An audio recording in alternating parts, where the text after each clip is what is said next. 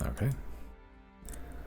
Last we left off, having tied up as many loose ends and feeling fairly confident in the defense, at least up north, with your allies in the receivers, the two guards of Dock and Kilby provided at the uh, uh, commission layer, with your, I guess, intervention with the modern gods and warning them successfully of the upcoming danger to come. Uh, Dwun seems to is attempting to shore up as many cities as he can, and Daryl seeming to be hunting currently, and Len's in the middle of an existential crisis. Uh, but as far as business up north is concerned, it seems fairly sturdy right now, which leads you to the current path you're taking of trying to find enough funds to get the Thunderhead project, led by Silverwind, up and running. The current crisis is straight up lack of pay after a couple of business ventures did not go through. To that end, you traveled to the Shattered Isles, risking teleportation and just randomly appearing fairly close to it, finding a large island with seemingly a settlement on it at nighttime. You dip down, but are attacked by a flaming line about as big as Polaris. After a few minutes of scuffling, the line gets recalled, and you decide to land properly to the Leonin tribe of Orm. You immediately get taken prisoner, more or less, and meet Kanan, as far as you're concerned, the closest thing they have to a guard captain, a tall, black-maned, maybe muscular and scarred up Leonin man with red, white, and blue paint kind of like scattered in geometric lines across his body. You're kind of led to a tent with a corpse and 3 heads, or multiple heads, just kind of strung about a string above it. Chris, you kind of just sit there because you resist the effect, but as the heads burn, the rest of you kind of trip balls and meet a mysterious being by the name of Kabasta, who claims to not be an old god, apparently. And you have some conflicts of interest. But not necessarily a hostile encounter, but not a pleasant one, as the multi-limbed, almost chaos being admits the just roiling possibility of elemental flux, apparently the heart of the sun. One thoroughly unproductive conversation later, you are released, bidding farewell, them wishing you good luck, and you are just sent back to your dragon, with the instructions to just not come back. On the way out, though, you talk to Kanan, who you grill a little bit about the culture, and Kanan is trying to shoo you out. You ask about any gold or treasure, to which Kanan just throws a sack at you that holds a gnome inside by the name of Bruce. You also grilled him about the Leonin bounty hunter that was chasing Zero for a bit, and you discover that is his wife, apparently. But you take Bruce onto the dragon, where through some coaxing and just sheer displays of power and strength, you employ, I think, but in the process, he does give you some information. He was a pirate, and apparently that was exiled for reasons. But he gives you some insights on I suppose, the piracy political structure around the Keelhaul Islands. The main leader of which, a man called Killer Giskin, seems to have taken some Cillian technology a while ago and has been using it to just wreak havoc around the sea for a bit, and taking the Keelhaul Islands for himself as the sort of de facto leader. Alongside some, I suppose, lieutenants, some like icy and fiery twins. But seems to have a pretty strong grasp of power on the Heal all islands. And now you plan to perhaps rob him to try to get enough funds to fund something a little bit more important.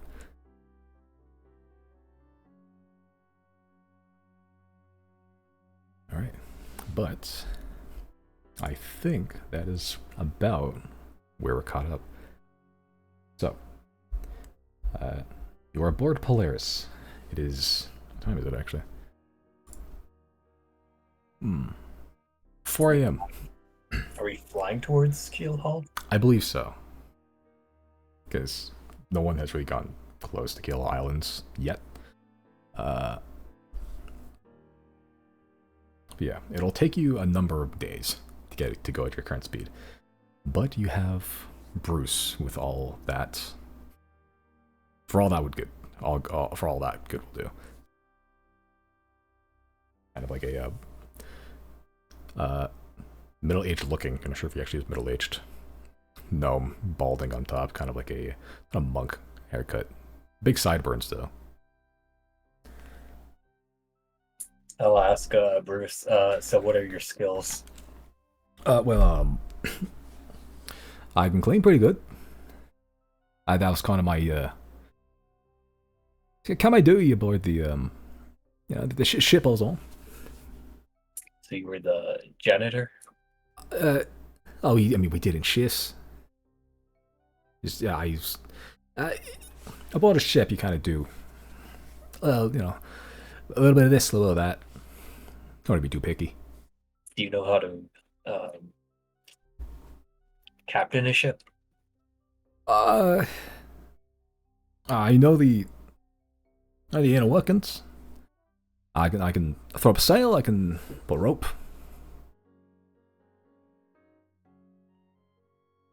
It's a deckhand. I see. So, in this pirate base, Right. About how big is it? I mean, it's not a city, but it's like small town, give or takes. It's not more than a mile. I mean, no, it's probably less than that, honestly. Look, I wasn't good with numbers. All right, you could walk to the end of it in probably about 5-10 minutes. That's not too bad. I would say so. If it's all built into the like a small alcove in the mountain.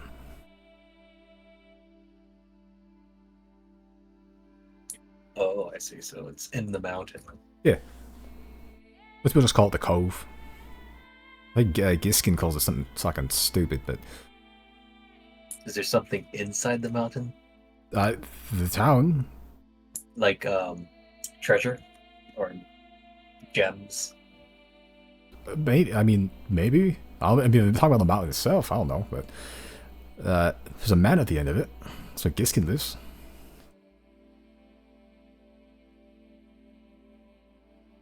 Does he normally come out of the mountain? Yeah, I mean, well, yeah. Most of the time he kind of stays in there. We get kind of bring him stuff, but he comes out sometimes just to have some fun.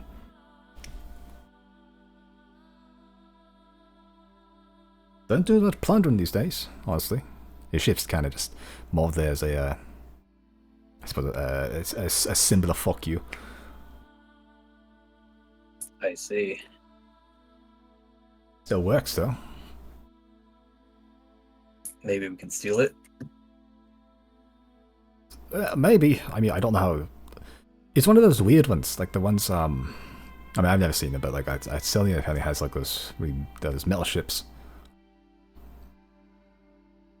Doesn't have any sails, so like a lot of us don't actually know how to steer that thing. Well, we might be able to figure it out. But it's not dragon shaped. Well, it has a dragon on it, and a literal one. I mean, built into the bow, so it shoots fire. I guess we'll kind of learn what we might be up against. Yeah, I mean, I'll tell you anything You need to know, because, you hired me, right? I'm technically employed here, right? Yep. But if you misbehave, I'll turn you into a tree. A spruce tree. Make an intimidation check.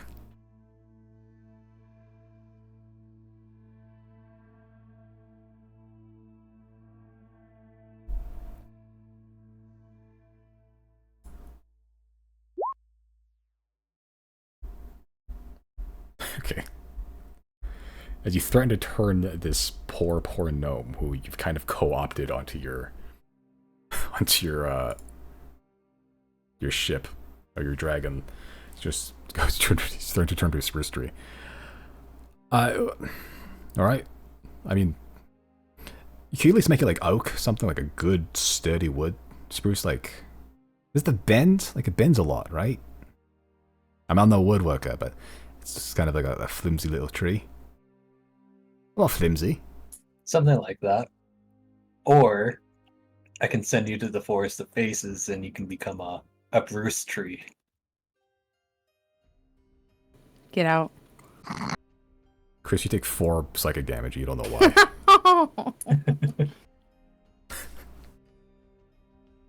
Look, I'm out of my depth here. All right, so you just tell me what to do. Tell me what to do. I'll do it because I don't want to die.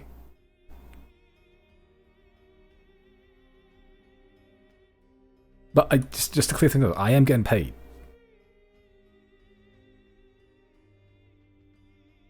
I think I gave you something. Yeah, you gave me 10 gold. Just, it's hefty. It's a hefty amount. Well, for me. What is the most you've ever been paid? At once or total?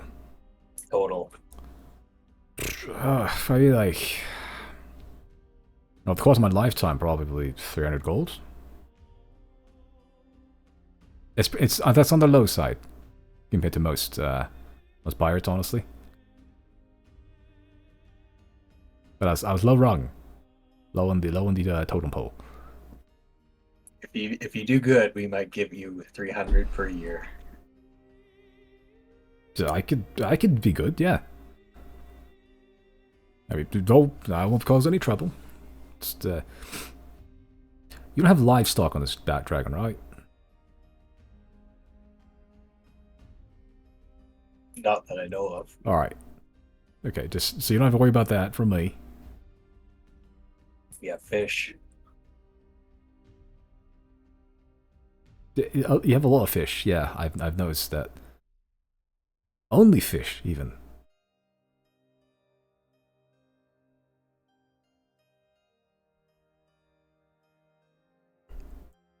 All right, so Riley is in his room, by the way. He's not privy to any of this.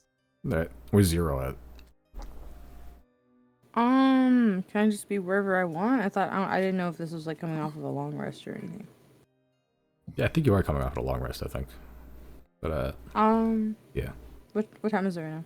4 o'clock in the morning. If I just finished a long rest, I guess I will have gotten dressed and I will be around, but not in the room. All right, so this is a conversation between just Chris and Bruce. Bruce sort of goes, well, I'll be around, I suppose. I suppose that room up there is mine, right? Yeah. Which one? Jenna's. I mean, I slept in it last time, but I just want to make sure if I could bring any belongings I may have had. I don't have any belongings now, but I'm assuming if I'm living out of this fallen house, I could probably spruce things up a bit. If you manage to get stuff, some knickknacks and whatever, I guess you can decorate it. Yeah, I mean, and you can. I'm sure you used it for something else, storage or something. Yeah, I'll make myself comfy. I guess I'll get started cleaning the bathroom. That's kind of a... Yeah, it's you know, a lot to clean. The bubble drakes there will be your friend. They... It's talking about those lizard things that shot bubbles everywhere. Yeah. Yeah, no, they were, One of them scrubs real hard. I got, like, marks or calluses on the back now.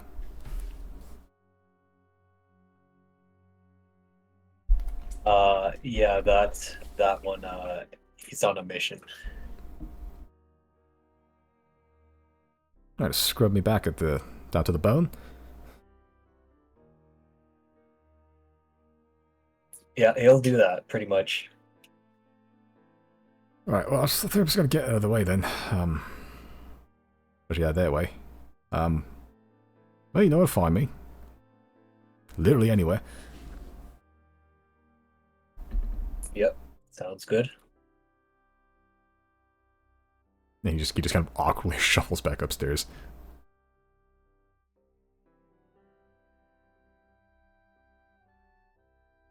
And we've already done a long rest, right? Yes. I'm pretty sure, yeah.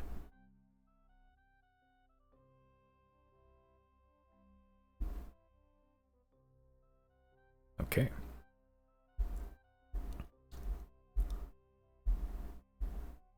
Alright. Are we stationary right now? I believe your place is flying to the Keelhaul Islands. Something like that. Yeah, which was it'll still take a number of days to get there.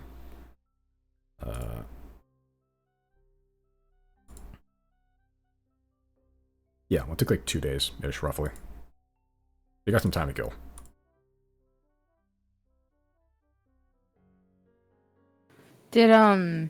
Did Jern Hat give us a location exactly where he wanted us to meet yet? One of the districts in Silnia.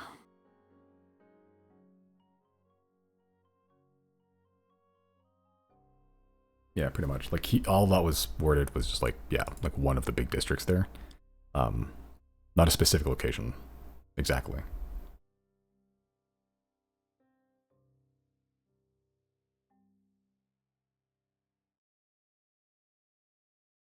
If we wait one more day, we can I can get fully recovered.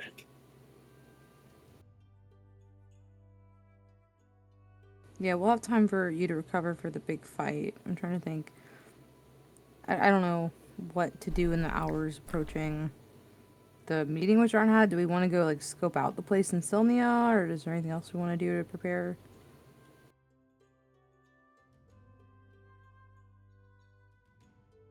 Are we meeting Jarnhat before or after? Before the we got before like this morning, like in a few hours. Yeah. So I think in like what, like 6 hours, I think. Yeah, you're supposed to meet him yesterday, but you delayed the meeting by 1 day. So by the yeah, just by time-wise, in theory, you should meet him today. At least that was what the time that was agreed on. You try contacting somebody to delay the meeting again if you want to wait.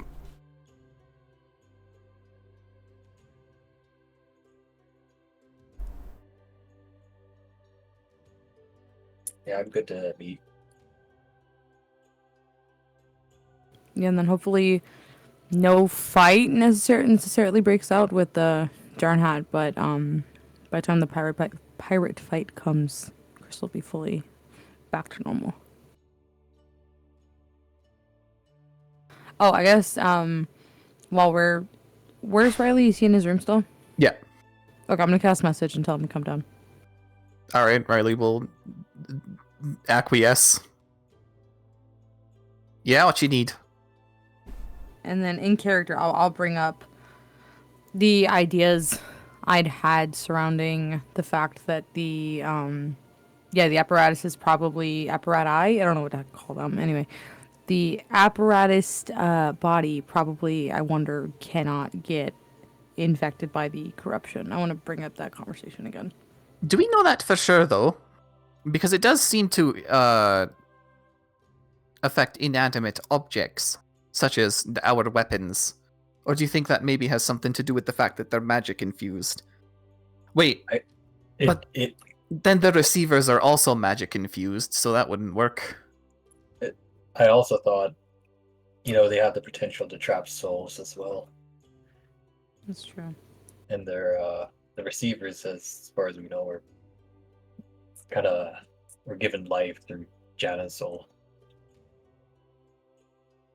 I'm wondering what kind, like, when the fight comes, what, like, almost like, yeah, like it is a virus and it like it does mutate, or they, kind of mutate it on their own somehow. But what strain of it we're gonna get, because the one that is locked in the mountain, on the mountain in Thane, is like terrifying, but the one that we've encountered out here from the pillars and the monsters that we see near the pillars, those seem to just have affected our bodies, never our items, right?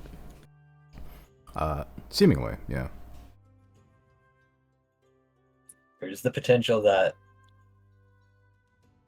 there's also a dormant version of it, that it doesn't have any effects at the moment, but if something happens, perhaps it activates.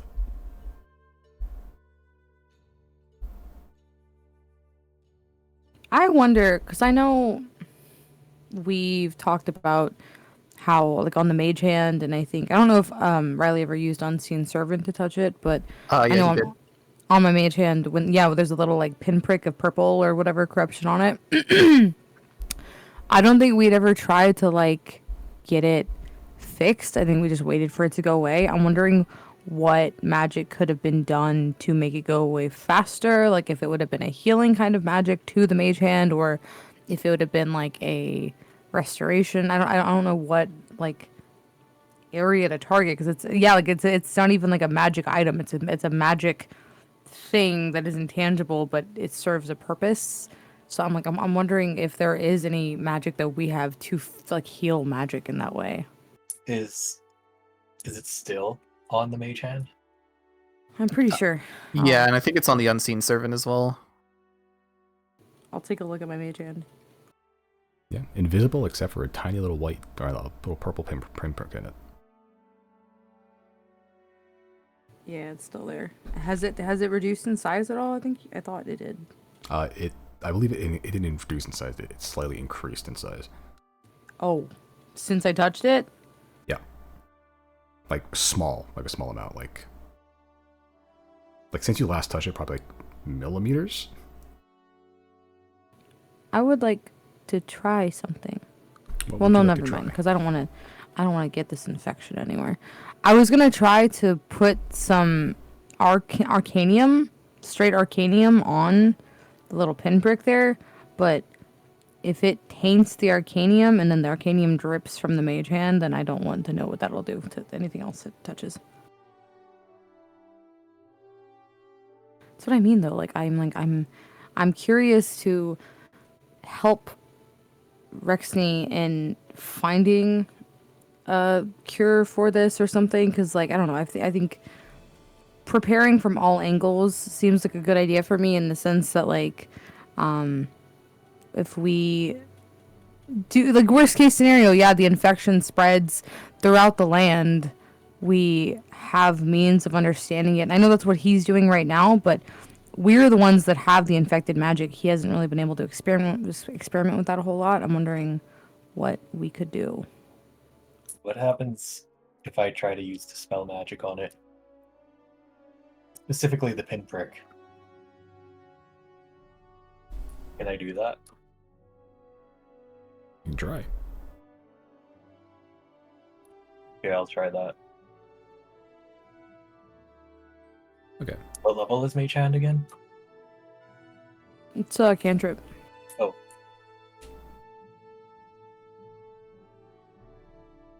Okay, so you cast spell magic on Mage Hand. Yeah. Or is it possible to do it on the pinprick itself, or is that It'll be targeting the whole thing specifically because it's like that's the source of magic basically. okay? Okay. Roll d20 for me.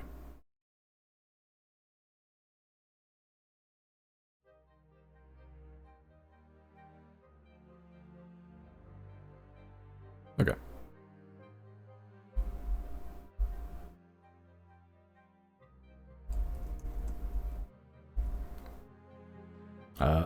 Yeah, so you cast a spell magic on the hand, and the hand just kind of goes away. You feel the magic literally being ripped apart as the spell magic rends it out of existence.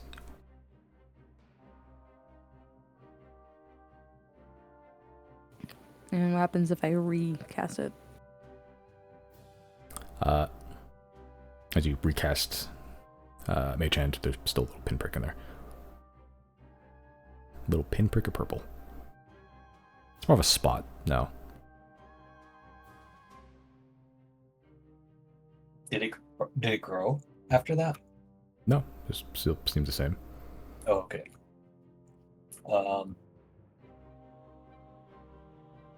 Do I know anything about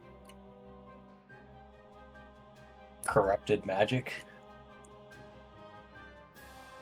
or corrupted spells? Make an Arcana check.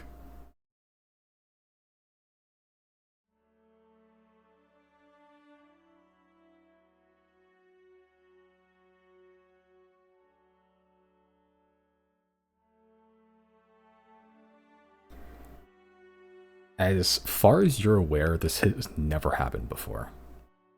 In the history of all magic, you have no idea. The thing with spells is that like they don't get corrupted. It's like you can't corrupt the knowledge of a spell more than you can corrupt like a play or like a book. No, like it can be altered. It can be like rewritten. Stuff like that. To just have it fundamentally fail is unheard of. I see. Yeah, you're dealing with a new phenomenon here that literally no one has ever dealt with before.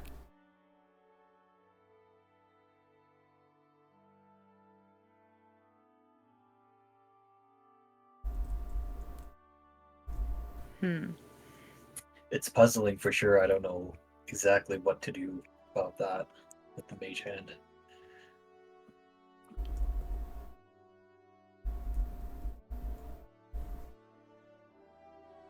Well, the answer is not use it more than needed. Yeah. I wonder if it can affect other, like, non-organic material. Because previously, like the original strain of it that we encountered, it was only affecting people, right? And like creatures.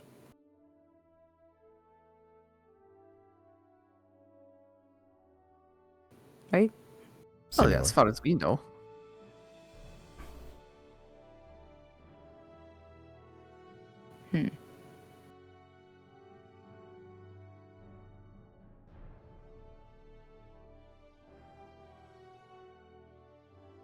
I wonder what happens if we touch this pinprick to some of the already corrupted. Does it like upgrade the already corrupted?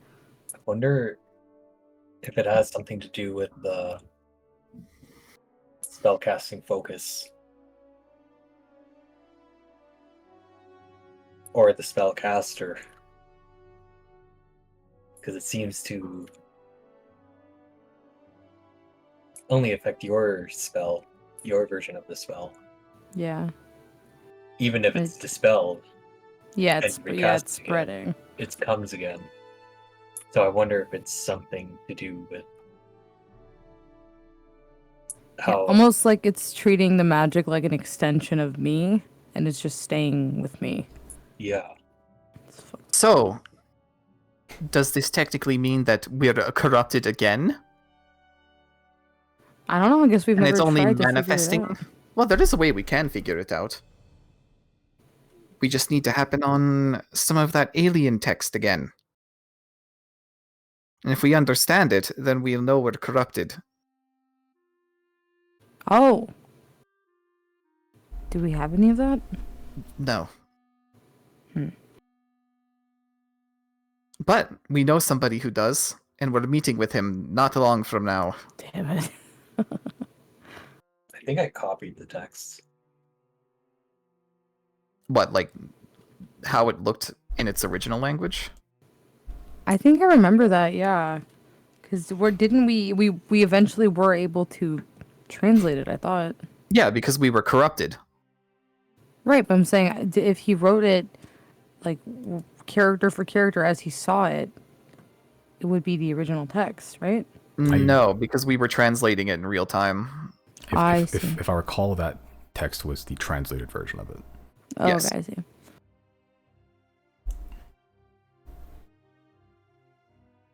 Would it not be the same if I tried to silent image it from memory? Or I don't think I have silent image. I'd have to be major image. If I tried to major image it from memory?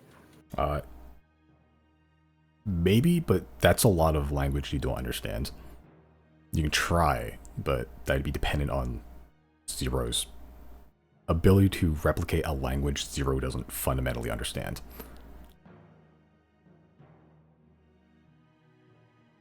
Do you think the apparatuses know this language?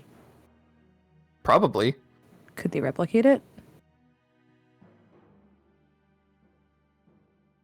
There's a way to figure that out. All right. That's true. I'm going to send to Jane. I'm going to ask, hey, Jane, do receivers understand the language the invaders use? If so, can you replicate it? Send a message. You get back pretty promptly. There's receivers don't technically need to sleep. As Jane responds, technically, yes. Though, as apparatus-based creatures, that skill is not necessary between other like us. Though we do have examples within Nexus. I'll turn to the group and be like, yeah, we could also just go to Jane. They got examples of it in the Nexus. Lego. I'll use use of mind teleportation. Have you checked other spells that you have that may manifest? Like, is particularly like maybe a conjuration spell or something like that that may also have a little bit of that corruption within it. I haven't noticed anything in my toolkit. I'm gonna cast Phantom Steed. Cast Phantom Steed. The giant cat, I believe. I think last time I did it, well, I did it in that weird in between space with Nicodaxian. Right. It was a bird. A bird, alright. Is it a bird now? Yeah. Would my bird just run on the ground because it doesn't get to fly here? If you wanted to. You want to run like an ostrich or like a hopping bird? Well, no, I don't want it to. I'm asking, does it fly here? Because in that world, I couldn't fly, but I could move around that space like I was flying, and then having the bird made sense, so it was flying. Yeah. But I'm saying here, limited by the spell, what can it do? It probably, I guess it probably operates more like a hover bike here. It doesn't technically need to walk, but it can't technically fly either. So it's just kind of just like, it doesn't need a flap, it's a floating ghost bird. That can only be within, a couple like feet of the ground. Okay. I will, I'll make sure my mage hand is put away, and then I will cast it and make it just the cat again. Sure. As you summon the cat again, what does it look like? I want it to be like a fluffy Maine Coon type of black cat. Sure. As a semi-spectral, giant, fluffy, more fur than creature, cat shows up. Just kind of plops on the ground, huge, horse-sized. I'm gonna examine him and try to find any signs of corruption. Make an investigation check.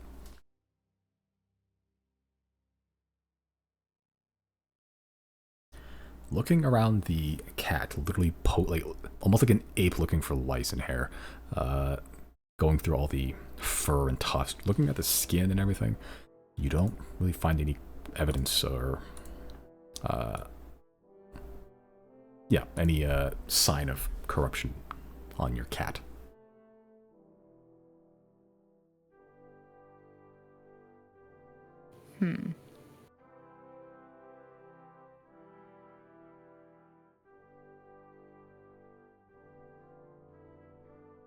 I wonder what would happen if we just took the corruption on my mage hand and just scrape it off with like tweezers.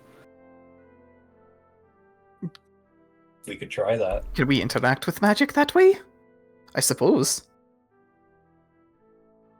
I just would hate for it to fall anywhere, so I would want to do it somewhere like with a safety way of catching it. Something non-magical. Do we have something to catch it if it fell off?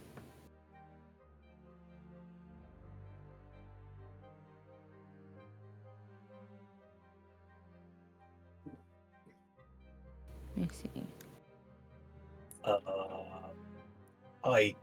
I could probably conjure up just a jar.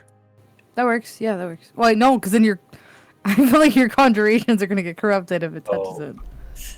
That's true.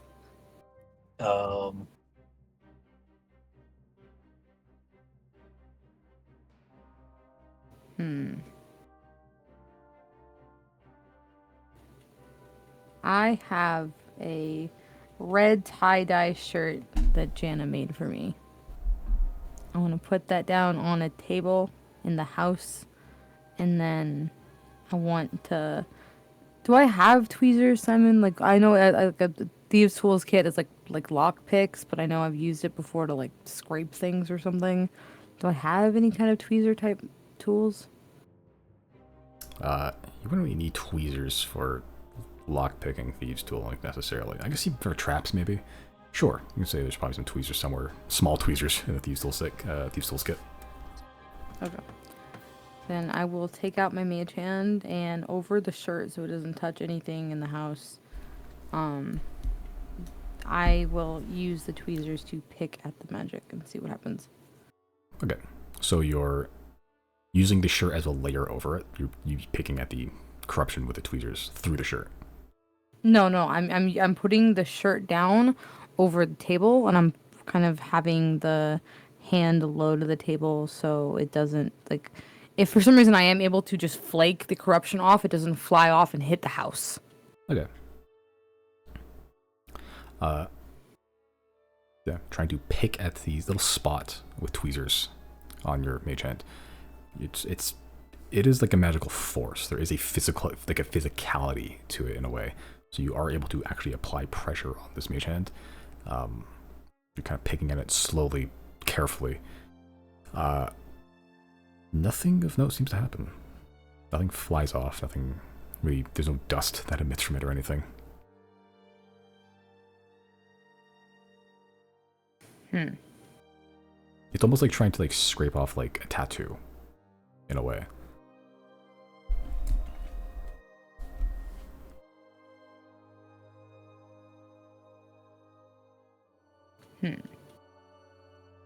So that's a bust then.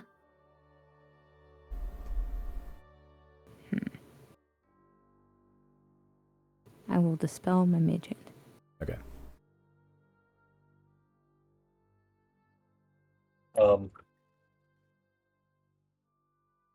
How does Zero cast spells? Like, is it do they have the spell written down somewhere, or is it like? I guess I never thought about that because I technically have wizard spells. So do I have a spell book? It's technically defined in the subclass. I think you just know the spells. I'm pretty sure. You have wizard spells, but you don't need the spell book. You just have the spells. You just learn them like a sorcerer, basically. And so, do I need a spell focus? Have I ever needed a spell focus? Technically. We've been kind of hand-waving away the spell focus stuff for like the entire campaign. But technically, yeah.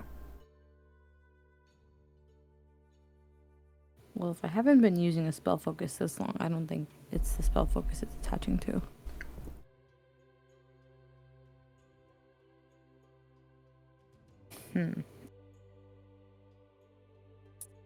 I was thinking maybe it's somewhere where the spell is being kept, or the way you know the spell. Yeah. Metaphysically, what is magic even?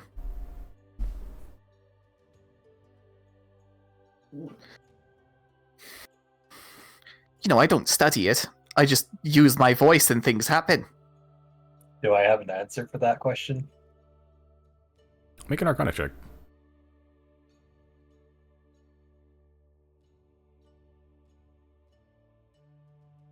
Okay. There is debate, as magic seems to stem from multiple sources.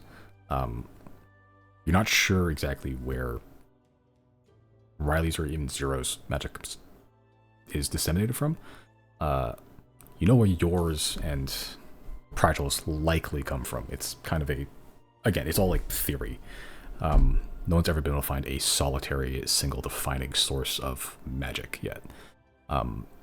The best theory for at least your wizardry magic is that it comes from just latent magic sitting around. There seems to be almost like not an invisible net, but it's like almost like this like mist that's just kind of everywhere. When you cast spells specifically, and when Pragil casts spells, or any other wizard really casts spells, they draw from that like a web of magic that's around them, pretty much, and it culminates as like a physical or magical effect.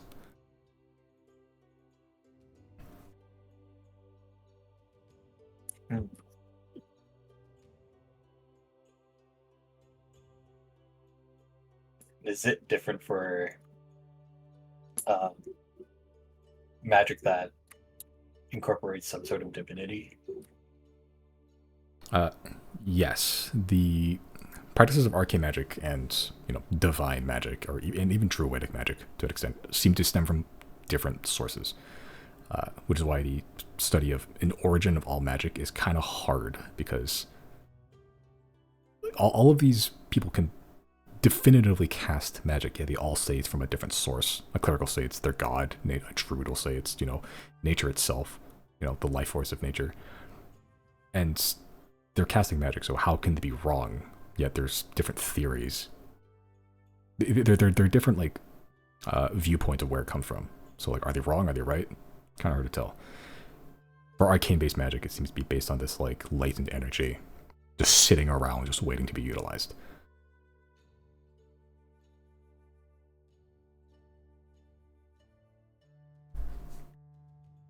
So none of us have a proper answer. That's a great start. It could be that whatever Zero is drawing their magic from, in terms of this specific spell, seems to be drawing it from some sort of corrupted magic.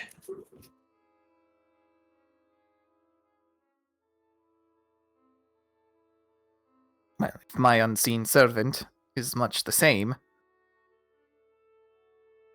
wouldn't we just need to find where this magic is stored then?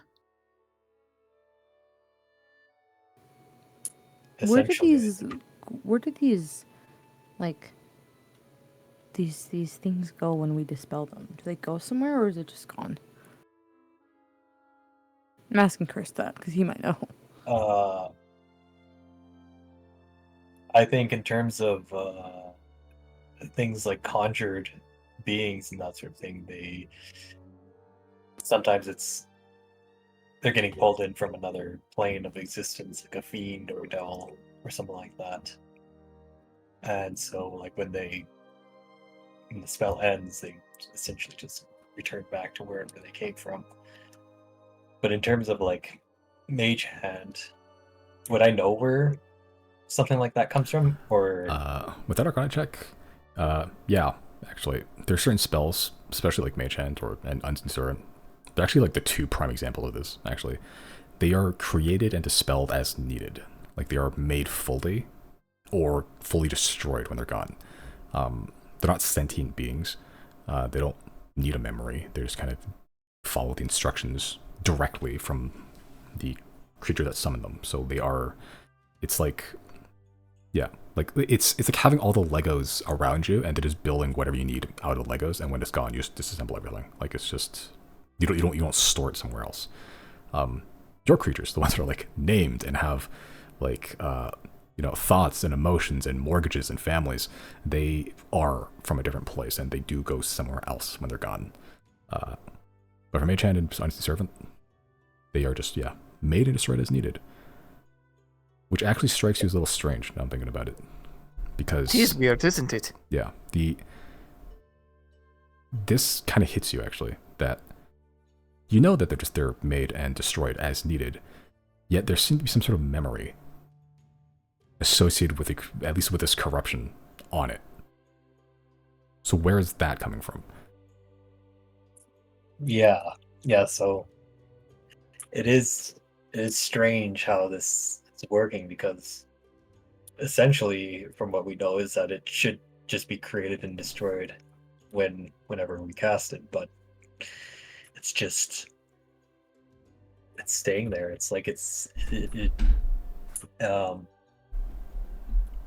can remember exactly what it was when you last casted it, or when it got corrupted and that sort of thing.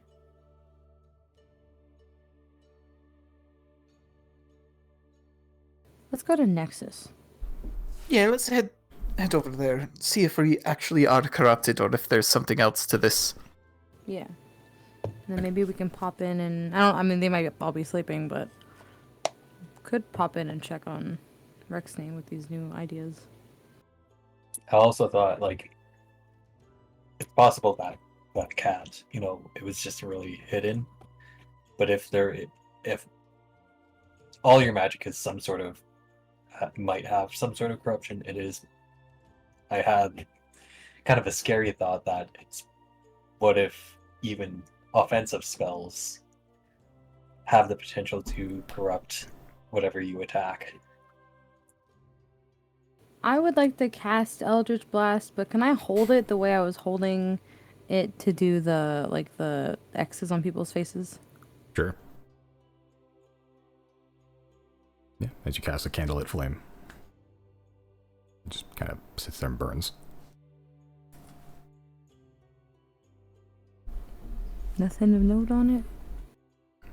As far as you're aware, it looks the same as usual. It does. The kind of yellow-white candle glow. Like the wick of a candle, except just kind of enlarged. Not quite a roaring flame, but it is a gentle, shifting yellow-orange flame in your hand.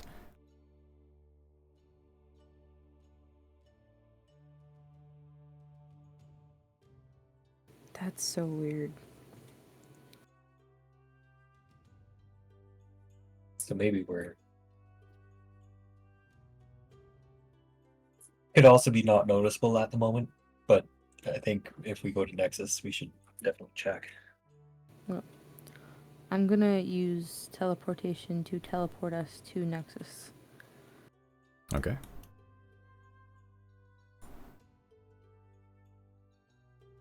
As you use the gun as a focus, teleporting back to Nexus, going from relatively warm interior in like a tropical island, Caribbean hotel paradise, to very cold, frigid Alaska, more or less. In the blink of an eye, turning from just like a black shadow, appearing in the coldest place you can imagine. Pause. Yes. Who did we bring with us? Good question. I'm assuming all three of you. Do you want to bring Bruce? Oh, you know what? I kind of don't want to leave Zia alone with him. I'm gonna go. I'm gonna go He's wake her fucked up. Yeah. And she would be still sleeping, so you can shake her awake and go on a little trip back to Coldland. Yep. And do I want to cast tongues through this? Before we leave, can I like grab a thing of Bruce's hair? Oh my god. Are you gonna fucking do the fucking what was it? The mongoose? The muskrat, that's the one. Oh no, Muskrat. not your irrational terror, but Which would be hilarious to cast on Bruce. Is it really irrational terror if it's not irrational that you should be terrified of all of you? Well, why do you want to monster translocate Bruce? in case he escapes. Oh, that's funny. Oh, That that's is smart. so funny. Even when he fully escapes, he can't escape you. Sure. I feel like you would have earned it at that point. How are you going to get his hair? Are you going to ask him for it? He's going to just like a schoolyard bully, just stick up behind him and snip it off. I'll actually go to him. So this is a little bit of a tradition. We kind of do an initiation process where we just cut off a little bit of your hair. All right, what for?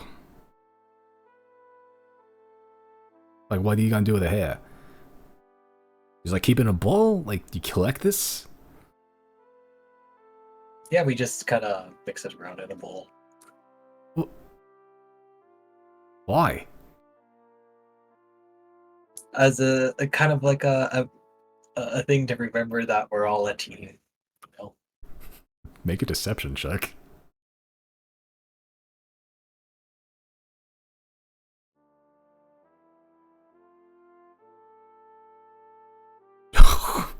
There's no fucking way.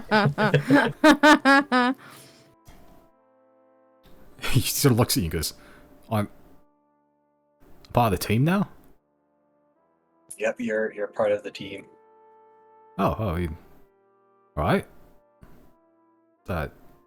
Thanks, I guess. You want me to cut off myself, or do you have like special like cult scissors?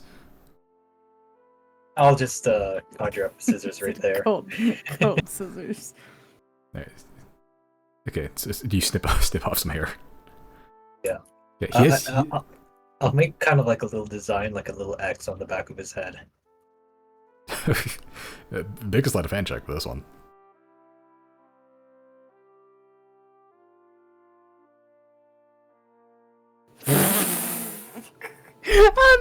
How are the last 3 rolls not ones? That's crazy.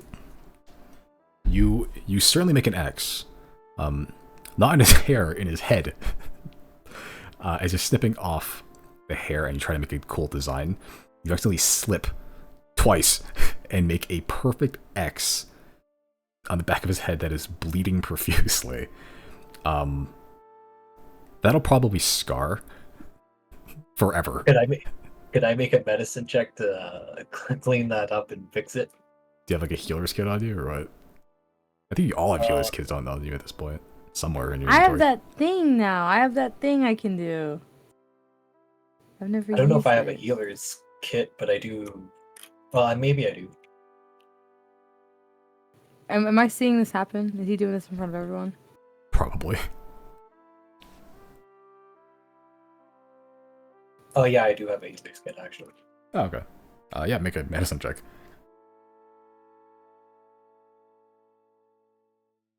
Okay. So he doesn't take 4 points of damage. But that'll still scar. It's bleeding profusely, but you quickly, pull out some gauze and like little tiny like alcohol things, like little swabs, and like rub it down. Then like you put a little like you have to cut off a little bit more hair to make like a nice surface to put like a gauze patch on and tape it on. As he sort of winces, but like you very quickly do that. So he goes, what the fuck? I thought you just wanted a hair, not my fucking head. But it's all good. It's all good. You're good. Are you want any more skin of mine or what? Um,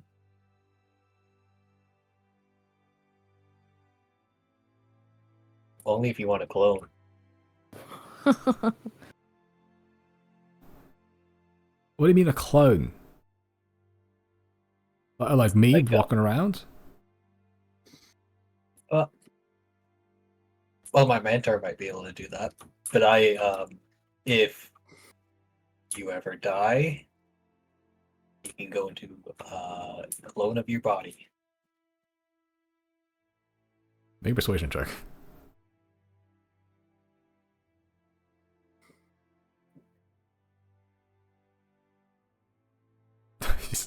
After slicing a big chunk of his head off in the shape of an X, forever marking him as your property, you talk about clones. He goes, you can do this.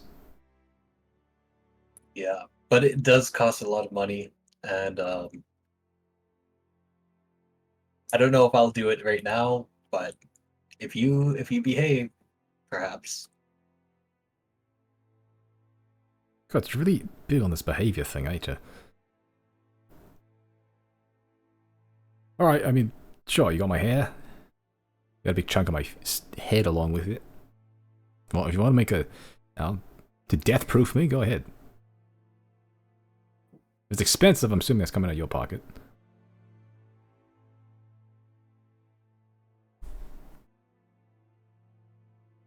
We'll see. We'll see what happens. Alright, well, I mean, anything else for me? Spit, tears, piss. That's it for now, I think.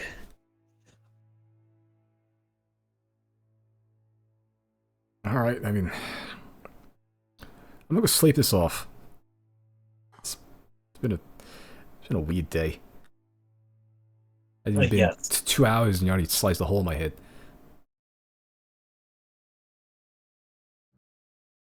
It'll be fine. I'm sure there'll be hair there. You know, I was with those lion people for a couple of days and they haven't touched it, you know.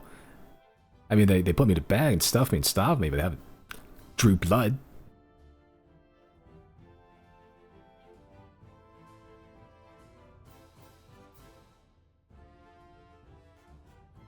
At least we got you some fish. Alright, yeah, I guess. And money. Don't forget that. 10 gold's a hefty amount, yeah. I mean, do I land in a town anytime soon? So I can spend this properly? Yeah, we'll probably find a town soon. Alright. Let me know when you do. I'm gonna, I get some S's in the meantime. Sounds good. Alright, night. Good night. Did you say get some S's? Yeah. This man illiterate? Yes. We understand just a little bit. He can read poorly.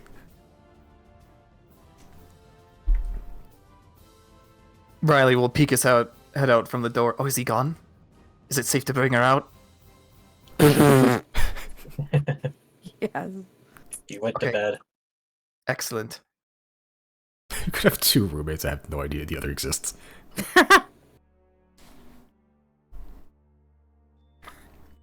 Yeah, as he pulls Zia out. She says something in Draconic.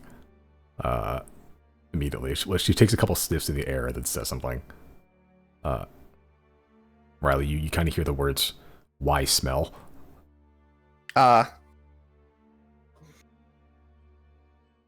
Did I hear the sentence? Yeah, she said, "Why does it smell like shit in here?"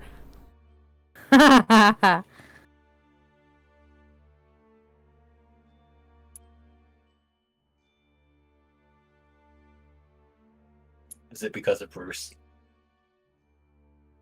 Yeah. Even after showering, he has kind of a strong scent. Ew. You're not sure whether that's because he just naturally has a strong scent, or he just didn't wash fully. Or his stench was so strong when you first met him that it's just been lingering and you've gotten used to it. It could be all of the above. I'll go to the bubble drinks and ask them, hey, do you know how to get rid of strong odors? You enter the bathroom and they are frantically cleaning. Frantically, they're stressed out. Yeah, you open the bathroom and the entire place is clad in bubbles. It is the entire place, ceiling to floor in tiny micro bubbles. You see one of them pop their head out and say something. Just go like, this is the final enemy. This is the man I must conquer. He went to bed. The bubble drake turns towards you. The perfect time to strike. You see it slink out of the bathroom slowly, leaving a trail of bubbles in its wake.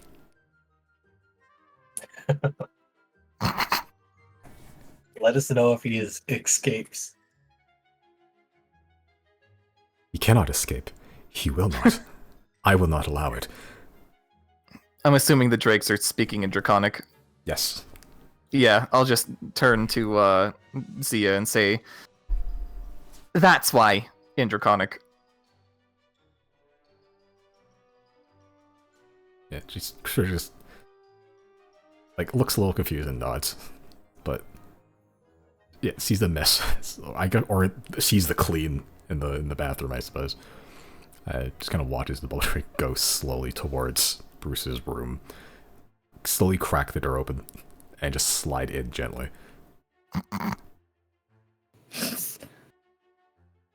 Man, he can have his fun. You hear a bunch of clattering, curses, and then over the next 30 seconds, a small torrent of bubbles slowly leaking under the doorframe. What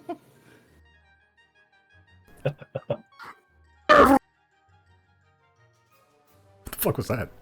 That was what's happening to Bruce right now. Wow. Yeah, but Bruce is getting a second bath.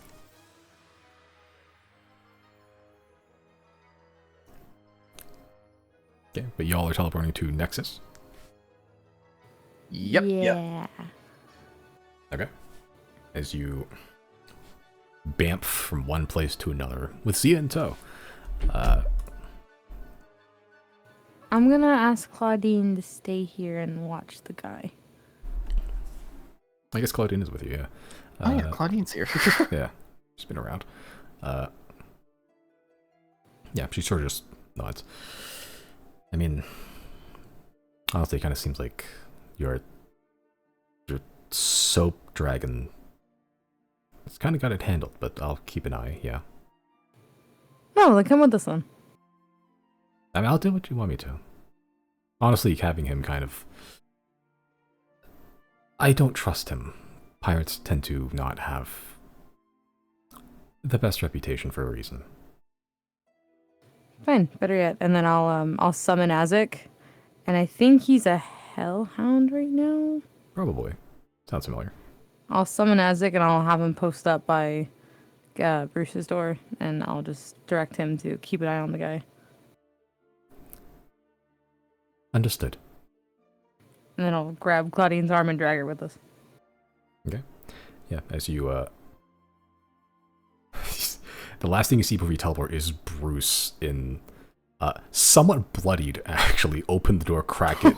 He goes, help! And he sees the hellhound, and he goes, never mind. He goes back to the door. He opens the door, makes eye contact with Azek. He goes, nope, I prefer the soap dragon.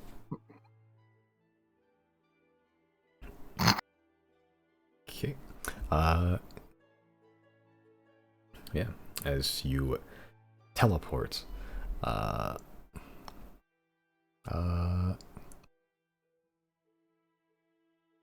sorry, give me 1 second. Gotta do something real quick.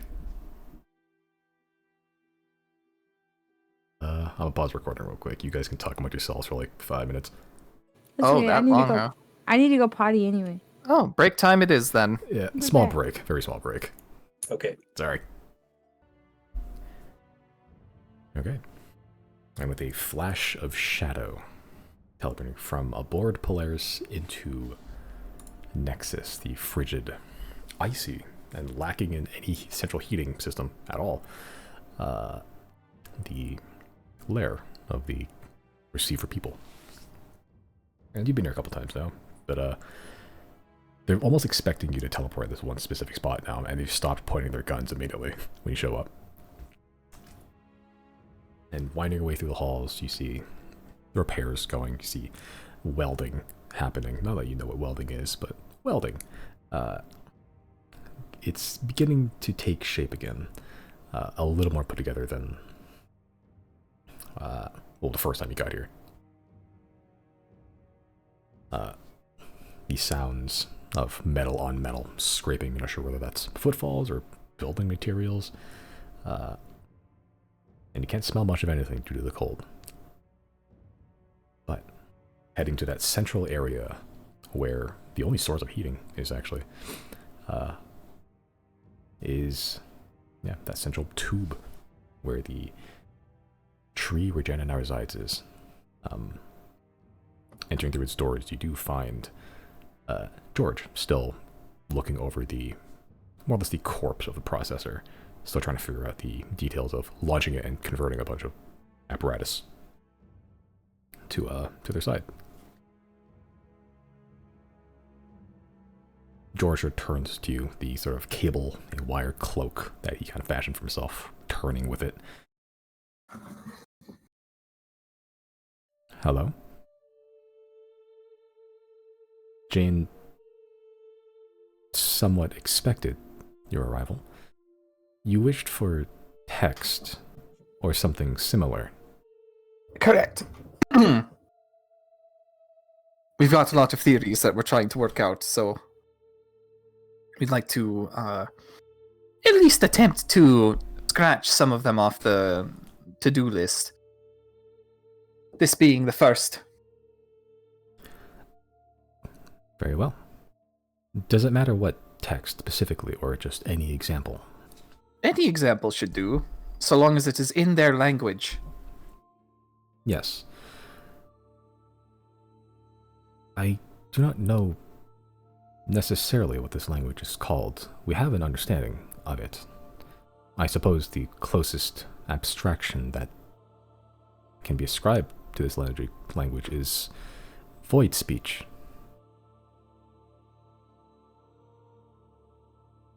But I digress. I shall pull from this corpse an example of this void speech, as a few lights flash from that central lens, multicolored, as after a few seconds the same lights flash from the head of the processor body as well. Almost a projection shows up midair. Not unlike the ones that you were fighting, actually, that was launching at you. Pure data in physical form. And after a couple more seconds, the data begins to take shape into cohesive symbols. Angular, jagged, aggressive, almost. As Zero and Riley, as you're looking at the symbols, your head is starting to hurt. This feeling is familiar. Chris, your head is starting to hurt. As the three of you look at the symbol, and it appears to read as some sort of schematic for some part of this facility.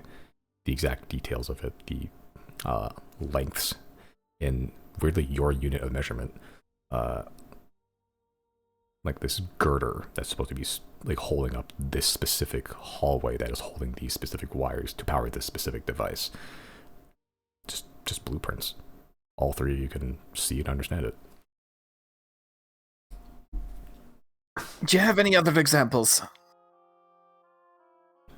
Yes, I believe I can find something within this database. As George flashes a couple times, the lights power off, but the data remains physical and tangible in air. pulling up a log of some kind of the last likely few hundred years. I think I just sat here, just events with decades in between. A creature was spotted exact number of miles north of here, passed by exact date and timing of how long it was inside before it disappeared. Most of them seem to be just Yeti, honestly. It seems to have logged the appearance of the Argent Mountain, the mammoth, up here at least once. And it's just logs of all these noteworthy events. The final log is someone has breached the facility, as the next couple of iterations of instructions for activating all these defenses. Does the date coincide when we went in it? What's that? Does the date coincide when we went into it? Considering it was only like a couple weeks ago, yes, seemingly. The very last instruction was trying to contact Central Server. Well, that's funny. We can read about how we invaded this place. Did it succeed in contacting it? It seems to have failed, much like the other ones. They didn't have the constant.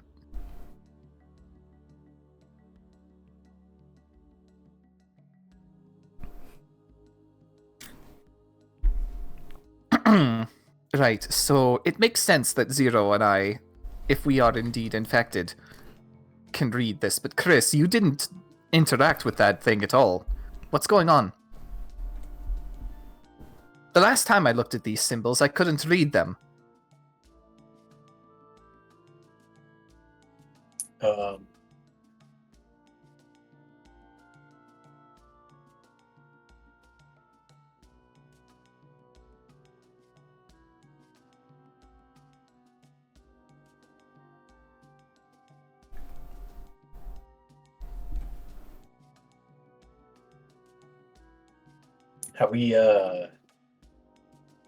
Have we confirmed that that's what we need? We need to be infected in order to read these? Riley probably would have said something about Jarnhat doing that experiment on him while he was in prison. Because that was the context in which he last read these symbols. And at the time, he was not infected in any capacity, because we hadn't uncovered the dragon yet.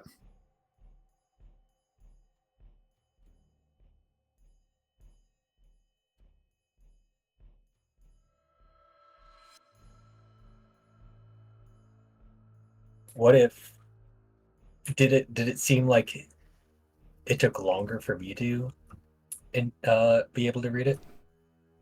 Doesn't seem like it. Seems to have happened the same rate as everyone else. Claudine's sort of looking at the symbols. Honestly, I'd love that to have be like a mantelpiece over the fireplace. What, you want to get infected? Can you observe it, Claudine? I mean, I'm looking at it. I mean, it looks... I don't want to say pretty. It's kind of like,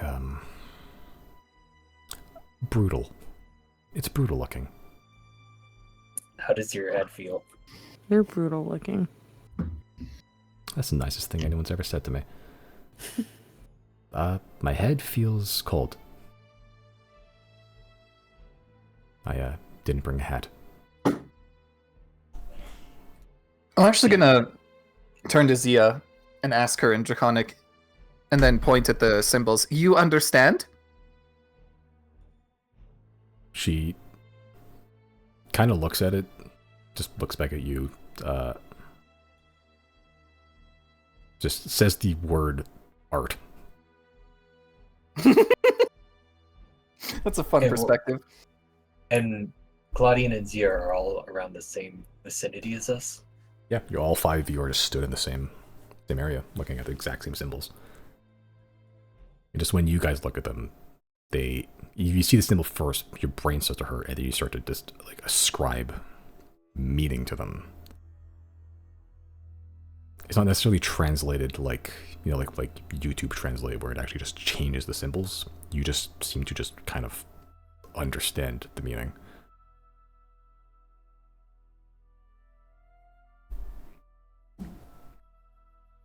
So I think this means we're infected again. Not immune. The last few encounters did not build up any resistance. Or perhaps they did. And the dragon was so powerful that it just ignored all that.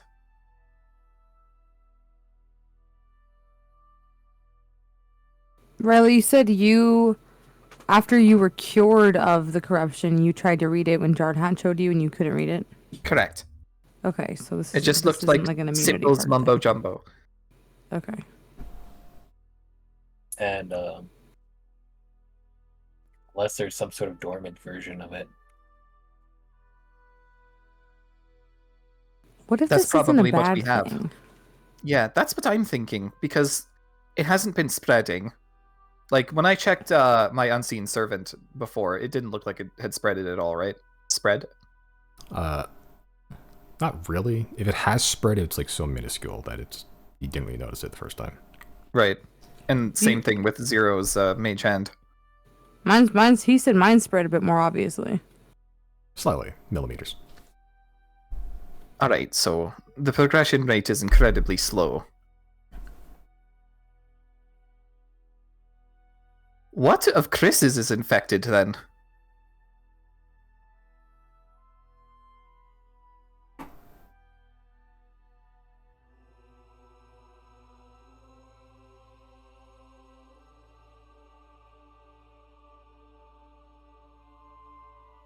I don't feel any other symptoms, right?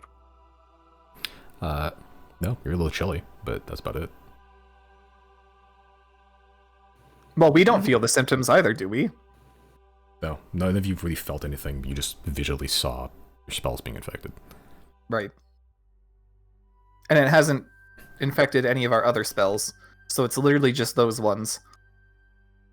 Yeah, that like physically touched it. Chris, did you touch it?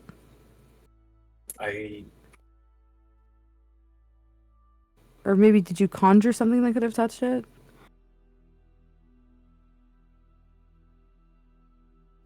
I don't know. I can't remember, did I?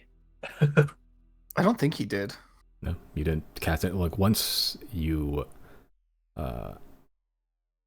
saw what happened to Unseen Servant and Mage Hand, I don't think you cast any spells on the Dragon Corpse. No. So then it's something else. And we know that Zero used the Truth Seer on it, but we didn't use our other weapons.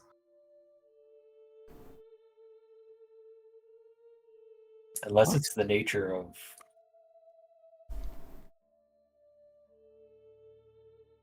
what has been bestowed upon me through Eda Ellie. What, you think you chaos your way into understanding this, is what you're saying? Perhaps. Well, that guess is as good as any at this point. Or some sort of divine thing. I think I got confused at some point because we saw some kind of symbols that they showed us, and it gave us a headache, right? It made our heads hurt. Yes. But we're able to understand this. Yes. After the headache subsides, you're able to Right. read, like, Okay. technically read the language.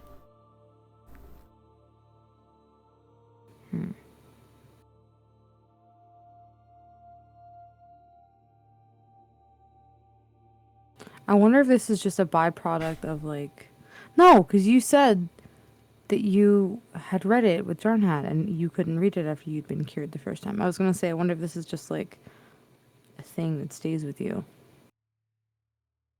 But It's not, because, like I said, yeah, after I cured myself before, I couldn't read it. I had the biospawn on my head. Oh, do you? I did. That's true. But was it infected? Directly on your head. Yeah, Is there it's back at the temple now, but is there any kind of magic that can tell us if we are diseased? I believe when you had Deirdre had like identify poisons or something like that. Who else may be able to do that now? Somebody maybe in Albethus? Hall of the Ten? Or even Monthoth himself. Is he a caster? He might be. He resurrected Answin. That's true. That's true. I'm also wondering, just based on the nature of this new strain of corruption, if anyone interacting with it with their magic would fuck with them.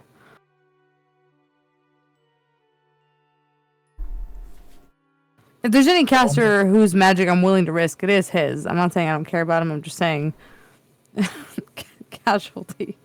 I wonder if we need if we should bring Raxney here, because he was also there in the cave with the dragon.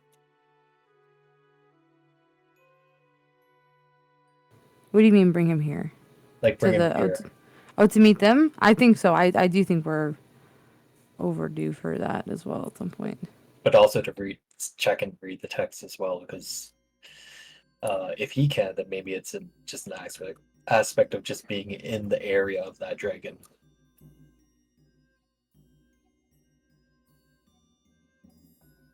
Could we copy this down somewhere? Like translate it? Not translate it, sorry. Just copy it down. Like in a book and bring it to him? In theory, yes. However, the nature of this language is quite exact and does not follow your species' conformities of language. If you wish for a copy, I can create one fairly quickly.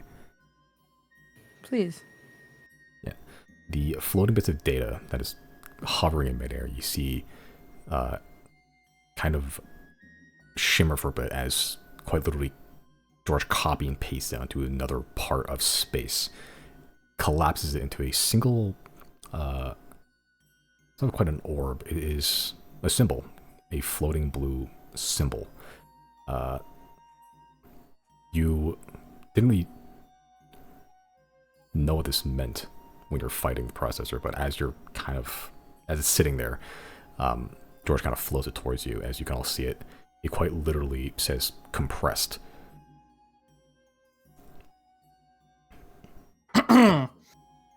Compressed as in... Just as compressed. The entire whatever document, the log document that George copied, just gets compressed into this one symbol. As the symbol just kind of floats towards all of you. How do we interact with it? How do you try to interact with it? I'm gonna try and just touch it with my hand. It's tangible. Alright. And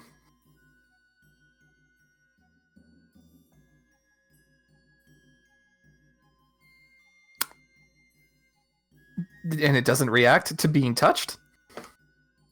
Not just being poked. I'll try pressing down on the symbol. Yeah, as you sort of press down, it kind of just goes down in space. It's just kind of floating there, weightless. If you wish, you can take that with you. How do we, I guess, uncompress this? Oh, I actually hadn't thought of that. The process is relatively simple for, well, us, but I'm not sure of how you're supposed to do it. Well, let's see how you do it first, then. A couple lights just blink in the lens as the log file just opens up again. The few lights blink, they collapse back into the symbol. I'm gonna try like using finger electricity, and then just use that same pattern of light flashes. Okay.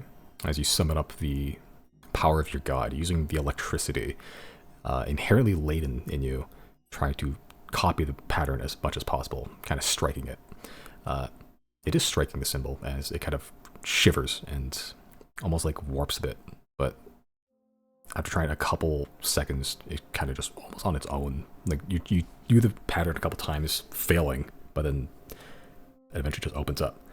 Not sure exactly what, but you seem to be capable of interacting with it somehow, even if neither of you are quite certain of how the exact mechanics of it work across species. And the contents of the message are still the same? Yep. Okay, I'm gonna try closing it. Yeah, as you try to use a stinger electricity again, just striking random points at the same interval as George. It takes a couple seconds, but seemingly at random, it collapses back into itself again. George, did you notice anything that I could have been doing better there? I'm honestly not sure. The way you're able to interact with it is... I suppose the analogy is attempting to write with a hammer. Could I hold it? You grab it, Can it I feels... just say open?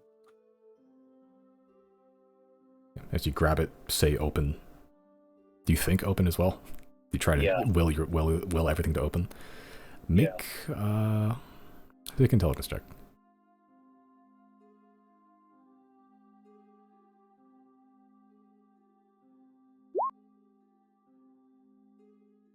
Okay.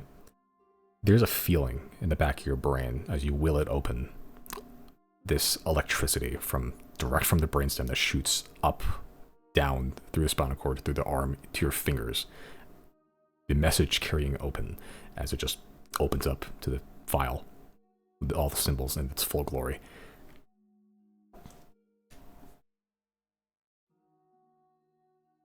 What? It's that simple?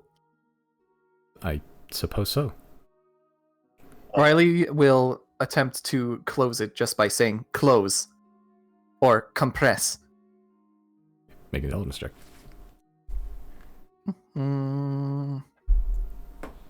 Intelligence. Yeah, it takes a little longer, but you see close a couple times, trying to will that file back into its compressed state. Eventually just collapse back into this little white blue symbol.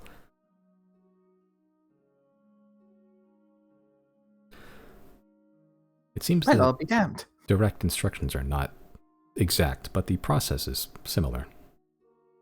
We do not have thoughts like you do them, but I suppose the transition is a similar process. Convenient. I learned something today. So did we. Although not what we came to learn. Yes, you said this was one of many ideas or theories. I hope this was enlightening in some way. Is there anything else I can help you with? Are receivers, now that you're magically and also soul imbued, are you still immune to the corruption? Are apparatuses even immune? In theory, yes. The nature of the corruption is it is more parasite than disease. It is a infliction that takes over the body, not necessarily the mind. Over time it will, but it puppets a corpse, or a living person, I suppose. But it must have a very specific target to do so. A muscular structure, a skeletal structure with which to annex a nervous system to carry the messages. Apparatus and, as a result, receivers lack such components. The corruption... That's the regular strand of the corruption, that makes sense. But what about the one that, has the dragon? That one I'm unsure. That one... I have been looking at logs and data from, well, this one. Looking at the processor corpse that is still, has the symbols up. It seems that this one did not have any knowledge about that.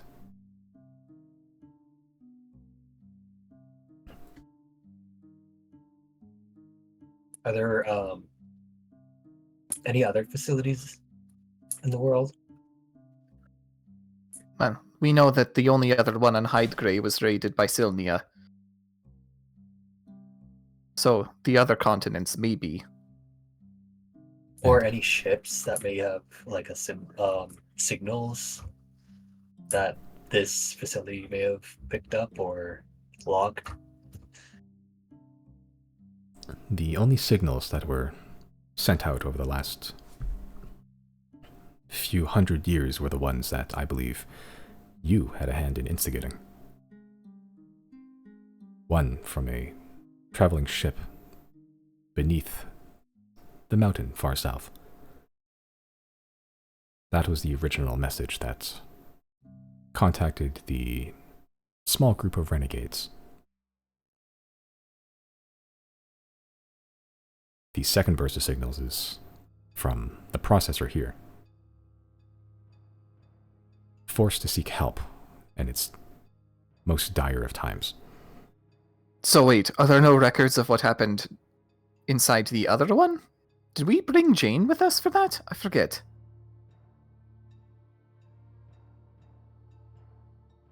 Are you referring to the other... The other apparatus nexus. The one in Calbay. Ah. We didn't have Jane yet. We haven't been back there since we lost Jana. Are you sure we didn't have Jane with us?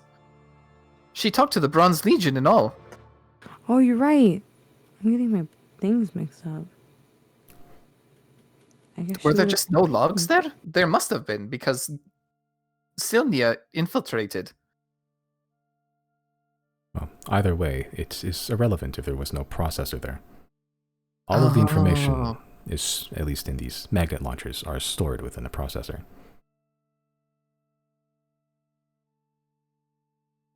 I am able to glean in information from the past, well, so long as this facility has been here, 1,000 years or so. All the information that the processor has collected over time.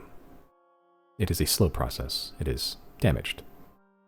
But I can gain some insight. But without it, it would be like entering a library without any books. Fair enough.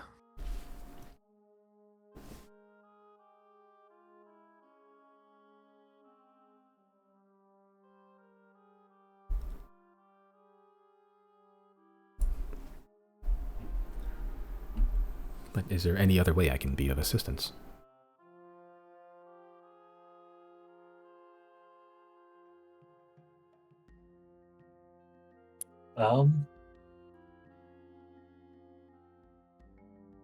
I'm gonna show him the corruption on my mage hand and be like, "What do you make of this?" I don't want him to. I'm not gonna let him touch it, but I'm like, "What do you make of this?"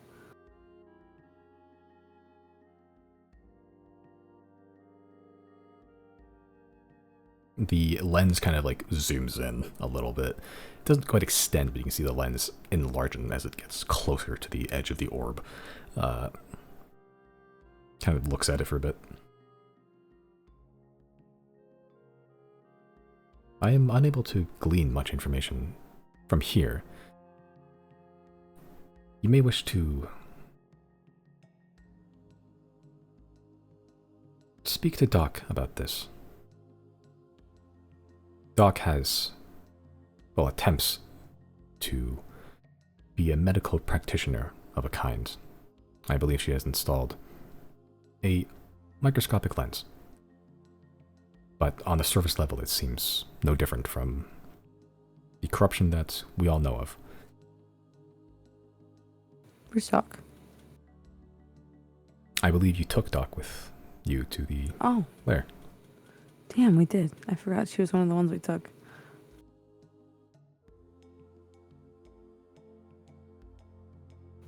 Oh, good Kilobyte. How has Kilbite been faring? Killbite is a fairly new personality, and we have not really been able to glean much about him. He made it his mission to get through the tunnel. Was he successful in this attempt? I believe he was. This tunnel must be perilous indeed.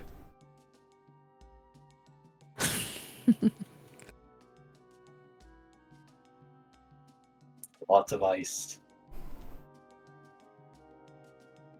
Luckily, we are not bothered by such temperatures.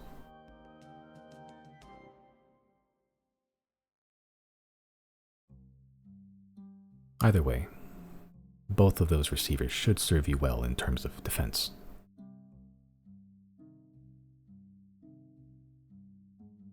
They've been great.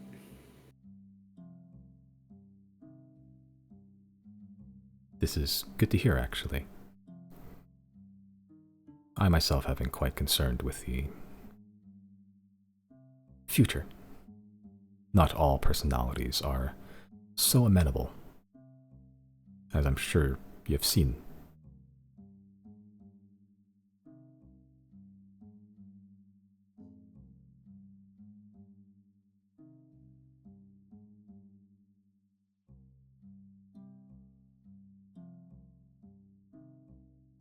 Oh, we still have not heard from Charge. If you still wish for the mission to continue to search for this screaming woman. No, I think we're good on that. We managed to meet her. Tell him that we appreciate his work.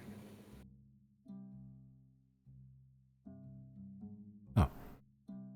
Very well.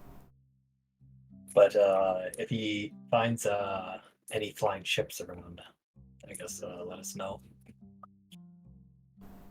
I will change his mission statement. That flying ship has also been weighing on my mind. Yeah, you said you could hear it or something? Yes.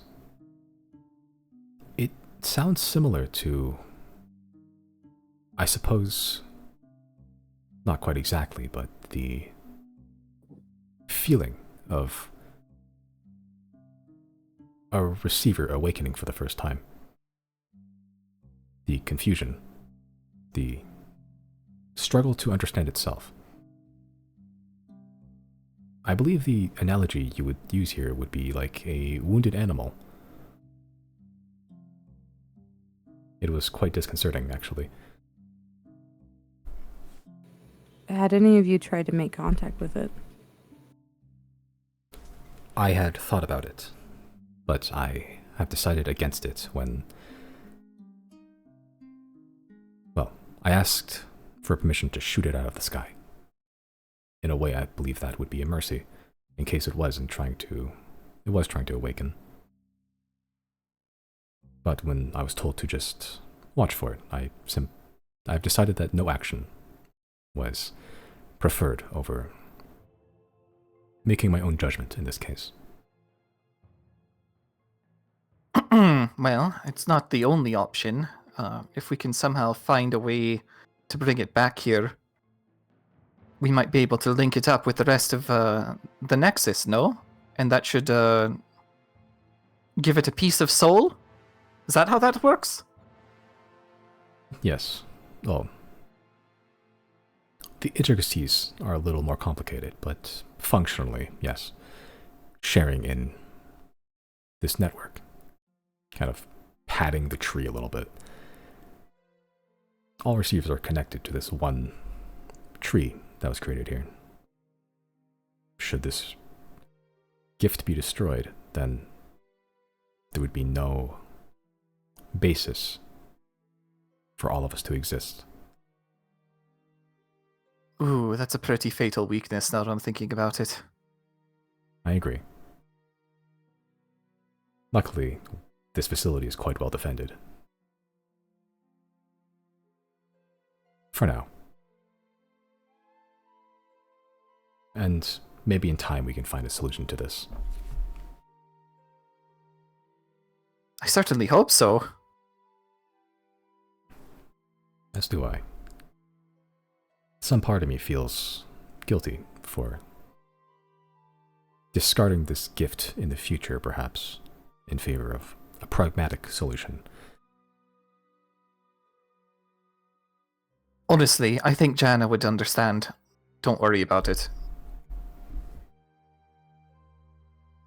I suppose at that point it could be a symbol, much like your own religions. Our religions do have tangible effects on the world, but kind of. As does this one. For all receivers living now, this is a symbol of life. The first gift we have received.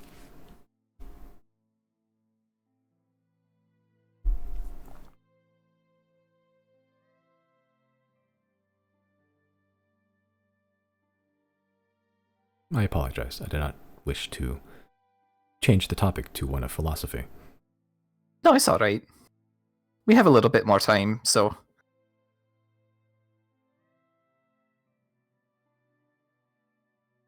If there's anything else I can assist you with, please let me know.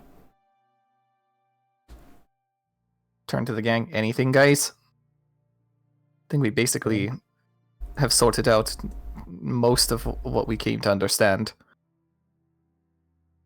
Even if maybe not really. I think that's all. One last question. Based on what you've observed of the ship, the one you can hear, if we were to empty it out of its current passengers and bring it down here, what do you reckon the likelihood of you being able to figure out how to, if not operate it, at least understand it would be? Because it seems to be a hybrid of your technology and ours. The chances of us understanding it is quite likely. However, I believe this would now step into perhaps our first ethical dilemma.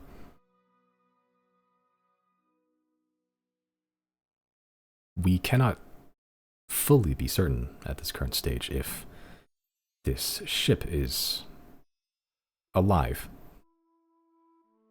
at least in our current definition of it. If it is, I myself do not feel comfortable understanding its guts while it is still a being.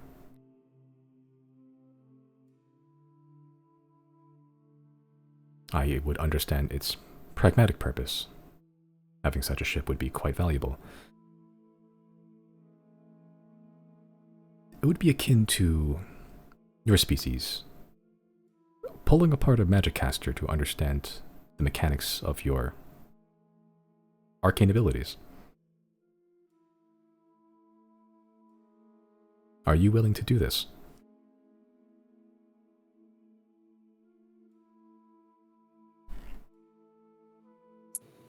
I I Not understand. personally, no. Yeah, I understand what you're saying.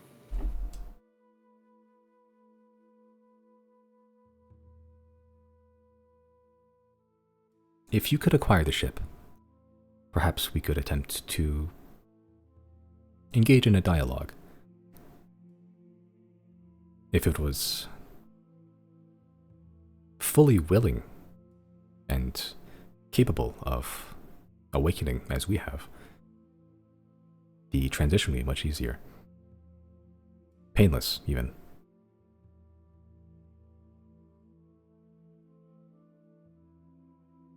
But its mental state, if it has one, is erratic currently. Well, we did witness this same thing happen when we first awoken, before Jana gave herself up. Is there anything, I guess, similar to the compressed thing we received? If for some reason we come in contact with that ship again, is there anything I don't even know how to go about delivering something to it in a way where it could receive an intelligent message, but is there anything you'd like us, or we could do for it?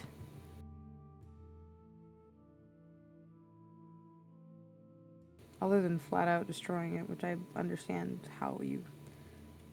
why you suggested that to begin with now, but I don't know. George almost thinks for a second, almost lost in thought in a way.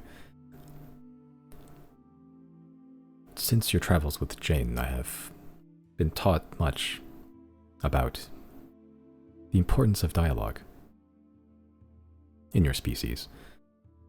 Jane has told me of the wars and conflicts that have been fought and blood feuds, the strife. We wish to avoid this. That isolation. George sort of looks towards the processor corpse. The cloak, you can see, which he thought was kind of just a cloak, almost move on their own, connecting to the processor. The lights on both sides flash as George connects to it and then unconnects fairly quickly. A single green floating symbol shows up in front of George's lens as it kind of flies towards you. It looks different from the blue symbol you have. This one is rounder, though, more soft. Not quite as harsh or brutal. This is a message from me, specifically. Should you find yourself within close range of this ship, ideally inside for maximal effect, please deliver this message. I take it. You need only to put it within close proximity of its central processing unit, kind of knocking at that little orb on George's head, quite literally the sphere. It is simply a message that, despite the pain, it is not alone.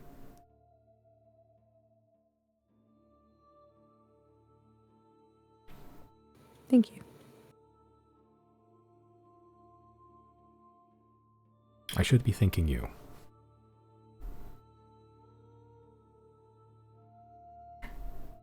Don't thank me till I can get it done. I shall belay my gratitude then. Very good. Or you could substitute that with thanks in advance. That snap. Was it a snap and a finger gun? Wait, that wasn't me. Okay, sorry. I thought you said it, and then I thought you snapped and did a finger gun. I was like, it was timed so, closely. Sorry. No.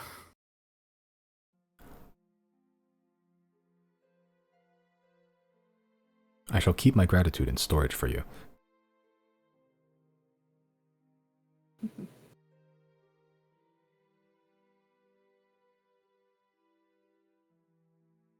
Where to next, boys? Rexney? Shouldn't we go to Sidonia at this point? What time It's is only it? a few hours until we have to meet up, right? It's only been like half an hour since y'all woke up, pretty much. Well, how many hours do we have until the meetup? Sometime during the daytime, so 5-6 hours-ish. Oh. Yeah, I don't know why the number 10 came to mind. Did I tell him 10 o'clock? Or did I just tell him, in a day from now? About a day from now. He messaged you around 10 o'clock-ish, so yeah. I think I'll use my teleportation again. This will be the last one I use though, because I just like to keep one on me in case of emergencies. But I can teleport us to Rexney and sorry, I said Rexney. Raxney? Yes. Rax. Sorry, Rax on Raxney. Rax. I'll teleport us to. Have we named that place yet? Should I just call it the Howling Bells? It's the commission's lair, whatever. Okay. I'll teleport us if you guys are ready to the commission's lair so we can show Rexney the text. I'm down. See if, okay. Chris, you have anything else? Here? Yeah, are you done here? Yeah, I'm done here. Okay. And look to Claudine and be like, you done here? I don't know what's going on, so I guess so. Excellent. Okay, then I'll teleport us. Okay. Teleporting from one icy place to another. Despite the coldness of it all, the ice, the snow, the general brutal, oppressive, just like atmosphere of this place, the commission's leaders become fairly cozy, especially with the new life you brought in with the scholars and everything. Raxney's still there. Everyone seems to be asleep, actually, except for Raxney. Kyle, quotations, seems to be, quotations, sleeping as well.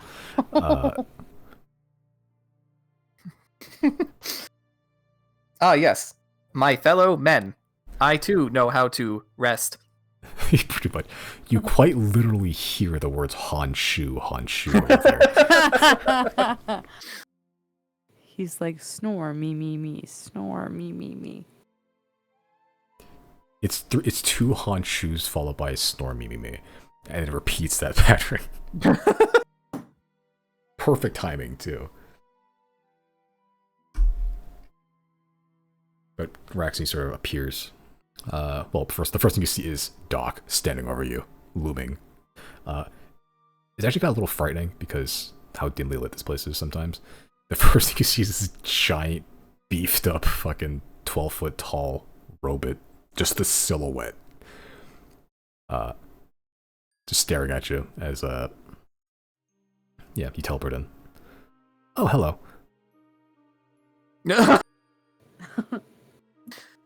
Does Doc have a smile? What's up, Dak?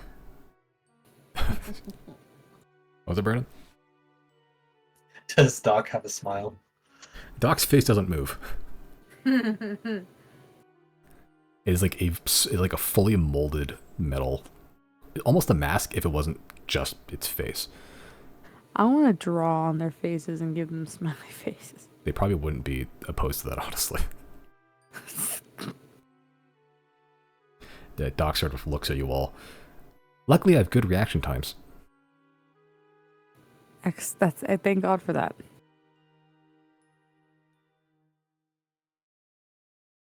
Also, nothing to do with anything. Who has the Destiny Bender today? Not Riley, because he used it last time. I don't have it. That leaves Is you it 0. Is it my turn? Hell yeah. Okay. Can I weasel between Doc and the wall and get out of the? Is she like blocking our exit? She does take up the entire space of the area, and despite you weaseling through, she does not move. Cool. Yeah, with some time, she's not going to stop you from doing so, but with some time, all three of you, 5 of you, can weasel through. Yeah, just like going. She has very short, stubby legs, despite how large the frame is. But you find your way through anyway. As you do, Raxney's still just kind of poring over tomes. His arm is back. Oh.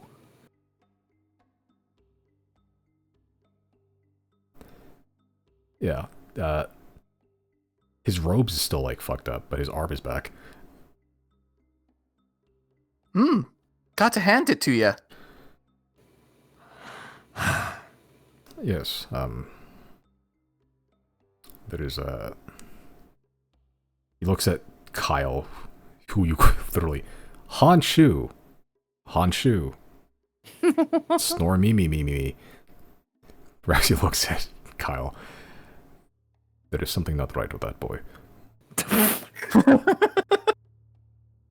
So I take it he gave you a hand then?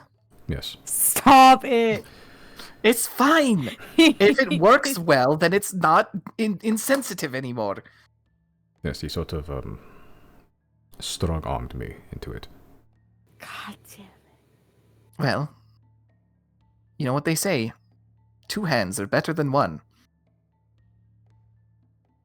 I agree, and I do not wish to be pointing fingers at who is responsible. I hate both of you so much. I hate you.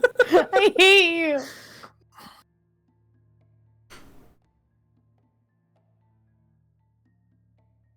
I'm trying to think. Yeah, what no, other me too. time- yeah. You guys are fucking dumb.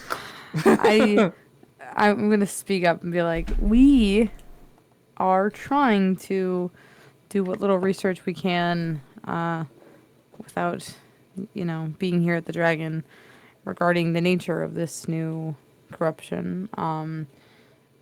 We have found that, yeah, we already knew our magic was affected by the corruption, and it doesn't seem to be going anywhere. It does seem to be spreading. However, we figured the people, were not affected, or infected, I should say, but we had we told Raxney, like, the way the language works before, that the I mean, well, that invaders' doesn't. language works? That wouldn't have even come up because there's nothing to be seen here. Okay, well, I guess I'll take this moment then to explain to him our experience with the not text, but the things we've read, and how the translation and stuff has worked in the past with us being infected, and how we were cured of it and all of that, and now that we can read it again. I want to explain that to him in Simon terms, Simon words. Okay. Yeah, as you briefly go over your hypothesis, that you have to be infected by the corruption to read this language, as Rackney sort of processes this. Well, that is the best way to achieve results in this case are experiments. Do you have a example of this language you speak of? We certainly do. Show it to me. I don't. I guess You have it. I haven't. All right. Riley will take the thing out. Essentially, what you want to do with this is just try and will it open. Yeah, It might take a few tries. As he sort of pull the symbol, you literally grab a floating piece of data, just put it in the air.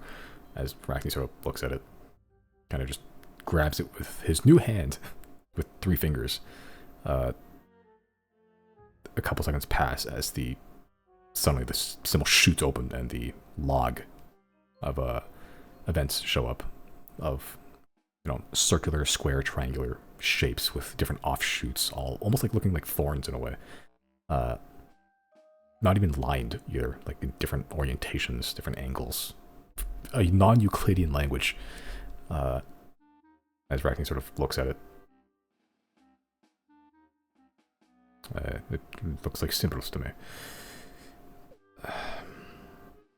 No brain hurty? No? Oh, you're not infected then. That's a good start. That's good. Can I wake up Kyle and see if he can see it? Kyle's already up. As he just shoots awake. That was a good rest. I do feel refreshed. Excellent. Can you see this? Yes, using my eyes, which reflect light to allow data to be processed in the brain. Do you see a language or words? I see symbology. Do you understand them? Do you understand art?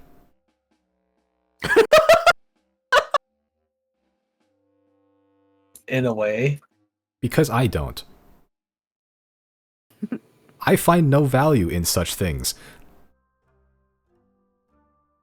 How does your brain feel? It feels roughly about 3 pounds of gray matter.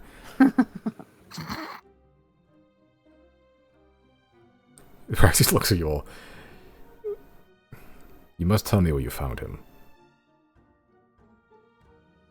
No. It's more like he found us. Yeah, that's the long and short of it. And you just let him walk in here. Listen, there's a reason for it. You're just gonna have to trust us. Trust the process, man. I do trust you. Okay. His quirks are to be overlooked. He looks his Yeah. Riley will look at Raxney's arm and be like, as you can see, he's competent in a way. Yes. In a extremely foolish and incredibly powerful way, yes. I'm gonna cast message, and last time I cast message to Riley, Kevin could hear it anyway, right? Yes. Okay, cool. Kevin. So I'll have an open conversation here. Sorry. What's the difference at this point? Brain rotted by the other campaign. Doesn't matter. It's not his fucking real name anyway. Doesn't fucking matter. Okay, yeah, Kyle. To be fair, Kyle and Kevin are always like the same type of guys in my head. But That's valid. I'll cast I'll cast message, and I will ask both Kyle and Riley, are we allowed to tell Raxney what Kyle is? We've already asked this question like 10 hours ago. But he spent time with Raxney now, and he's ideally maybe gotten to know him somewhat and seeing that he's trustworthy.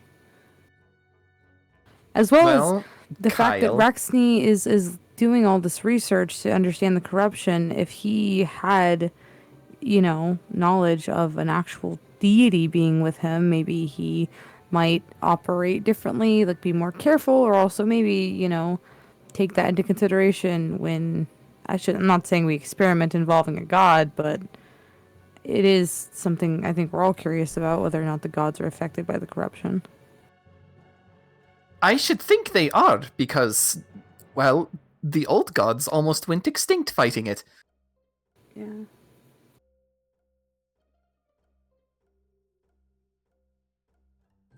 What do you think, Kyle? Have you gotten to vouch for the boy? Mr. Lucette is a brilliant mind. One of pragmatism, but he is troubled. Much like many academics, over time, they will find not only the beauty of their field, but also the dangers they may represent. Yeah, to be fair to him, most of his lifelong friends and colleagues just got wiped out because he made a mistake. Yes. Thusly, I do not believe my true presence would be of aid here. I believe it would be disruptive, not only to this investigation, but also to Mr. Lucette's mental state. Yeah. Yeah, I think that's a really fair assessment.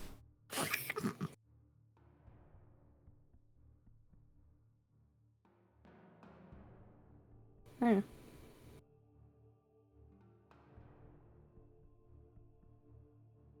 I guess I'll ask Raxney, Kyle, and Doc at the same time. Would any of you three know something about magic or spells, keeping a sort of memory and that sort of thing? Doc sort of turns towards you. I don't know what magic is. Raxney sort of goes, well,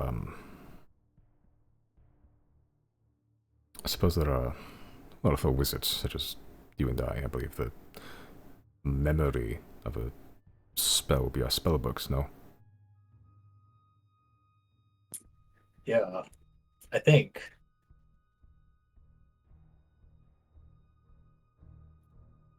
In terms of at least Zero and Riley's magic, like Unseen Servant and Mage Hand, seem Yes. to have had some sort of corruption, but even when dispelling,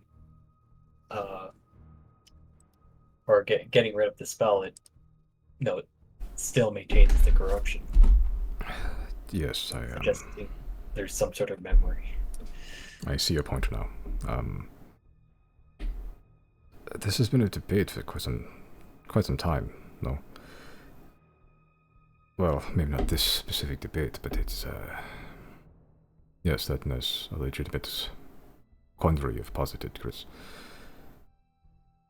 Kyle, without even missing a beat. The soul.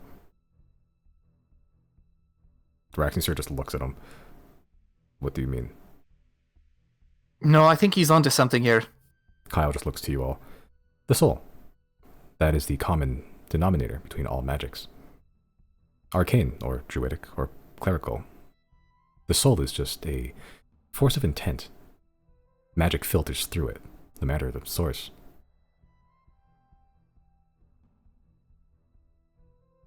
Oh my god! Does that mean our souls are corrupted? Wait. This is just a thought.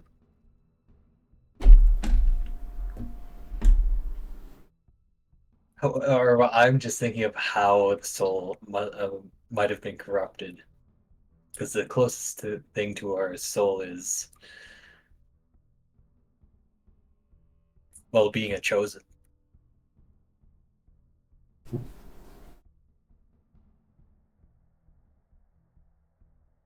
Well, I mean, that probably makes the most sense for someone like me.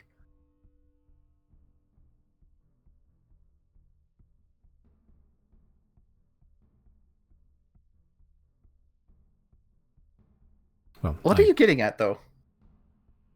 Yes, I would like the answer to this too, actually. I'm not sure I follow. I was thinking, what if it is this essence of godhood that's kind of corrupted? What, in your case?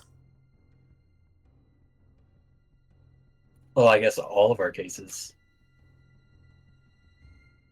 What, through the soul? I don't know if that's how that works.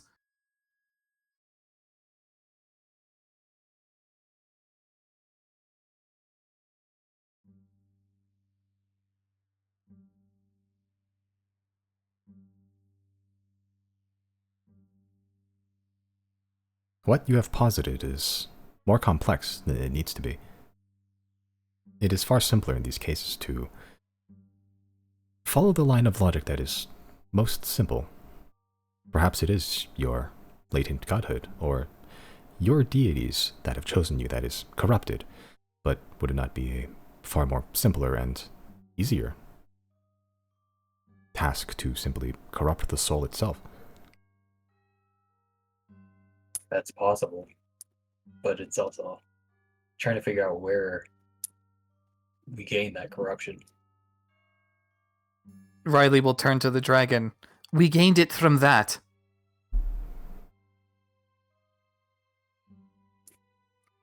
I should be fine then, right? That's But true. but you have some form of corruption or something, because you can understand the text. Have you made contact with the disease? The original one that we found here. But we cured ourselves of that ages ago.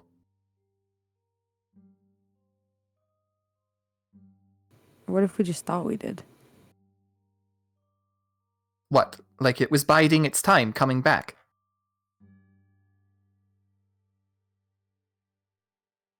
Or maybe we weren't able to clear it from the soul. And only just the physical manifestations. But It doesn't Then- fully explain the corruption on our magic, but that Yeah, is because that explained by only us came- just physically touching from the dragon. But yes, our understanding of the language, if it took time to redevelop, and it never really went away because we never scrubbed that deep to begin with. I don't know.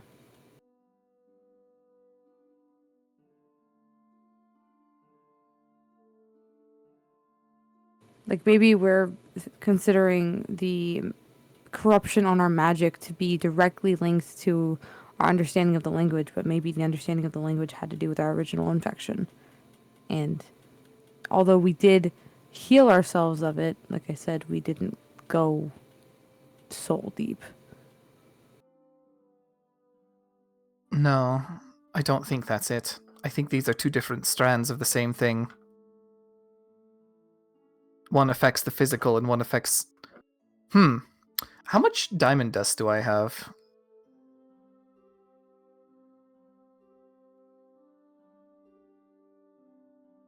A 100 GP, that's not gonna do. Ring that bell? No.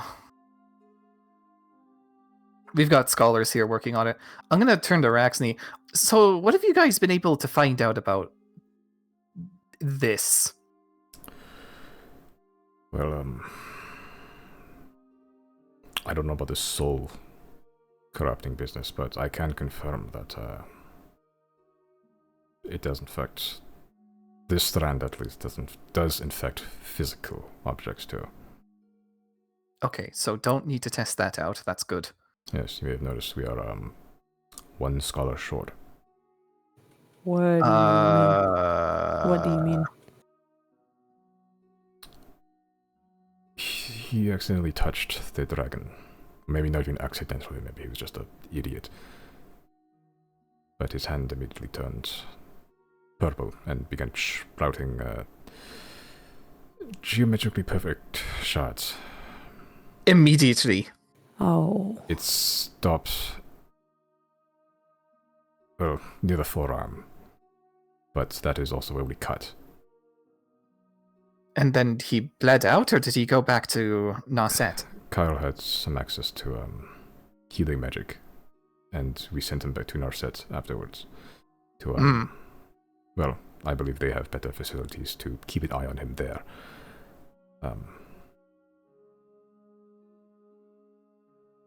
Either way, this ailment is... If it does reach soul deep, then that is terrifying, but its tangible effects in physicality is also potent as well. Yeah, if it's happened immediately, holy shit. Yeah, it's much more. What we're used to is a slow creep.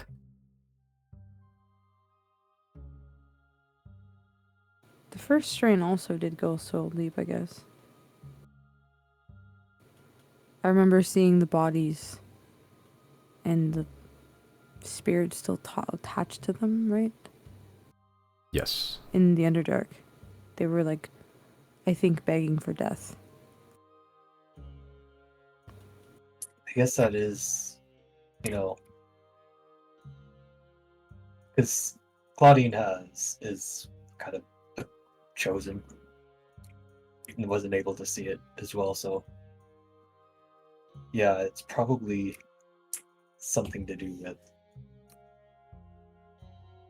being infected at some point. Even though it may not be with this particular dragon. Let me ask you this. For the sake of experimentation, how far...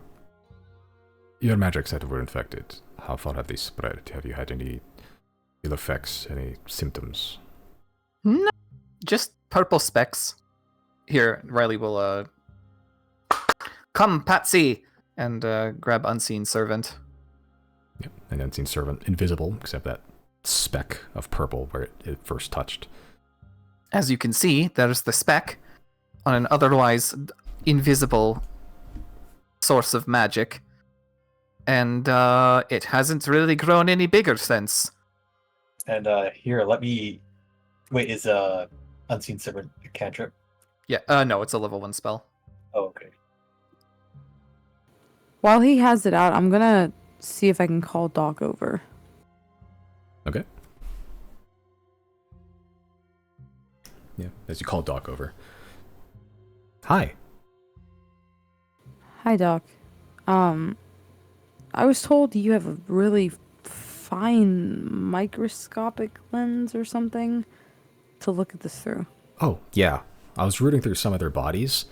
Well, our bodies, not your bodies. Though I wouldn't mind doing that either. I know. Yeah, I found a couple that had like better lenses. I kind of installed. Well, I say installed. I broke a piece off that was like the best piece, and I kind of jammed it in my face. It works though. Can you use it to take a look at this little dot here? Oh, Don't yeah. touch it, but Oh, well, you know. look at it. All right. Yeah, I can do that. Doc takes the sort of one tendril hand that she has, grabs her face and like pulls it out a little bit. The face itself is connected with a large, thick cable that almost resembles a spinal cord in some ways, and just shoves it directly really close to the dot. Yeah. I mean, it's pretty cool looking. It's almost like you know what a kaleidoscope is? Do I know what a kaleidoscope is? The big dollar district. You've heard of one. Never seen it though. No, anyway, it's a kaleidoscope. Well, kind of.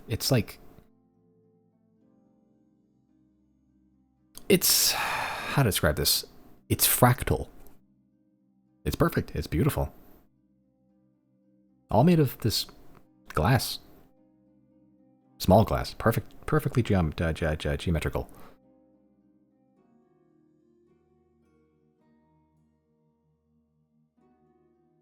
Is it spreading? Doc sort of like shifts barely a millimeter to the right. Looks for a couple seconds. Seconds turn to a minute. 2 minutes. Yep.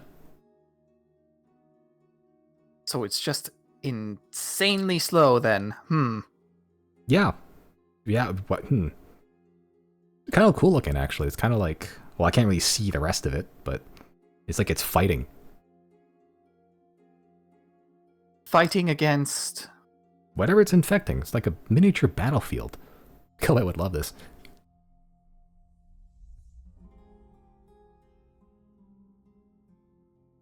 So magic is trying to fight it off.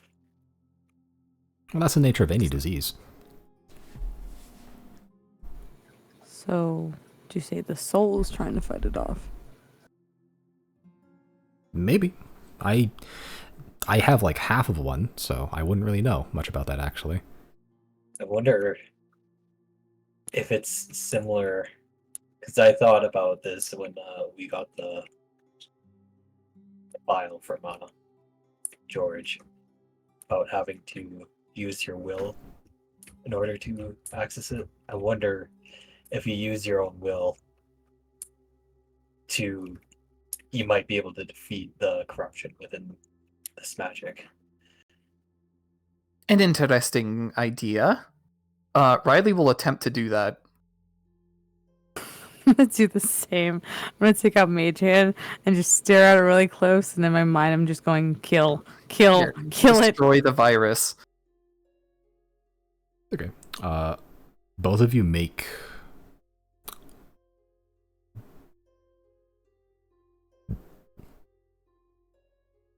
roll d20 actually. This would a soul check wasn't really bound to a specific stat.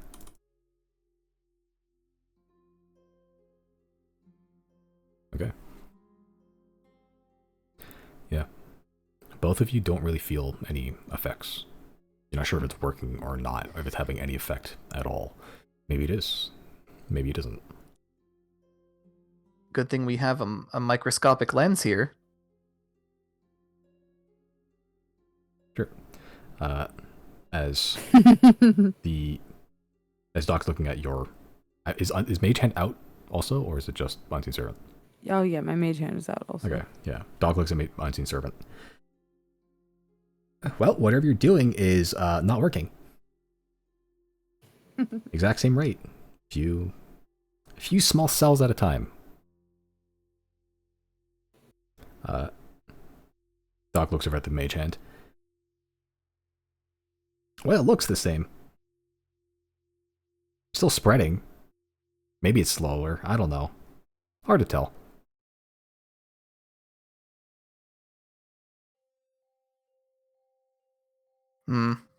Maybe you have to do it harder.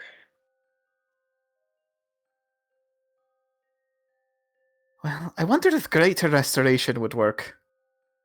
Did we try that already? I know you were restoring all of us that were infected like several times over the course of like several days. That did happen, yes. But we didn't try it on the magic itself, did we? No. And our weapons, well, they restored themselves.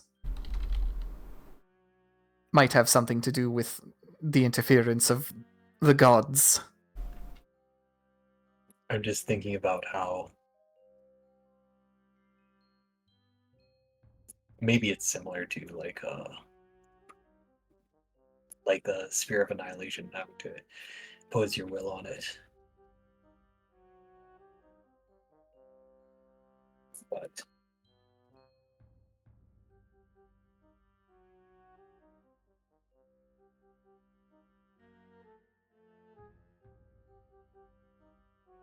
trying to think of something that might be possible in order to maybe enhance it somehow.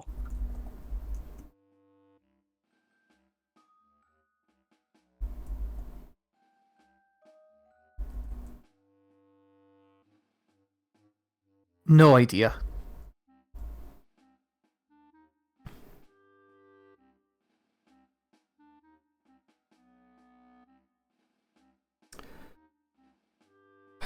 Well, it seems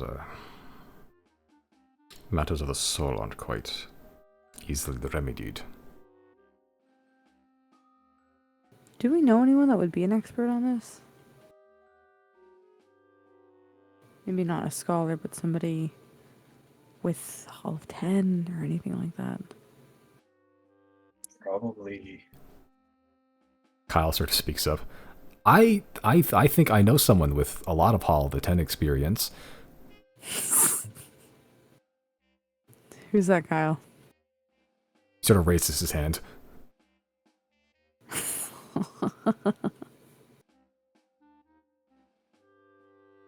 So...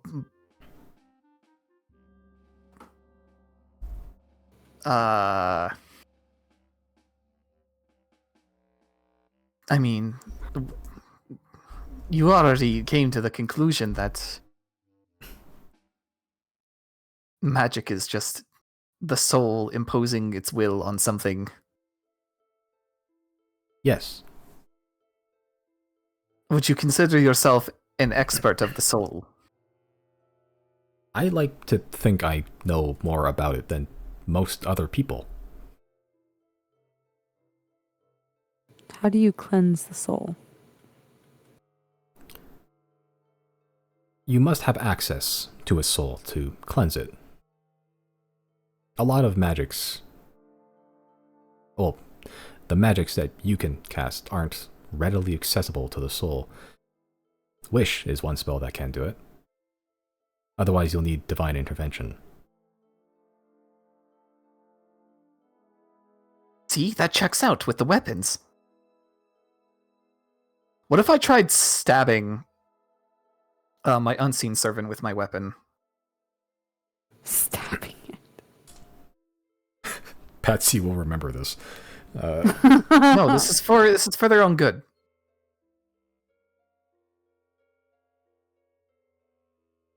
You can try it. I'm gonna try stabbing where the purple is. Okay, does Unseen Servant have hit points? I don't think so. Let's check. Unseen Servant. It has 1 hit point. Okay, so you can stab it, but Patsy will disappear immediately after. Yeah, that's fine. Okay. As you stab Patsy with Unseen Servant. You stab Unseen Servant with Unseen Servant. You stab Patsy with Temper's Retort. Yes. You're very good with it at this point. Level 20. You're incredibly proficient with Temper's Retort. It's literally a plus 12. It doesn't have an AC, or rather, its AC is below my proficiency bonus. So Yeah, so don't even need to roll. No. So it's like you perfectly stab that tiny, tiny speck of a dot with the tip of the narwhal blade. Patsy, you feel, disappears. There's a purple stain on the tip of Temper's Retort. I'm gonna keep close eye on it until it's gone. Okay. Doc pushes her face right up against close to it. A minute passes or so. Oh yeah, it's receding. Okay, yeah, as I thought. I mean, about as slow as the other one, but, you know. It's going away. Ostensibly safe to do that. I'm gonna summon Unseen Servant again and see if anything has changed. Yeah, you summon IT Servant. The spec's still there. But is it receding? Doc pushes her face up against it. Nope. Alright, so stabbing it with divine energy does nothing.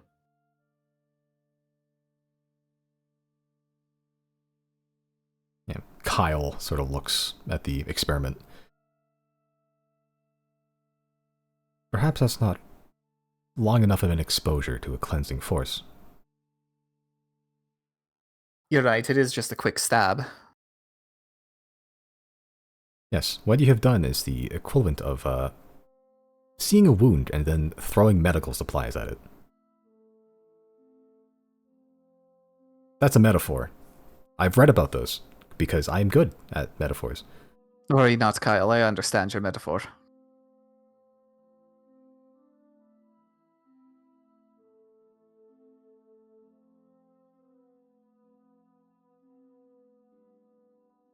Greater restoration it will have to be then.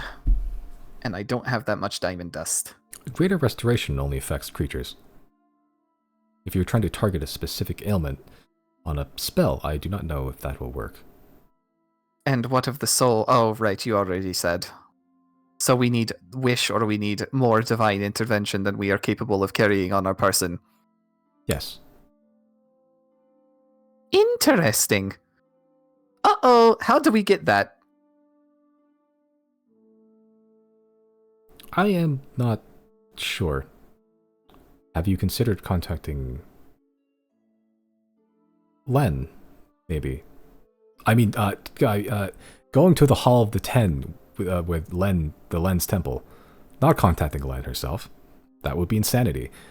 I mean, we can contact the old gods, so the new ones are probably just as easily contacted for somebody like us, maybe. Wink. Wonk. Why are you winking? Is there something in your eye? Yes, actually, it's cold. I got cold in my eye. That's what it is. It's the cold that is in my eye.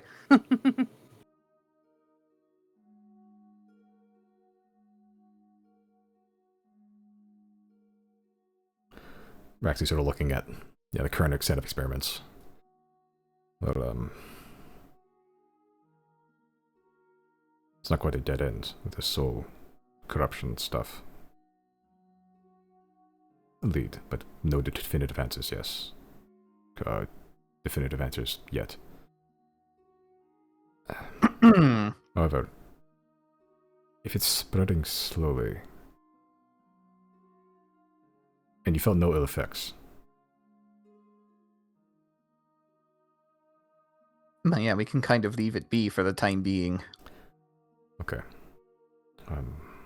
I believe I can answer, or at least provide further context in this symbol business, this language.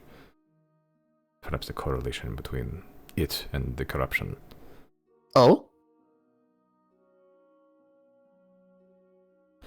If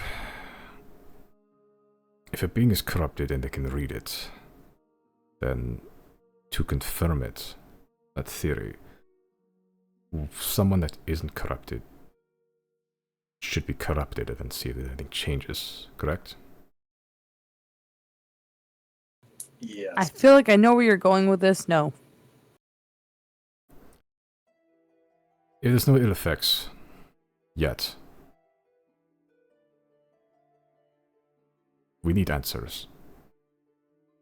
Any. What about the scholar?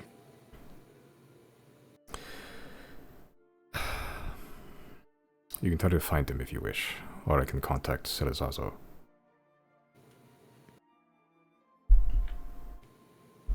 I feel like we could contact Salazzo and possibly get back into Narset to maybe show him this as well, because I'm sure while you stopped the corruption from physically spreading, I don't doubt they're putting him through healing as we speak to help rid him of it. But it took Riley days to get rid of it for us. I mean, I'm just an Wait. individual. If they have an entire, mage squadron with lots of diamond dust, then they'll be able to rid it much faster than I did. I'm gonna. What time is it in our set right now? The same time. What are we at? Like 4 in the morning? 5 in the morning? Yeah, about 5 in the morning. I'm going to cast Sending to Salazazo, and I'm going to say, sorry if I'm waking you up. If you're awake, what is the condition of the scholar that was recovered from Thane? Salazar replies back fairly immediately, actually. Not sleeping. You get the sense he probably hasn't slept since this happened. You sort of hear him go, physically he's fine. He's delirious.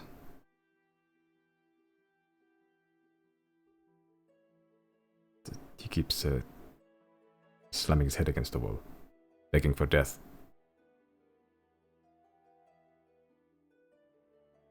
I'm gonna relay that information to the gang. It sounds like his soul is almost trapped. Yeah, it feels like they fixed his physical form and didn't do anything about the soul. So he likely can probably read this. But is he going to be in a state to even react? It feels like whatever this dragon is a much more intense version of what we encountered. Yeah. God, out of character. If we did want to test it out on somebody and experiment on them, we do have that pocket dimension Chris has with the bodies in it, with the original strain. I also do have a piece from Mosmazok's anchor. And you have it wrapped in cloth, right? Yeah. I have some put away in my bag as well, which I forgot I have. I forgot I had because I never have use for it, except for when I go through my stuff, I see it there. It was from the shark fight back near the fingers. Yeah. I kept some of its organs that had like spiky bits on it. We do. I'll tell Raxney that we do have a strain that is not as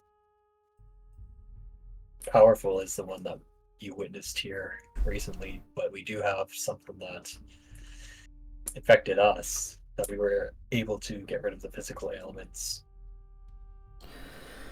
If you have that, I am willing to be the proverbial guinea pig in this case.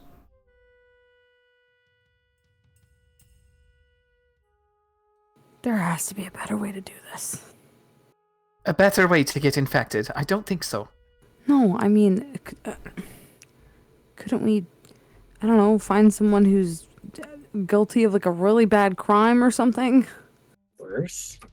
You're sounding like Cynthia, Zero.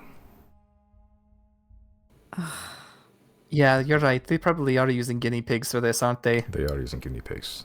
Yes. Deepest levels of Black Harbor, actually.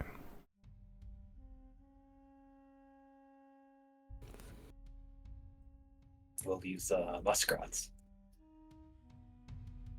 I don't believe muskrats will be able to read, much less communicate with you.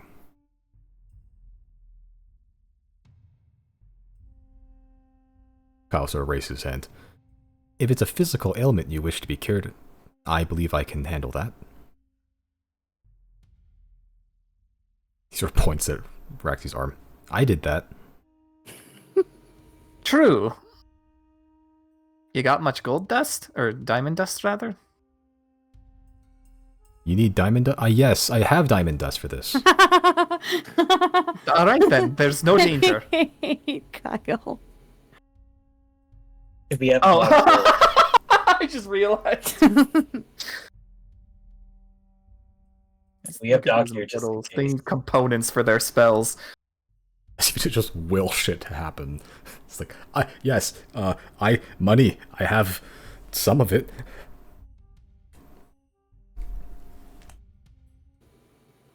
But what if... What if it does affect the soul, Roxy? We haven't found a way to cure that part yet. No, I'm pretty sure it's only the strain we see in front of us that does. Either that or it takes a long time to build up with the other one. And Even this is then, only stronger because of what it's attached to, perhaps? either way, I am Or willing how to take old? the risk. Yeah, we've got Kyle here. Kyle can figure something out. Even if it doesn't, or if it does affect the soul, that is still a risk I am willing to take.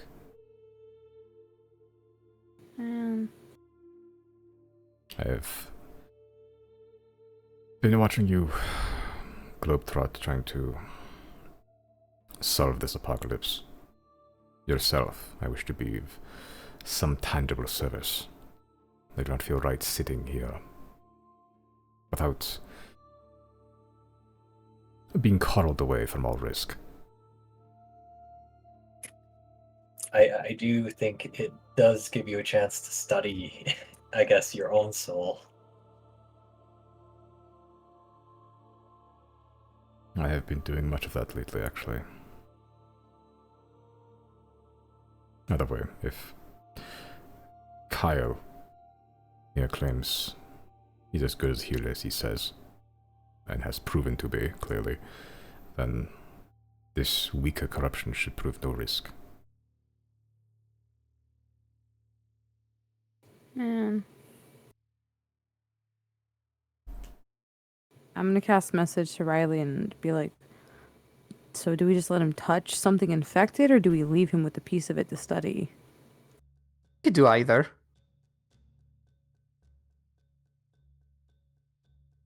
Although, I mean, probably just let him touch it, right? Because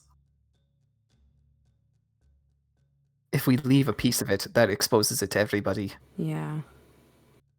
I do not my believe worry. you need to worry about that. Oh? One, I will ensure that he does not.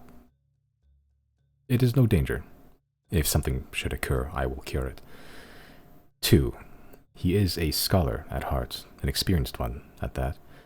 I do not believe he would be so careless as to wantonly infect those around him. But they may wantonly infect themselves. I do not believe Raxney would even allow that to happen. Alright, your call, Zero. I will dig out. I guess with Mage Hand, because it's already infected by a worse fucking strand. I will not strain. I will dig out the shark organs from my bag, if I can, with Mage Hand. You may. As you dig out the shark organs, they've been in there for a while. So you're expecting kind of like a smell. There's nothing. It's a little gross, actually, when you pull out the shark organs. They were squishy, but they were infected with glass. Some, shards jutting out, interwoven in between the organs and fibers lining itself. As you pull it out, it is hard. It's almost petrified. And as you fully pull it out, the organ has dried. It does not smell. It is almost crumbling to dust, except some parts are harder than others, and it leaves almost this skeletal wire frame of the organ where it used to be.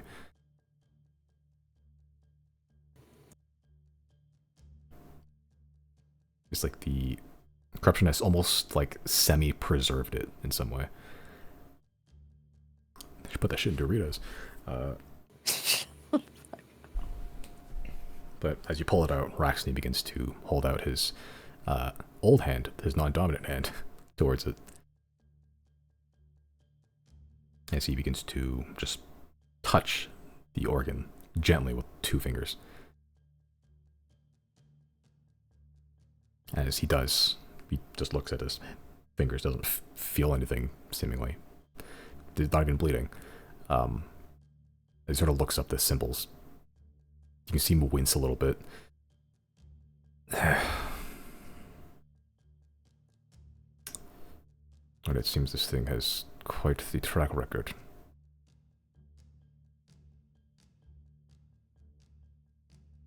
He begins just kind of scanning the lines, even, of the symbol that's still in the air. And I presume that one is you, the bottom log. What? Intruder in the facility. Oh, you can read it. Oh, yes, okay. Yeah, that was us. Well, hypothesis proven, I suppose. Right, how's the head feeling? Better now. Not pleasant initially. Okay, so that's consistent.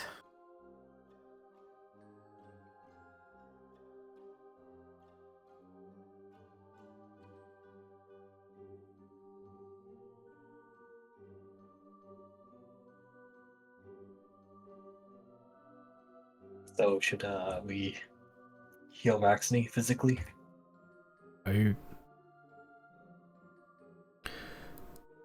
This is going to sound reckless, but believe me, I'll take precautions. I wish to so this progresses a little further. So far I've only found specimens, but to see it, to study its progression may help me in finding a cure.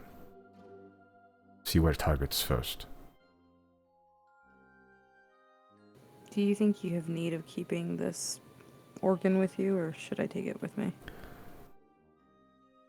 We have an example of a stronger strain of this disease, but not a weaker one, so perhaps, if you do not mind partnering with it for some time.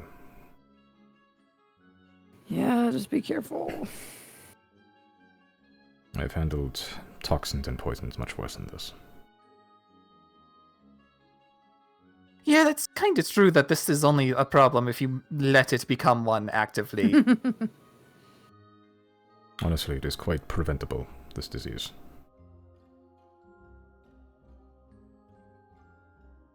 Also, you're gonna start feeling itchy pretty soon. Noted.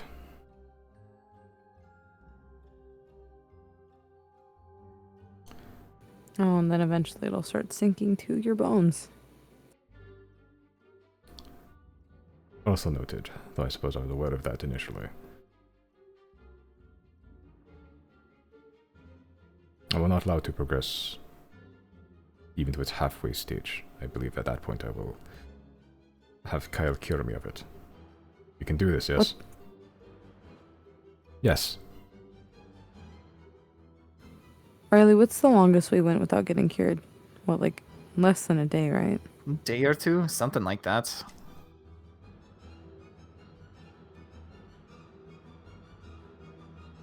Yeah, please don't let it get worse than we had it, which would be a couple days max. Because past that point, I don't know what that's going to look like for you. And as you can see by the look of this organ, how the shark turned out, I don't know how much work it's going to be for Kyle to fix it. And how pleasant, or unpleasant, I should say, that will be for you. Yeah, Kyle sort of goes, I am sure it will be quite the undertaking to rid Mr. Lucette of this disease. In your brain, Zero, and all of your brains, actually. It will not be. Yeah, if only it was that easy to get the advanced strain out. Kyle, what do you make of the advanced strain? In a way, it is beautiful. Actually. It is a genetically perfect disease. Though it seems that it burrows further than just flesh, infecting the very fabric of existence. The one thing that truly makes us, the glue that binds existence together, that is what it truly targets. Do we know what genetics are? In some ways, now that you've been introduced to the concept via the biospawn and Zero's existence. Genetics. That sounds familiar. What is that? It is the physical and chemical makeup of a person. And in fact, all things living. Oh.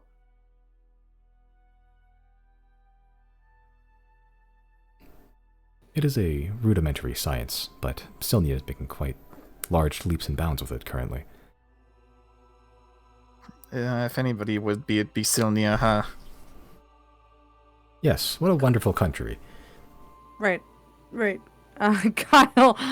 Kyle, with what information you have gathered in your studies, what do you think about the idea that I'm starting to second guess now of using something like a sphere of annihilation to attempt to dispose of this virus, or what's left of it here with the dragon, based on what you've seen so far with its interaction with magic? It could go one of two ways. One, the ideal outcome is that because the sphere of annihilation lacks a soul, or at least a known soul, it would simply erase the infection from existence.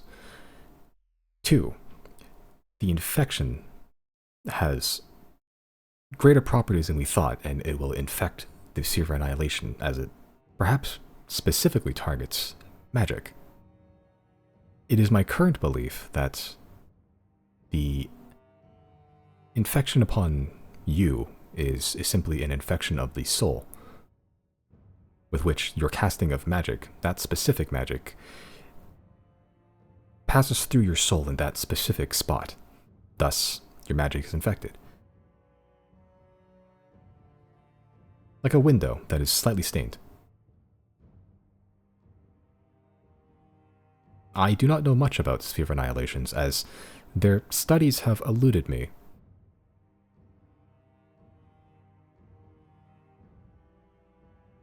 But those are the two likely scenarios.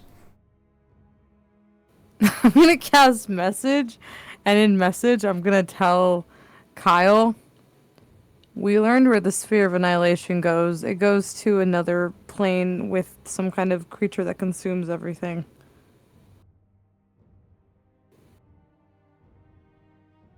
In your brain, does this creature predate us? I'm gonna respond, more than likely. Then perhaps it has a good chance to consume this corruption.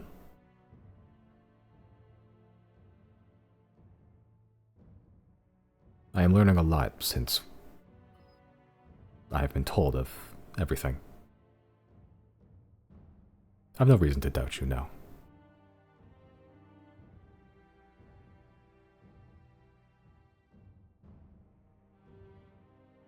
Under message, I'm also gonna ask Kyle, do you happen to have any way of knowing what Len is doing right now? I mean, other than the last you told me, but I mean, literal, what? I don't know. I don't know what means of contact you have with her, or knowing where she's at or what she's doing, but just to check in. You see Kyle physically, his eyes roll back in his head. As Raxi just looks at him like, what the fuck? And they roll back almost immediately. In your brain, you just hear, I believe Len is still in the midst of a trial.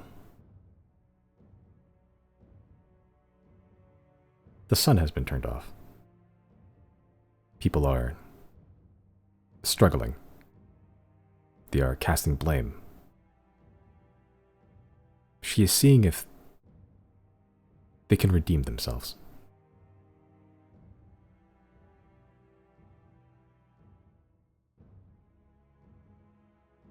They are currently failing to do so. I'm going to cast message to Riley, and I'm going to say to him, hey, after we're done with Jarnhat, depending on how that goes, we still have some time before Chris is able to be fully up to his full health and everything for the pirate fight.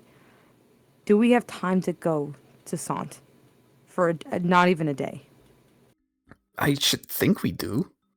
Okay. Because I'm really worried about what's going on there.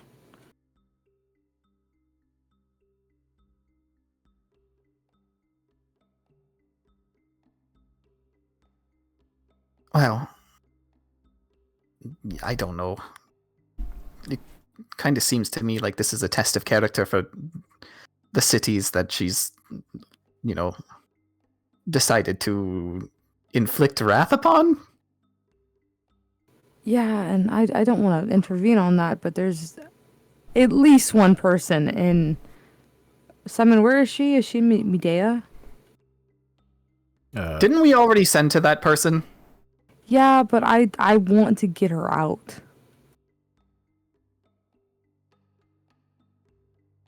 What did I even get a response?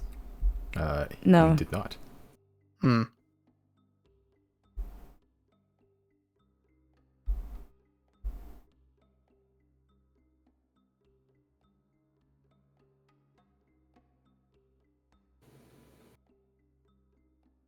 What now?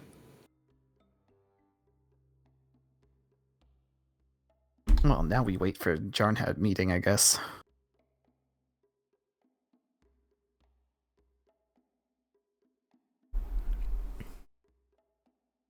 Mantis sort of looks at you, Chris. You're infected, are you not? I am, yeah. It seems. You did not touch the dragon. As far as I'm I aware. don't know. Nope. Did you touch anything? Any of your corrupted objects? That I probably did, yeah.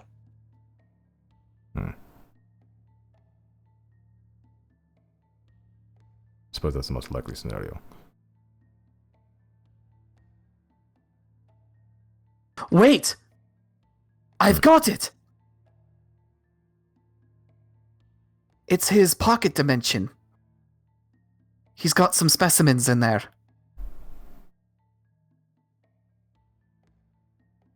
Of the Could that dragon. have corrupted his magic, do you think? That's probably what it was. It was of the old strain, though. So?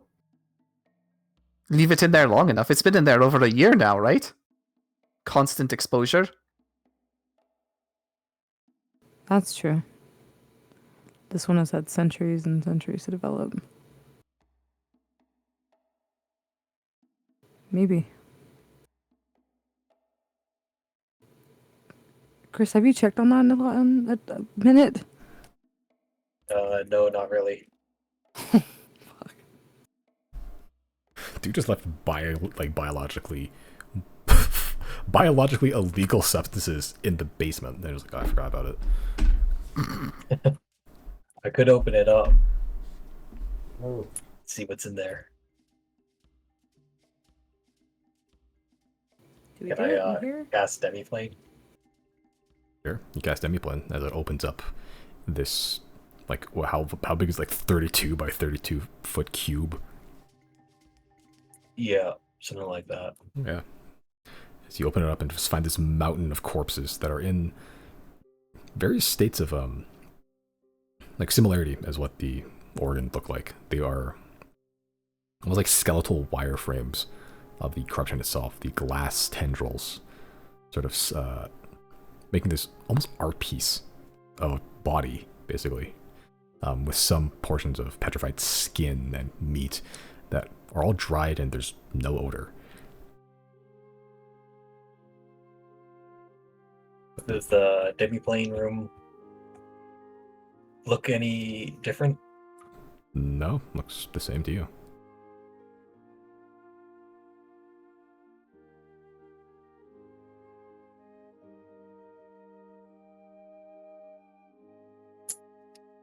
Yeah, I'll exit out then. Unless Raxine wants to take a look in there. The corruption cannot advance if I'm already infected by touching more infection, correct? I believe not. You're asking the wrong people, my man. Does that mean I brought these all in at the same time? To be fair, we were fighting things made of this, and then also stuck in like dust clouds full of it. So we've had more than enough exposure. That's true. So it seems once infection is incepted, it is not sped up by more exposure. Not to the weak strain, anyway.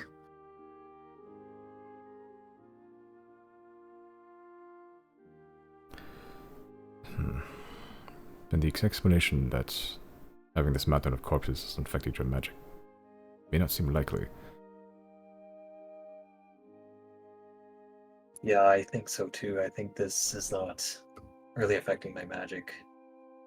Or at least these aren't. Although I do still think I'm in at least something with the soul.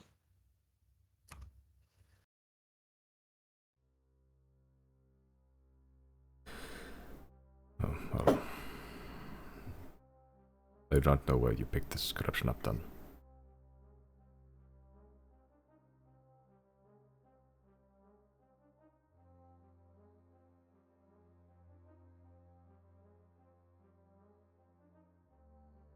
Are you asking us where we got this one? No, I'm just trying to... It is one thing to be infected with it, yes. I touched the weak strain. We know where your corruptions, you and Riley's corruptions came from. It came from the dragon. The fact that Chrysostomus over there was infected without knowing how scares me. Ah! Ah! Ah! Ah! Ah! Oh. What? Sorry. Okay. Okay, hear me out. We noticed the magic being corrupted by the dragon. And again, I don't think it's immediately correlating to us being able to understand the language and our souls being corrupted. Well, I guess no, because that's how we deduced that it was connected to the magic, was that the soul creates the magic, whatever. But consider also, and this could be me, because I don't know how it works, but we went and interacted with the constant, which is also a black pillar in its own. It is not the constant, but you know what I mean. Like did we not touch it? Yeah, on the island, yes. Did And they're Chris also touch it? technically also a part of it. I'm not saying that they're infected, but they are their own new subspecies that stemmed from it. And So- again, us understanding this language isn't seemingly harmful to us. I'm wondering if maybe it came from that. Although I don't know, I was infected with the weak strain before. Wait, Chris, did you come in direct contact with the crystal that you took from Mazmazak's lair? That one I didn't, but the one in the Underdark I did. Yeah, that's when you put both your hands on, right? Yeah, and then they showed me the vision. I think we were infected before then, given all the dust, the bone polluter and whatnot. No, this is something else. I think Zero has it right. I think something happened when we went on to the roaming island.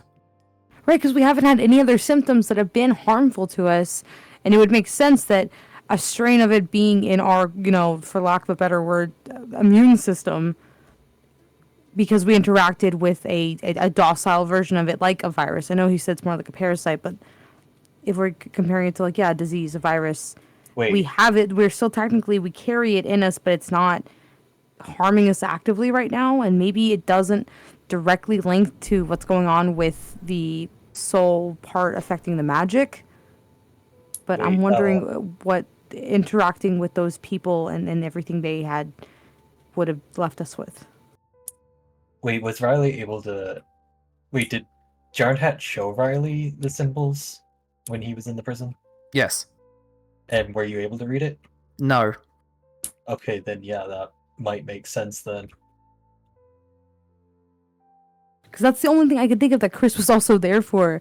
That, I mean, it's not like we, I mean, did we see genuinely that whole session? Because I wasn't there for half of it. I think for the first half of it, I was dropping people off. No, I stayed with Salazzo in our set to help him Right. get back to the city, and you guys went with the Constant. And so you guys were there longer than I was, but I can't remember if there's anything all three of us did on that island other than even touching the Constant. I don't know if all of us touched the Constant, did we? I don't know. I'm gonna send to the Scion. I'm gonna ask, hey, do you know if interacting with the island infects somebody? Maybe it's a docile strand, but still. No, hold on. Cancel that because Zia was there too, and she can't read it. That's true. She was there longer than I was. So that's not it. That can't be it, actually. Because I interacted, I know while I was there, I know there was a whole interaction I had with, what's her name? The Scion? Rosary. Oh, Novos. Yeah, that's right. Yeah. Well, maybe it's Zia's condition that it is through divine intervention that where she gets her, I guess, ability from. That's No. true. We've never, and I'm not suggesting we do, but I do want to point out we've never questioned whether or not Zia can be infected. Kinda don't want to put her through that. Yeah. The last thing I want to do is experiment on her, because that's, no. Yeah, and infecting an immortal, that sounds like a really bad idea. Please release me from this with the sweet death that I crave. Oh, what's that? I can't die? That's like literally worst case scenario. Man. Simon, why do you have to do this, man? But All these ethical dilemmas. 'Cause if I didn't give a shit about people, I would suggest experimenting with Zia, because she is like a big piece of, I feel like all this, like she is something much different that I think would help in a lot of this, but I don't have the heart to do that to her. it's called hide gray, not hide good.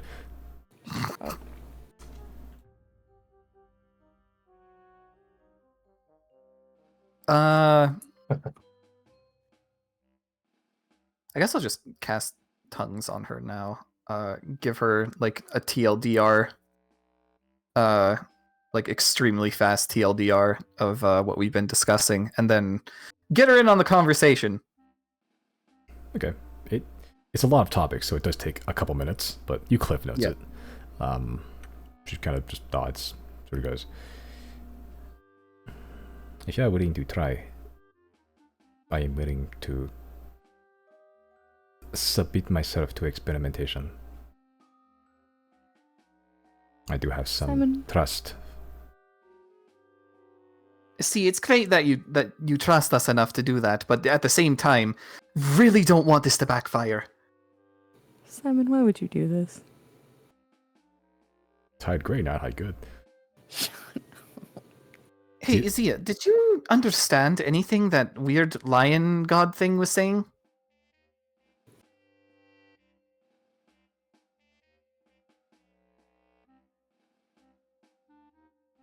No. No, huh? Well, she gave us a very interesting tidbit. At one point, she pointed to you and said, "You do not belong here," and then elaborated with, "She is," referring to you, some sort of receiving interference from something above a god. I can't even imagine what that is. I cannot either. I do not have much understanding of my own condition. Well, if it's above a god, then it's more than divine intervention that's going through her. I'm gonna cast sending when I say, not sending, message to Riley when I say this, but I'm just gonna say, I feel like she must be something not of this planet because it seems that the gods' knowledge and understanding it is restricted to everything we know here on this place, and they don't know anything beyond it. And for her to be above their power would suggest that yeah, she's probably from somewhere else. Well, I don't think her person is, but maybe something to do with how her soul is being treated. It's probably some sort of invader like outside force. Maybe not the invader we're dealing with, but something from beyond the stars. Roll credits. You don't.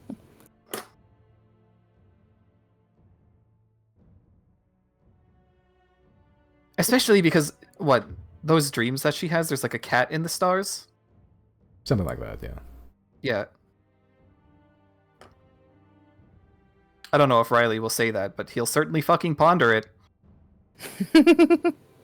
Ponders. Man, the new version of D&D had the ponder action. It's weird. I feel like that decision on experimentation with Zia, that it stems deeper than just like for the world, and I feel like that is Riley's call. It's not my call, it's Zia's call. I'm just expressing my concern.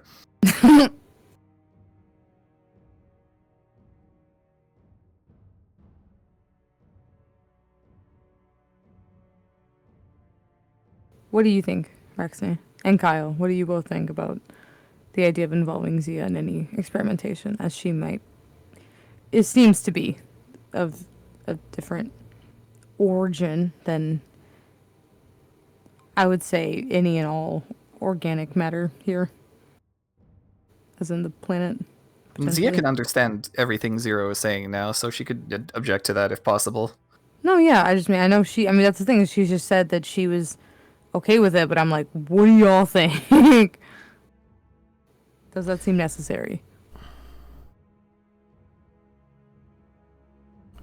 Well, from a academic standpoint, having multiple experiments proving the same hypothesis is useful. That being said, with Zia's nature, it is ironically a higher risk, as Zia cannot die.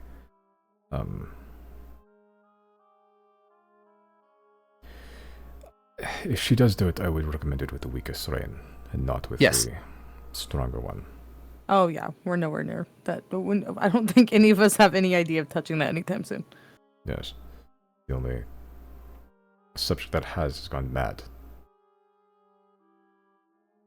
is missing an arm. Kyle sort of pipes up. Either way, I should be able to heal her, regardless of death or not. I don't know.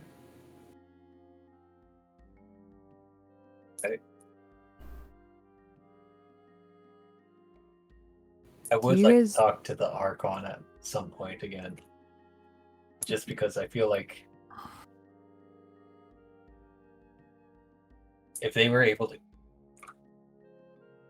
kind of, I guess, create the 10,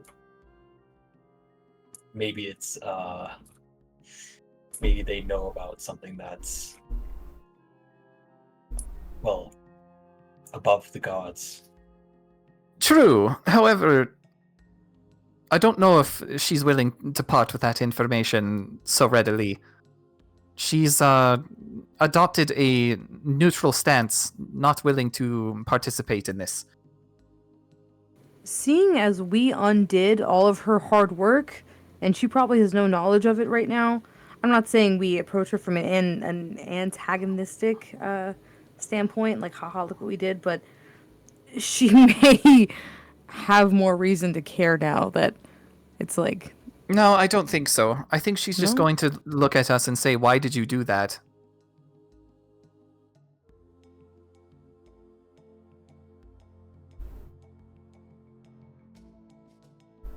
Well, the reaction would be interesting to see if it's because maybe she knows something.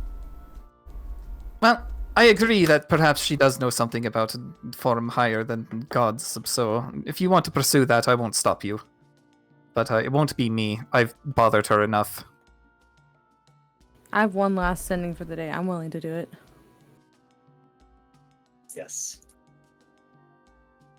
How do I word this?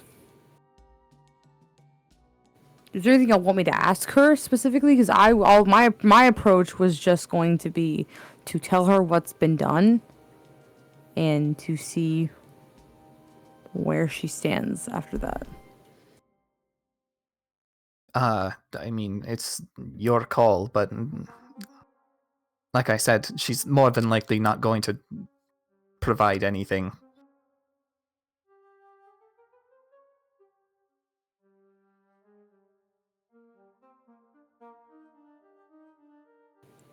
I don't know, 'cause Well, I feel like you- the peace that she finds in like still being alive and living out her days and choosing to just not do anything about what's happening. I feel like some of the peace that she has is like rooted in the fact that she did what she could and that, you know, she did her whatever her intention was, which was it was probably just to give all of the mortals something like stable to work with rather than, you know, an old god and something innocent in that it wouldn't actually have an effect on the world and the mortals could just do their thing and these false gods, or excuse me, not false gods, but you know what I mean, new gods would be there as almost like almost feels like they're supposed to be decorative or something. Like it doesn't I don't know, it feels like they were supposed to serve a peaceful purpose for the people, and now that we've undone that, I feel like her peace may actually be disturbed this time. it also you could also approach it as giving us peace. You know, if she's so certain everything is bound to end, why not share our, put our minds at ease? Give us answers to some things. Those are interesting. I feel like that logic could maybe convince her not to participate, but to at least acquiesce information. Okay. I'm going to cast Sending, and I'm going to say to her, let me count my words here.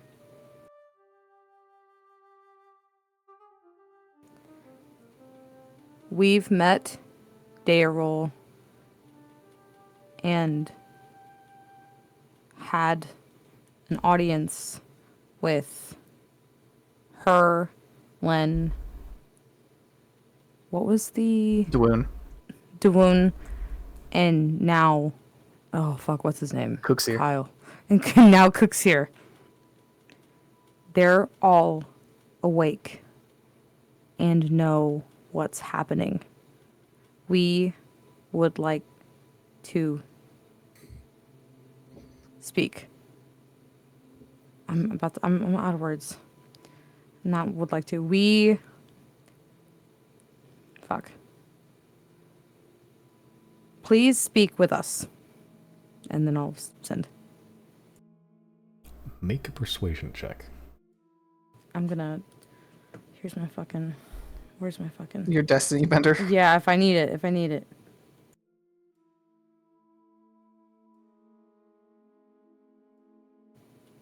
I mean, do I have to use? That's a 16. Do I have to use? I mean, how does Destiny Bender work? Do I have to use the Destiny Bender roll, or do I just take advantage with the Destiny Bender roll? You can. I believe the term is re-roll. So whatever comes up is the result you have to take. I think. Let me double check that actually, because now I can have no. Oh no, you can choose. Okay.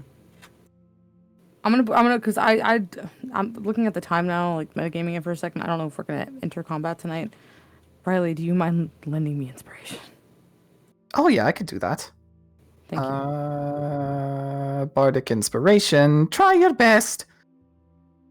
I'll do it. Oh, Yeah, I'll add the inspiration anyway. What is it's a it? D12. I'll take it. Okay.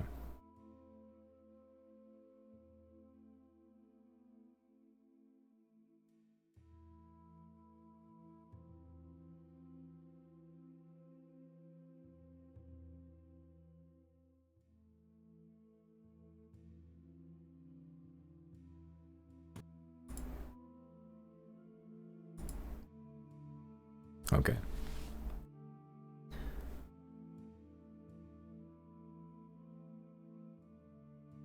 You don't get a response as much as you get senses. Scent of flowers, the sight of white lilies. After a couple seconds of this, a few moments of passing calming breezes of meadows, forests, the chirps of animals, even the buzzing of insects is peaceful. You just get one word, term, I'm not even sure what it is really. Eluinia Kemfele.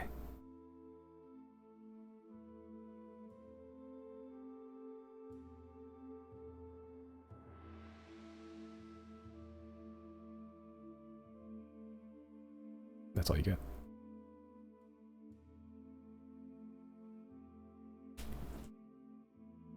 I'm gonna look to Kyle. What's Kyle doing? Why aren't you looking to the elves first? Yeah, but I'm scared she did something. I'm gonna look to Kyle. Kyle just looking at you. In your brain. Kyle, you good? In your brain, you just hear. If you are seeking advice or a medical prognosis, you are fine. What did she say to me? Ilvinia Kimfine? Eluinia Kemfele. I'm gonna Probably repeat. just mumble that, and then the elves can figure it out.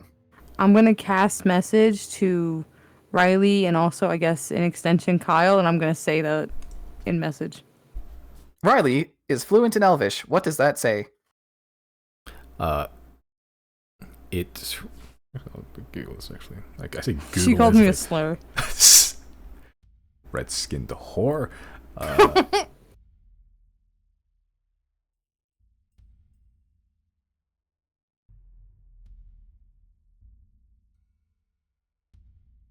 I wrote that translation somewhere. Where the hell is it?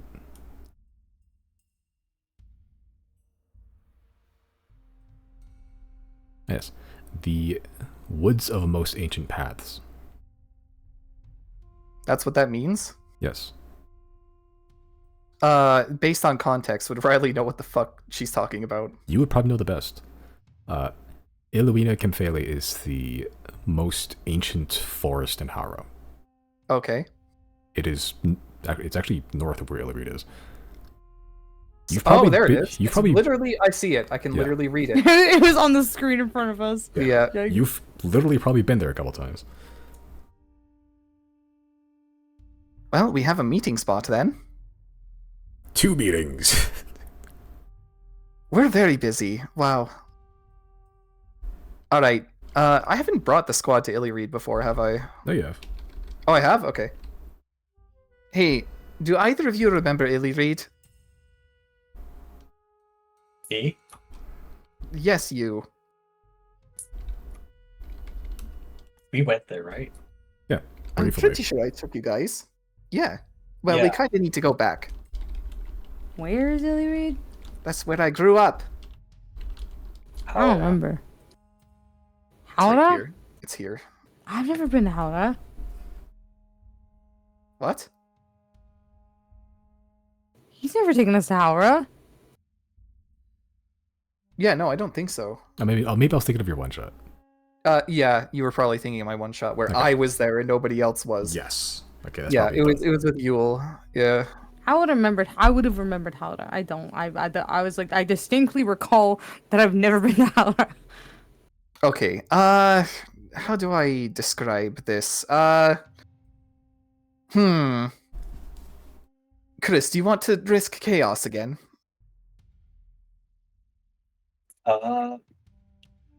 Unless you have something from Illigreed. I have me. Do I have something else? Do I have something that maybe Avaron gave him?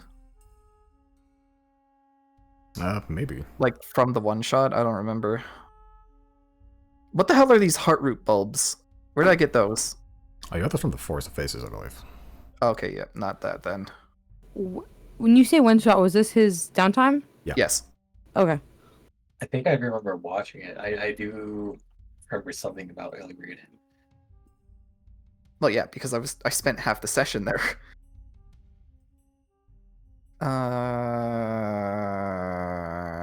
I'm not seeing anything I could tie to it in my inventory. But I had been there. That doesn't count, does it? I don't know if you can use a person as a focus. Yeah, even then, you only count for 1 year. Oh, true. In which case, a newly born child can count. Let's see. Is there really nothing else? What if we No. teleported to like, because we've been to Nelid, right? Yeah, we've been to the Forest of Faces. What if we were in the Forest of Faces on the coastline there, and are we able to see across the water to, what is it called? Hunter Isle? No, that's fucking far, dude. How It's so far far? away. It's like at least 3 days on the dragon.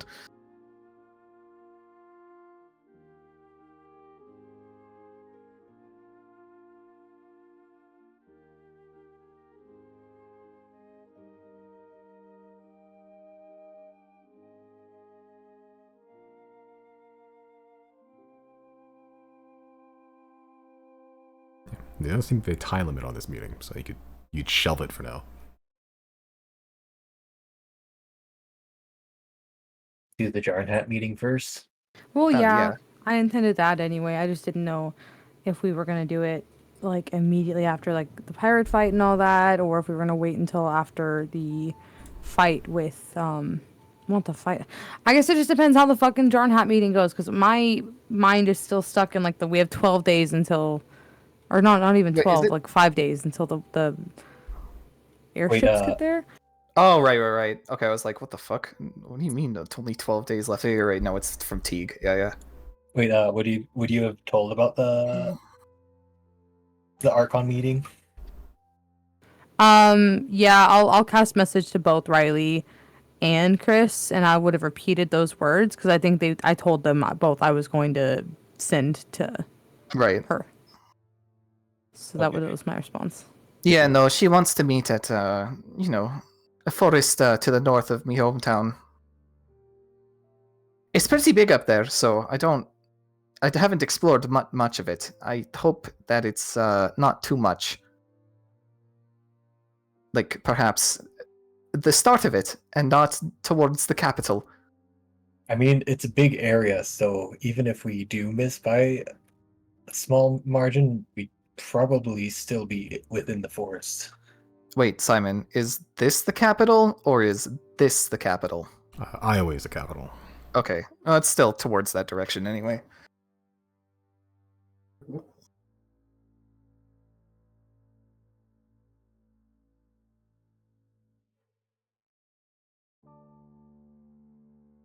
Right. Then let's establish an order. We go John Hat, then we go Pirate Fight, then we go Archon Godeafin.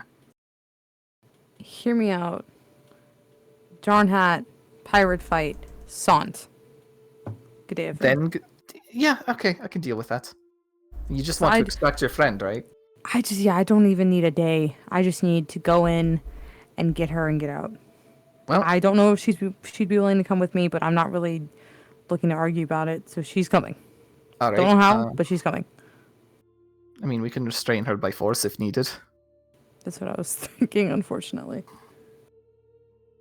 Is Tongue still up for Zia? I imagine there's still like a minute or two left.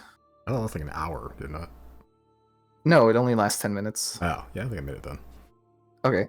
I'll turn to it and be like, right, yeah, we established we're fighting a pirate. My tongues last an hour. Yeah. Wait, it lasts an hour? Yeah. Oh. I thought it was only 10 minutes. What the fuck? Okay, sure.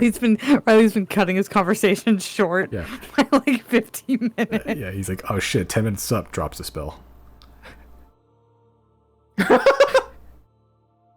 It's going longer today. Why is that? Oh, Getting a large Slurpee and drinking a fifth of it and then throwing it the rest.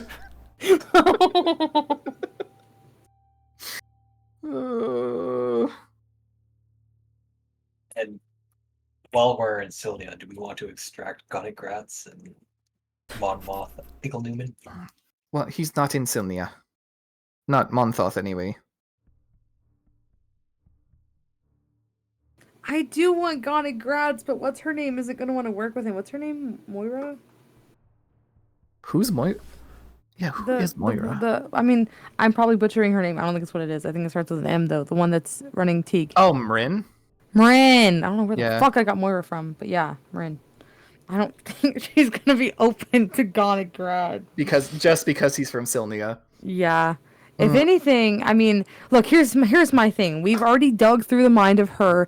I feel that he would be willing, if we're able to convince him, he'd be willing to let us dig through his mind just to ensure he does not have an undying loyalty to the fucking what are they called? I know it's Grey? Sylnia, but well, yeah, the Grey, Sylnia, but also what's the school called? Gathering Guild or something. The Academy. It's just called the Academy, right? Yeah. Yeah. Yeah.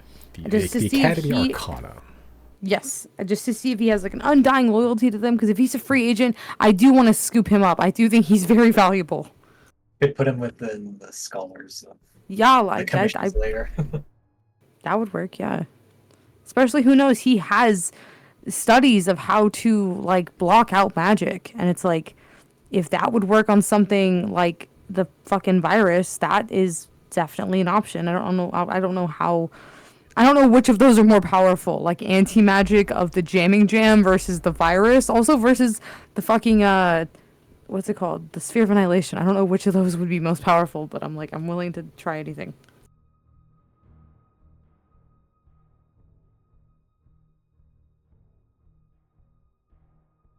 Well, sure then. We could probably try to find Gonig while we're in town. So long as we don't get destroyed by the guards again. Can we come to an agreement right now purely because we don't want to lose resources, as well as the fact that we have already tried. I do think there's value in trying to convince everyone across the board, but especially the people in Sylnia that are so blinded by progress and their president, that we are on their side and we are trying to do something good for them. So I'm asking, for the sake of preserving what little time we still have to work with, if shit pops off in the Jarn Hat meeting, can we just bounce? Yes, of course. Okay. Chris, are you down to not shoot and just leave? Yeah, we can just leave. I Unless, like, need you. I know. Look at me. I No, need you there to is shake no on unless. it. There is no No, unless. Chris, I need you to shake on it, Chris. I'm gonna spit in my hand and I'm gonna put it out to Chris. I'm gonna be like, Chris, I need you to shake on it. Last time we were in Sylnia, we had a body count that was so fucking unnecessary, and I'm not gonna take full responsibility for it. I need you to promise me that if we have the option to leave without any casualties, or without making anyone suffer pointlessly, because the people that follow Jarn Hat are blindly following a man that I think overall is pretty selfish in my opinion. I see what he's doing, I get it, but we're working towards something much bigger than he is, in my opinion.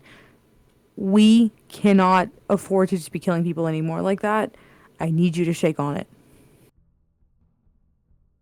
yeah, what if in the what if you or Riley both are captured and that sort of thing? I'm not going to let myself get captured again. There's no I'm- reason. I've already shown my goodwill. I'm confident in both Maya and Riley's abilities to escape. I don't think that's going to happen. In the event that it does happen, there's still non-lethal ways to go about it, which for the purpose of just continuing our story and getting what we need to get done, I'm willing to accept any actions that are taken to help us, but not at the cost of other people's lives. So if you're able to do it without summoning demons and without causing massive explosions, you have other resources that are not just fire and boom, then sure, help us. But I need you to promise me you're going to do everything in your power not to needlessly kill anybody. I mean, there's no intention to needlessly kill anyone.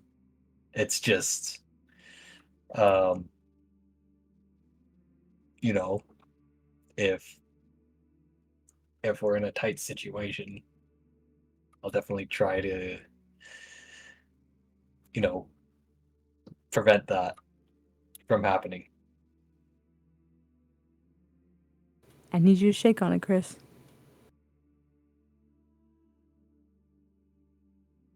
Yeah, I'll shake on it. Okay. As you shake Zero's hand, Kyle leans over to you. I think you must spit in your hand to make it official. I spit in the hand. And with a binding of both of your salivas, a spit contract has been welded.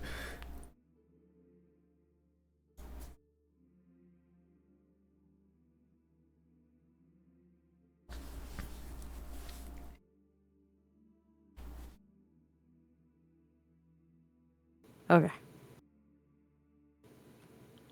Where to now? Do we go to Sylnia?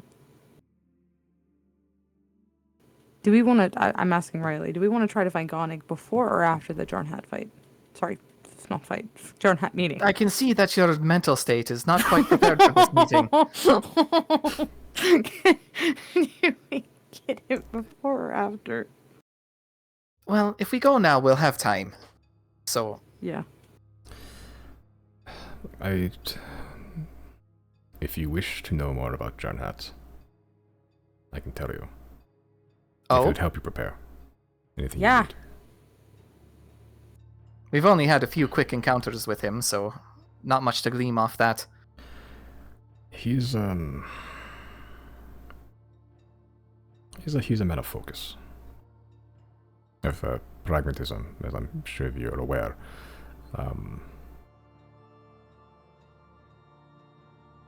Yes, he does know he's doing monstrous things. But it is my opinion that he truly believes what he says. Unlike, I'm sure, many parties you have encountered in your travels, he has much to hide, but not his agenda. At least not to people like you. To the people that exist in cities, yes, perhaps they do not wish to or need to know where their technology or their progress comes from. I believe he will, at the very least, show you the same courtesy. Of seeing as you've already, perhaps not undeservingly, been a thorn in his side. But he is a man of his word. Mostly. If he says he will do something, he will. He just may not tell you the other things he'll be doing on the side. Well, we're the same way. Yes. I can see a reality where you can ally yourself with Sylnia, and, well, on a personal level, I cannot agree with that, but at this stage of this coming apocalypse, I would understand. Listen, nobody wants us to be allied with Sylnia, not even us. The best we can do is teeth-clench teamwork. Sylnia it is a powerhouse of a nation. They are rapidly advancing. Too fast, even for the culture to keep up, I imagine. They will be a very, very powerful ally in the coming conflict. But should we all survive, they may become a very powerful enemy as well. My point is this. Be careful what you say to him. Because he is as much of a devil as there can be. He has good intentions, I believe this, but the cost of which he is willing to pay to get what he wants for truly what is good for everyone is too steep a price to pay. Anything you tell him can be ammunition used against you in the future. And I think we should maybe, before we go, think of things that we don't want him to know. Yes, I was going to suggest that actually. Good idea. He will want to know everything, and if you tell him everything, I'm sure he will tell you everything as well. But just be prepared for his involvement later on. Oh no, I'm sure he'll be involved in... I mean, he's a world leader. Of course he's going to be involved later on. I mean, in clandestine operations. He has many around the continents. I would not suggest questioning him or his ethics. He's quite set in his ways, and he will not see a reason. I have tried.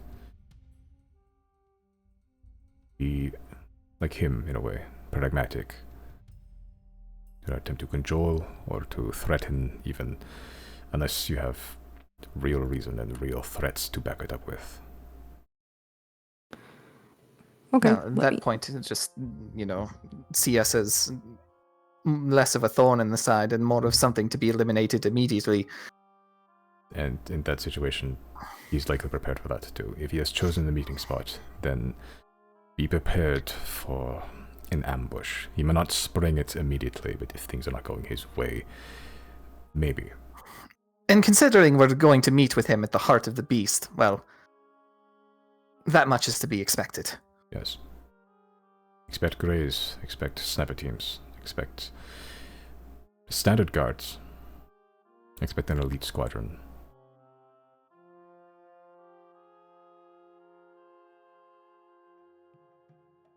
Okay, well, now that I have you here to run this idea by, and I'll also tell the boys, we had a sit down with some gods, in which I'm sure you're aware of Kef, goddess of nature and natural disasters, chaos, that kind of domain. Not the only goddess of nature, obviously, but the one that is insane.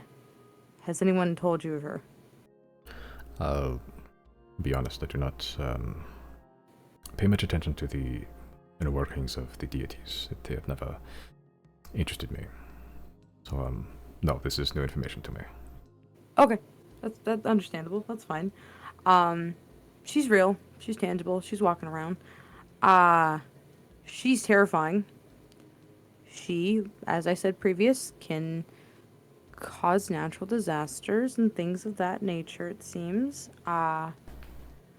And as of right now, Solnia has sent airships and boats, to my understanding, with some of their scholars aboard, with the intention of taking back Teague, specifically.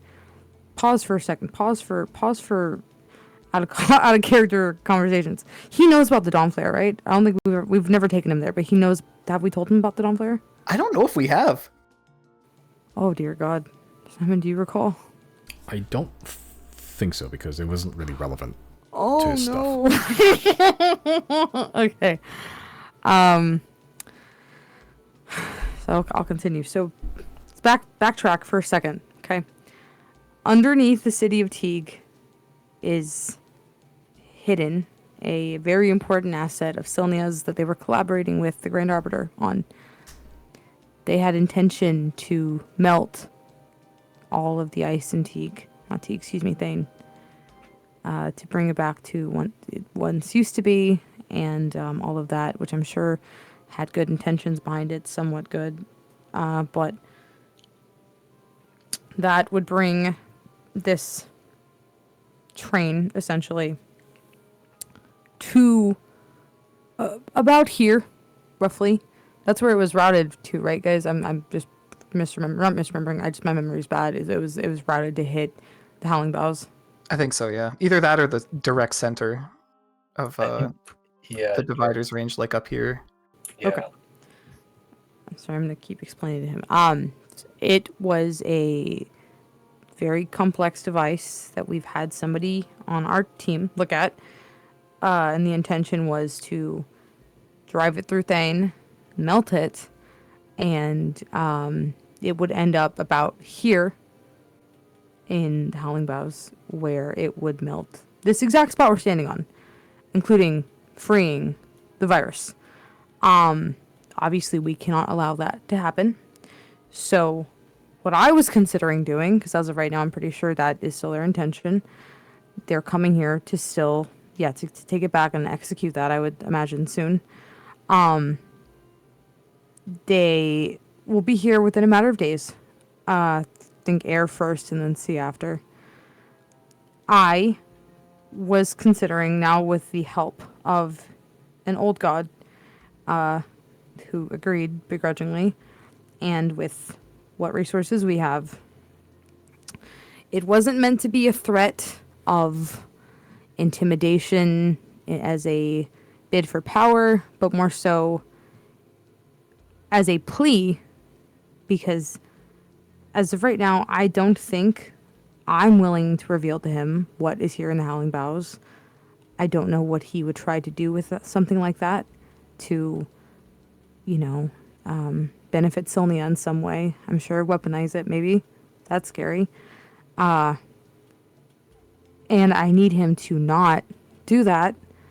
So in this meeting, my intention was to that's bad wording, but to utilize some kind of threat, not to intimidate him out of power and all that, but to convince him that this is a very bad decision, by very well-informed people. We do know what we're talking about. And I was going to tell him that if he does not recall his forces being sent over, they were going to be sunk.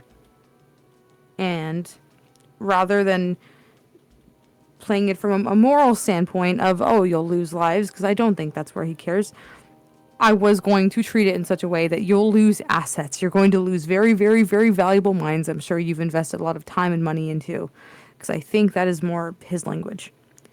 But regardless, I did not intend for this to be a threat to scare him into backing down. I just need him to chill out and try to trust us on that, because I don't want to kill all those people.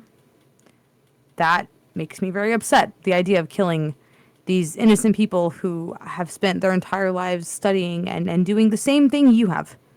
That doesn't sit right with me. But they cannot come to Teak. And they cannot have the Dawn Flare. And they cannot do what they're coming here to do. So, as somebody who knows much more about him, I'd like your thoughts on that, Raxi.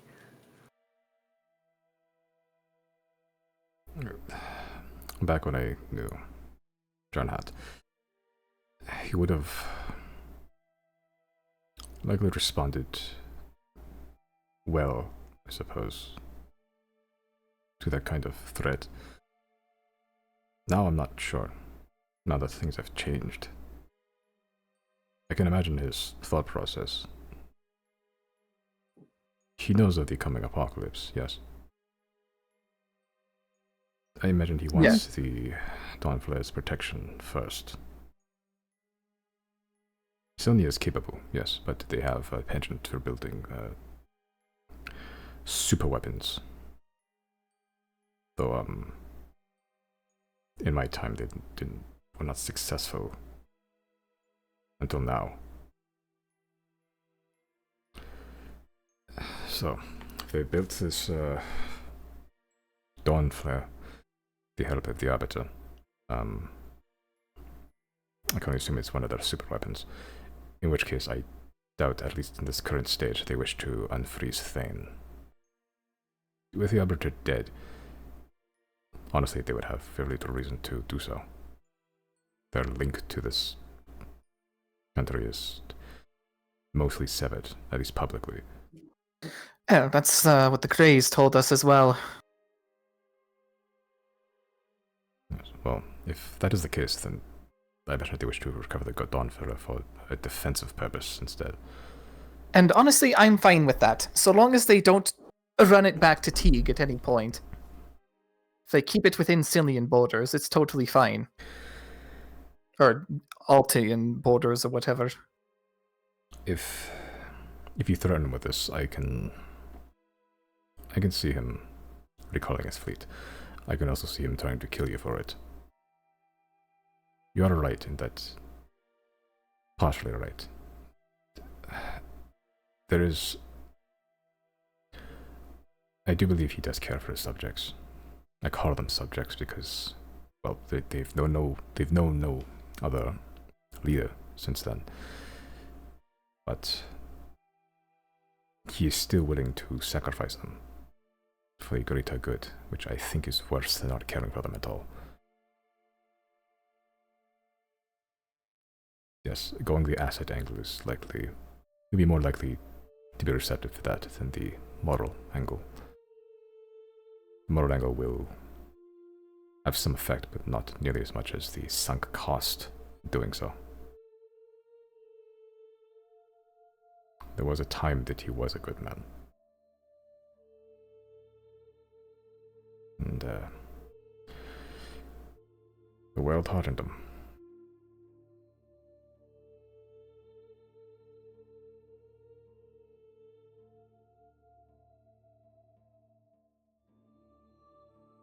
Boy, I sure am glad I wasn't on this continent 25 years ago.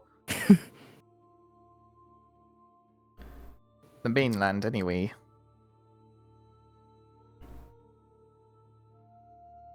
In Altus, it wasn't so bad. 25 years ago, at least. It was after the war. A newfound country. Altus was. Not newly founded, but newly independent. Oop. Hmm? Mills died? Mills died. Okay. Yeah, this Brandon just... Chris just goes catatonic and falls down into a stupor. As he does. That's Chris. Yep. Chris starts Oh, that, communing yeah, he with the just gods. does that sometimes. Chris is having tea Chris with is like Jesus. Chris is like fully having a seizure. Oh, it's you know, one time he got really fucking high off Arcanium, so it just happens. This happens so- Uncontrollable muscle spasm in the background. Rax is just like, don't know how to used to be my friend. Have y'all ever seen those memes about like people talking about like the little bit of Molly that got trapped in there? Okay, I'm not gonna misquote it. I'm not even gonna quote it. I'd be so bad at repeating it. Hold on. I'll find it.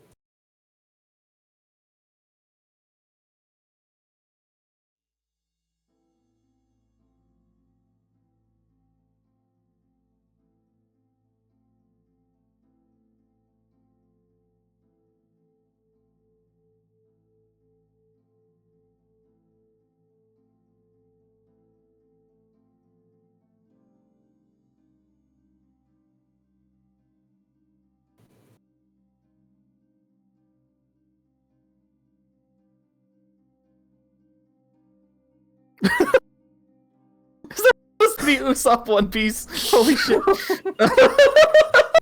bad! Oh my god! This is the most stored in your spine.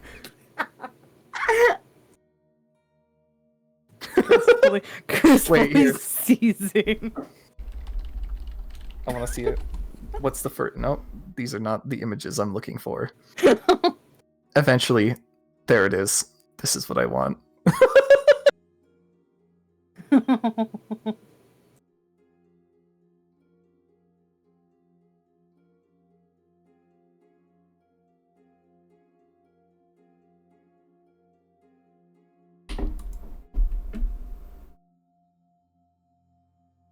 Riley, what range what's that one spell you have where you're like an illusion of you is there, but you're not physically there? I have two different versions of that. One of Jesus them Christ. is like 500 feet, and the other is like I can project across the continent. What the fuck spell is that? Where'd you get that? Project image, range 500 miles. Oh, Jesus.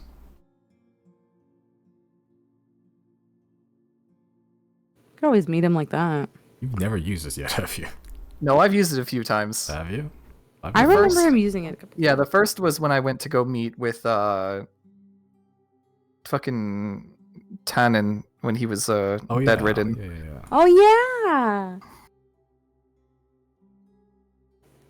Because like, if you use that today for the meeting, I feel like that would give John Hat and us some peace of mind. True. And also show that we're not trying to fight, man. We didn't come here to hurt nobody. Well, where would I have to be parked? What's 500 miles? Where on would I this have map? to be parked? You cannot be anywhere within Thane unless you want to be on the Servant, which, you Is down here. Yeah. Yeah. You could be basically anywhere as far as Nelid, maybe? Nelid. You could be as far as Obethus, more or less. Imus, even. Oh Jesus. No, Obethus. Obethus is probably the furthest city you can be in, but you can be a little further than that. Yep. Is That checks out. I can in fact be in Obethus. Is Riley able to like check in with us while he does that, or is he just completely like out of bodied until the spell's I over? have it's one or the other. I'm either understanding what's going on around me, or I'm understanding what's going on around my project image. You use a bonus action to switch between the two, actually. Yeah, but it has to be one or the other. Yeah. But for lack of a better word, his avatar can stay there at the table with him and Sylmia with Jarnhat, and then he can come back and check with us, and then go back. Yeah, Like pretty switch- much. Like switch Oh, so channels. you want to send me solo, is what you're saying? I mean, I don't want to send you solo, but I'm saying I don't know. I'm nervous because I had already had suspicions that there's gonna be an ambush waiting, and then Raxine has to say. Jarnhat could be at the point where he's not willing to negotiate anymore, and he is just ready to kill us. And I'm not Right. saying we're gonna die. I'm just saying this is. No, he's gonna try though. Yeah, he's gonna try, and it's gonna be messy.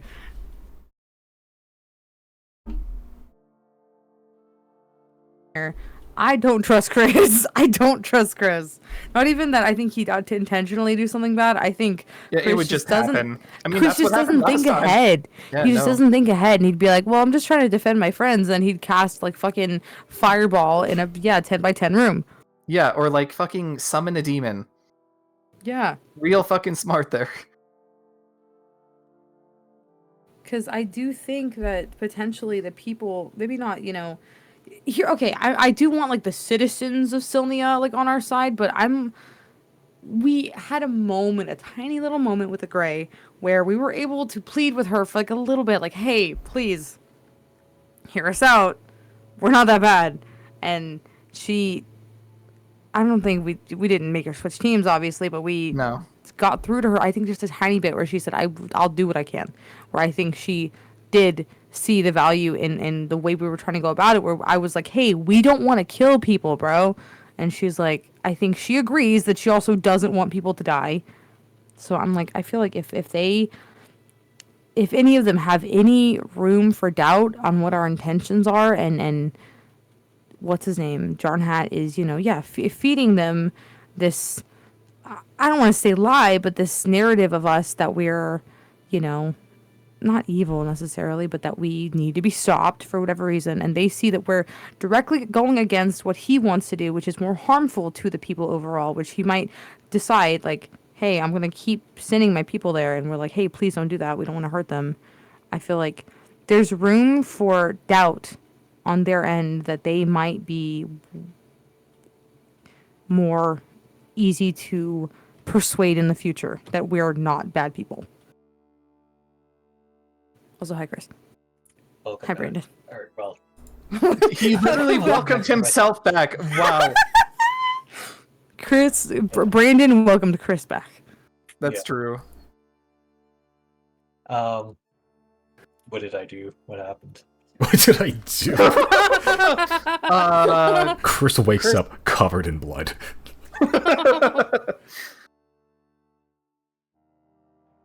He's relapsing.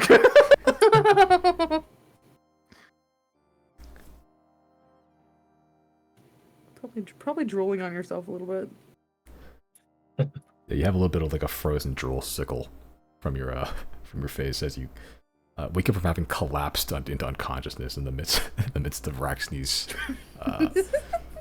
like long-winded talk about Creel Jarnat.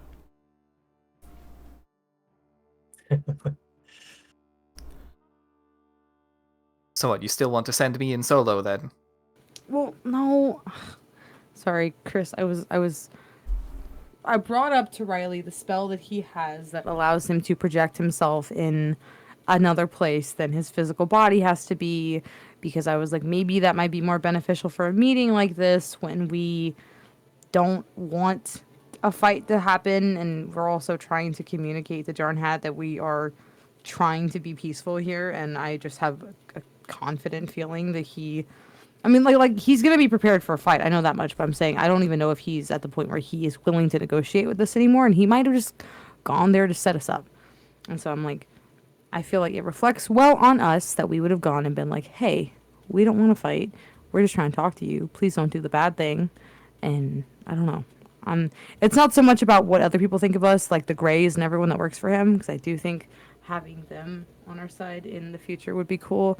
But it's more so, yeah, the possibility of casualties, the possibility of us getting hurt, that I'm like, that just seems like having a good day and then like walking in a pile of dog shit. I'm like, we don't have to deal with that. We could just choose to not deal with that.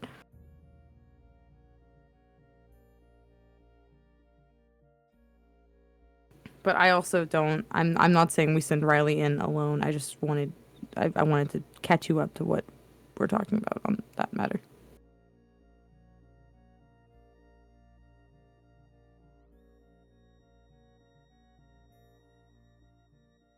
Yeah, does Riley want to go in alone?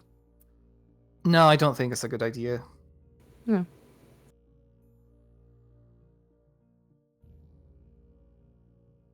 That's fine. So next question. Do we go try to hunt down Gon and Gratz before the meeting or after the meeting? I guess we have time before the meeting to do it if we wanted to. I just didn't know what y'all's game plan was. I'm good with before. I feel like the guards are probably ordered to not touch us. And the Greys will follow us around and report any anomaly. And that will probably include talking to Gratz. But that doesn't really matter, because what he decides to do is up to him. We're merely posing the option. I feel like I can get us teleported directly to his house, maybe not inside. I've seen the outside of his house, haven't I?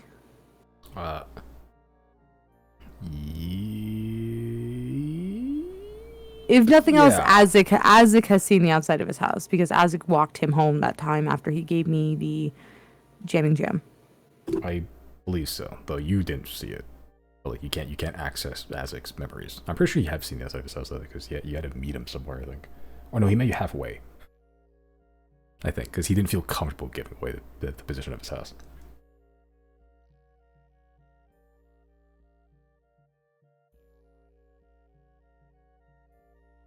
And I've scried on him on the inside of his house, right? Yes, you have seen the inside of his house, slightly. Would I be able to use that for teleportation? Technically, yeah.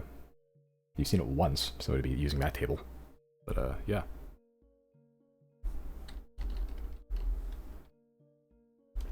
I don't know what else I'm going to use these resources for, so I'm going to scry on... What time is it right now? It's only Same as here, so like 5:30. He's probably asleep. It's gonna show up in his bedroom, like a sleep paralysis demon. Yeah, I think I'd rather show up than warn him. What do y'all think? if we do warn him that we're coming, I don't have sending anymore. I'm out of sending. I can teleport us there, but that'll be my last teleportation for the day. And actually, no. No, yeah, I will, because I got us to Nexus and I got us here. Okay, so yeah, that'll be my last teleportation for the day, and then, yeah, I don't know. Yeah, Are y'all good with? yeah, we can just show up. Okay. What do you think, Riley? Claudine, Zia. Ladies? Caesar just goes.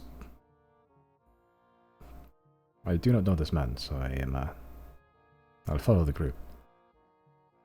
Claudia goes. I mean, I show up in people's houses unexpected all the time, so. Do we want to bring Zia? Do we want to? Oh, that's true. That's bringing Zia to the meeting. Yeah. Like, do we want to risk that?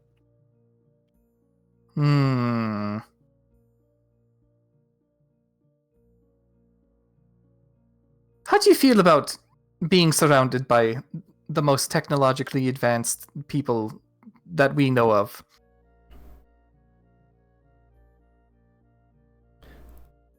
I think I would like to see it someday, though. If this is going to be a complication, then I do not wish to make things more difficult than they already are. I agree kind of with that because in the pit of my stomach, it feels really nasty, the idea of them capturing her. Yeah, I'm not okay with that either. Okay. So we can leave the girls here? Unless Claudine would like to go. Because we've already talked about it and we discussed that in the event that it does break out into a fight, we would like to just flee purely because we don't have time to scrap with them. Like, this fight isn't going to amount to us killing Jarnhat. I'm confident they have ways of just getting him the fuck out of there, and then we would just be up against a small army. So it would just be pointless killing at that point, and I don't think we should stick around for a fight, so we intended to just dip. But it could very well potentially break out into a fight, which could mean, yeah, someone gets hurt. Claudine, do you want to be there for that, or do you... He's expecting the three of you, right?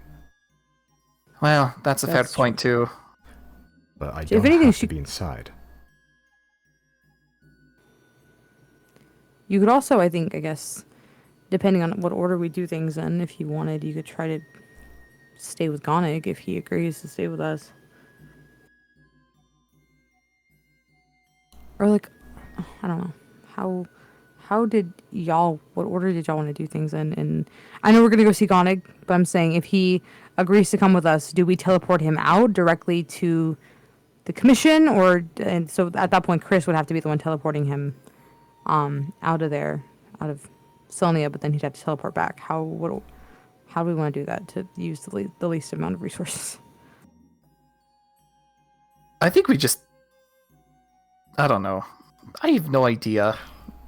Well, I kind of regret not learning how to teleport myself now. I can teleport. I have about like 4 times. Okay, so if anything, we teleport to Gonig, we make our proposal to him, depending on his answer. He can have time to pack up his things while we go speak to Jarnhat, and then potentially we have to shit the fuck out of the area that we're in, get back to Gonig by foot, and then teleport out of there back to wherever. Yeah. So it's a lot of on-foot travel, potentially on-foot travel while being chased by people with guns. And robots. They do have robots.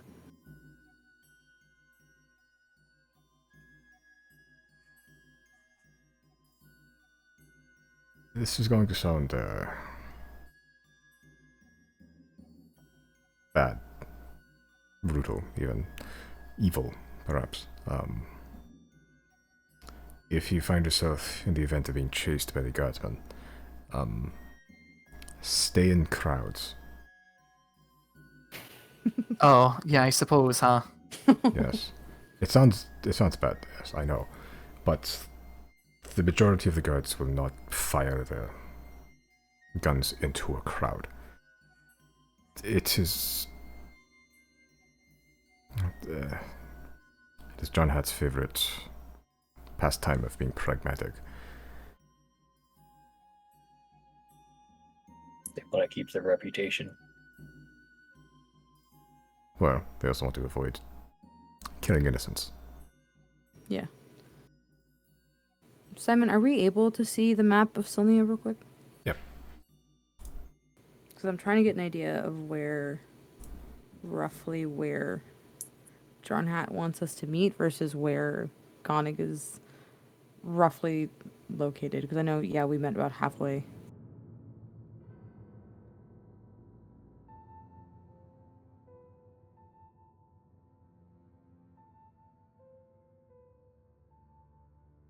Where did he tell us to come? Somewhere in the stockpile district.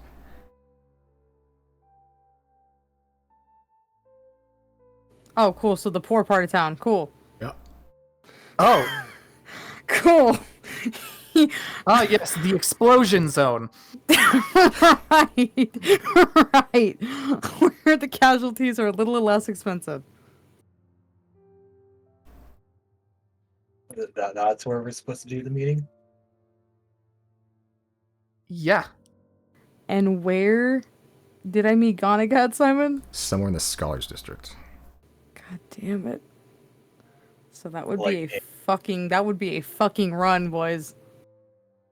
Whatever. We have teleportation. I mean, Like yeah, dimension door. Oh, okay. I was gonna say, And I that mean, as if, well, yes.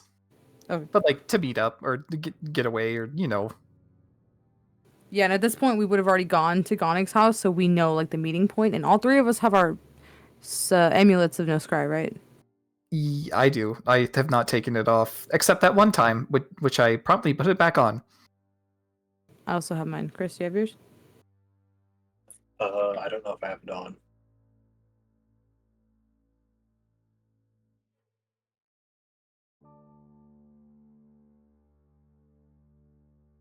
I think you did, because I think at some point in the last few sessions we discussed why we all needed to have it on. Yeah, I remember him putting it back on. With the teleportation circles and all that. Oh yeah, it was after we spoke with Narset, I think, because Chris had been like staring at the teleportation circle here in the commission's lair, and that's why I was like, Oh hey, yeah, maybe yeah, we that's should why. put the scrying ambulance back on. I use non-detection. Oh, I see. Okay. I mean, either way, now that Doc is there, they'll be fine. But are you cool with putting the amulet on for this day? Just because I don't want them to know that we are gonna reassemble at Gonic's house if we can help it. How long does it take to attune to that? An hour, which we have.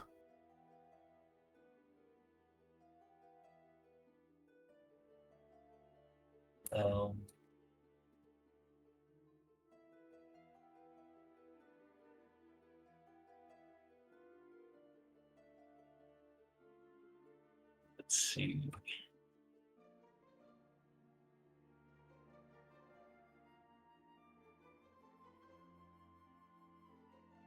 I think I'll unattune to the light of expurgation for now. Okay.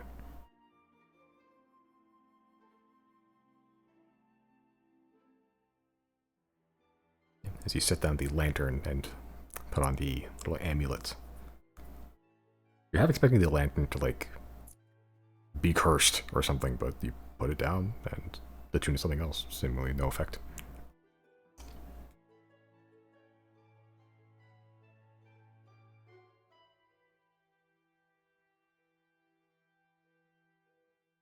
Okay, so that takes an hour. Anyone want to do anything that hour? Not particularly, no. I wanna play with what's his name, Umbra, Sure. if I may. Sure, make an animal handling check.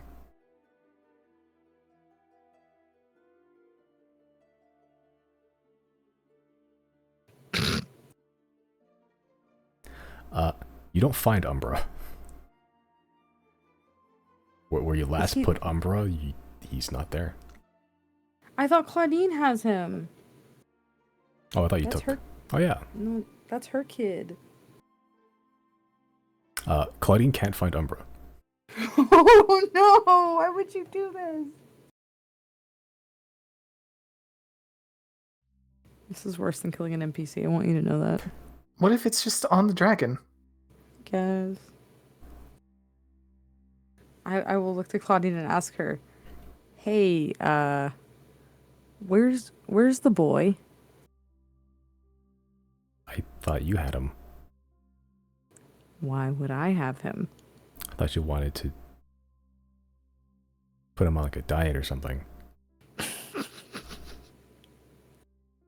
I don't have him. Where did you last see him? Somewhere in the dragon.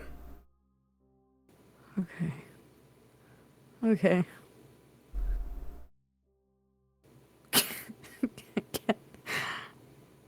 Should I save my scry for something important, or should I scry on Umbra?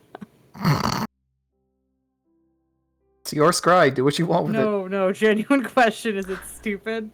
Yes, but this is Dungeons and Dragons.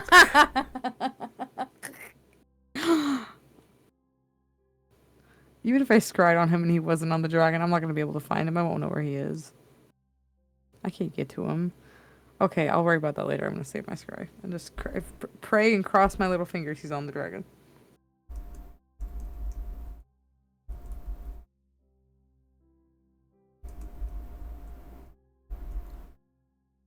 No, you know your dog is missing, but you're at work right now. That's an actually scary feeling. Don't say that. That sucks. Can you imagine, like, knowing your pet just got out of your house, but you can't leave work?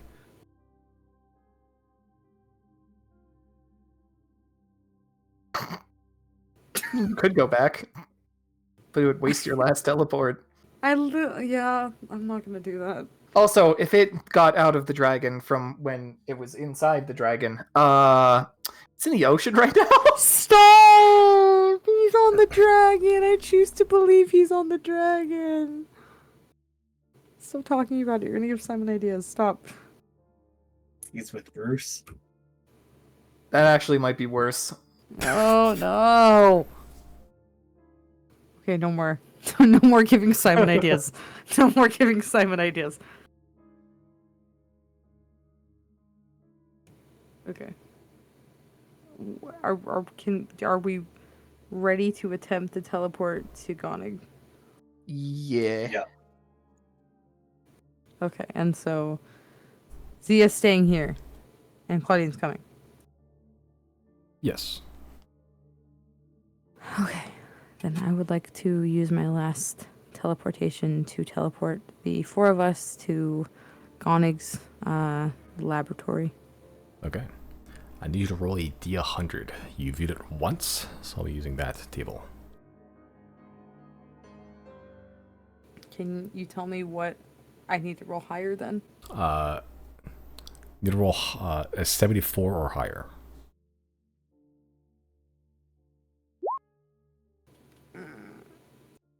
Okay.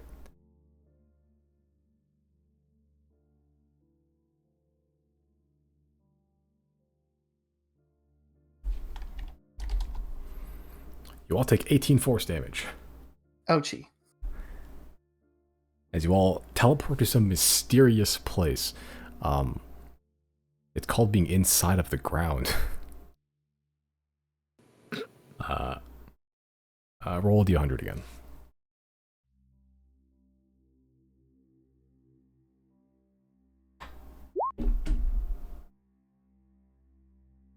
Okay.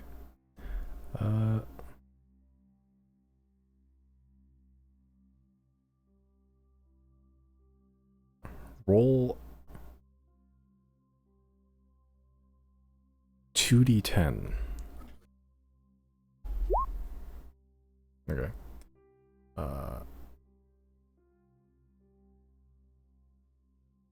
Okay, now roll a d8. I'm gonna do some measurements here. Stop.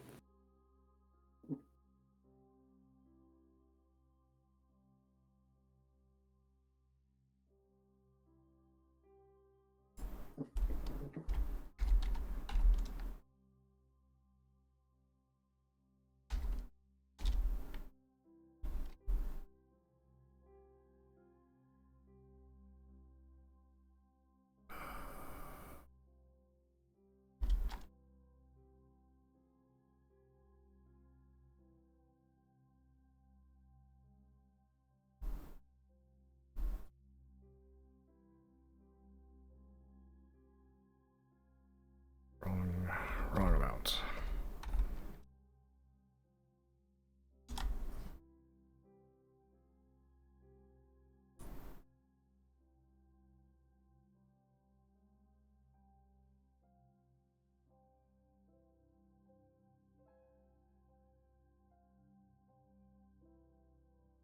Okay.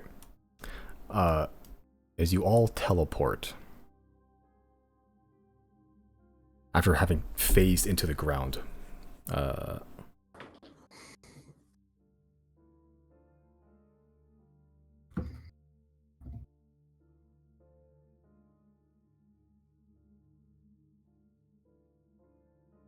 you all took 18 points of force damage, right?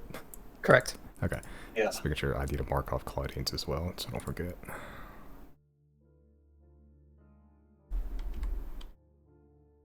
Oh boy, can't do math today.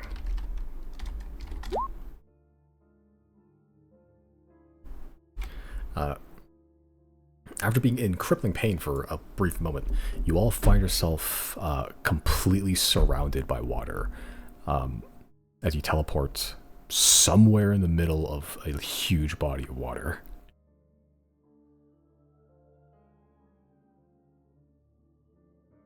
Does it look like clean water? You all inhale some, actually, as you teleport a couple feet above the water, fall for a brief moment, and it hits. You're all bedraggled, wet, and as you inhale some of the water, it tastes salty. Seems like it's like seawater. Well, this isn't a problem for me. So we are a bit off course. What happened? I don't know. I've only seen it once. Do we see any land?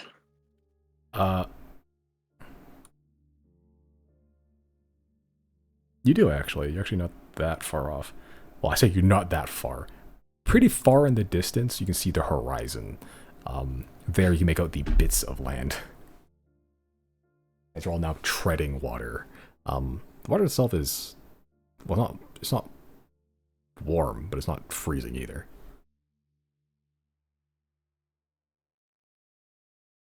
Shall I make an attempt? Yes.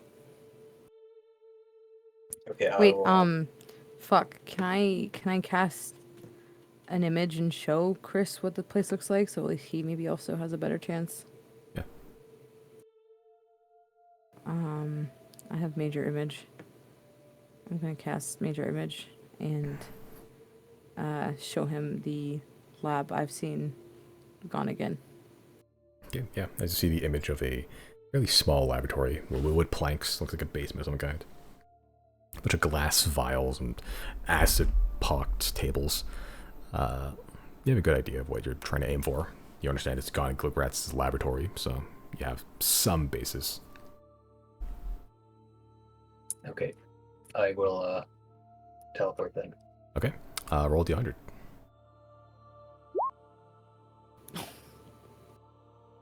Oh, thank God. Okay.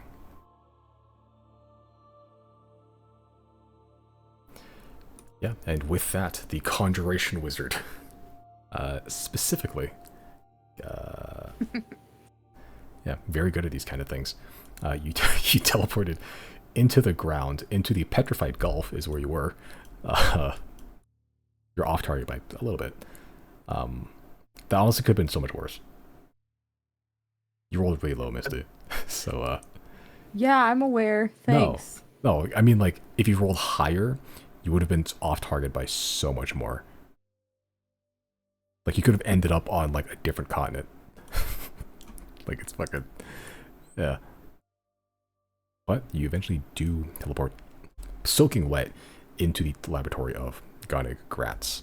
It definitely looks like a basement, and you're immediately... There's enough room for all four of you. Fairly comfortably-ish. The whole room itself is probably maybe like... Yeah, like 20, 25 feet long, probably about 15 feet wide. Decent-sized basement, and you can already smell the acrid scent of like acids and chemicals, sulfur. There's like a small, like it's almost like IV drip vial that's like dripping a really clear liquid, like drop by drop, like 2 drops, like every 10 seconds into this beaker of a purple liquid. A lot of chemistry happening down here. You hear like some liquids bubbling despite there's no burner on them at all. They just seem to be evaporating just due to the temperature of the air. And all these tools just lining the walls. These little eyedroppers, these little pipettes, beakers, glasses, and vests, goggles, safety gear. Yeah, the signs of a working alchemist.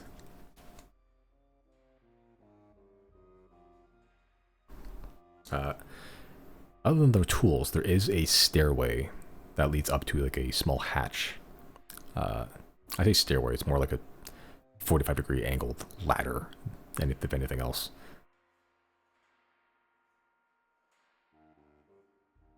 Gothic Grads isn't in here. You seem to be all by your lonesome, though you are kind of soaking his floorboards right now.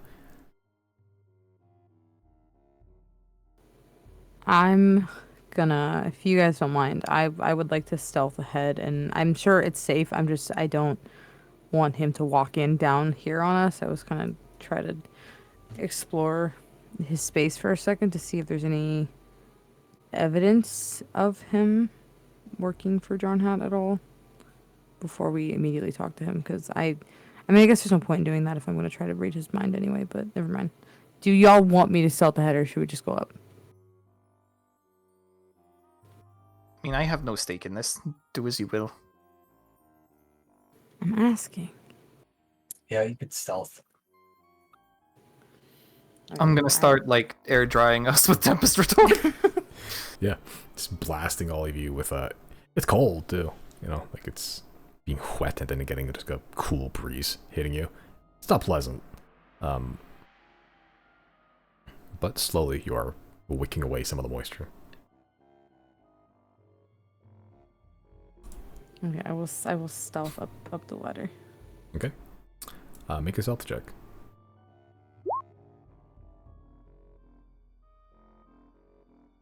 Okay. You stealth up the ladder and try the hatch. It's locked. Is there a lock on the inside?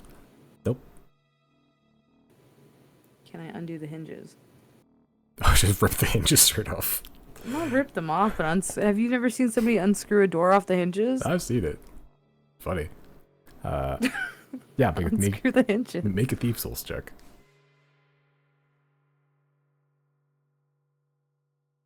I'm a rogue in real life. That's true. The hinges are still on the other side, but it's definitely more accessible than the lock, which is completely on the other side. You can barely see the hinges through a like 1/64th inch gap in the hatch itself. And using the thinnest tools you have, slowly over the course of like 5-10 minutes or so, work out the pins of the hinges of each hinge. Anyone else want to do anything in this 10 minutes? Just chilling, blow dry. Just drying off. Yeah, I guess just kind of... Or I guess I might investigate in here, see if I see anything of interest. Sure. Make an investigation check.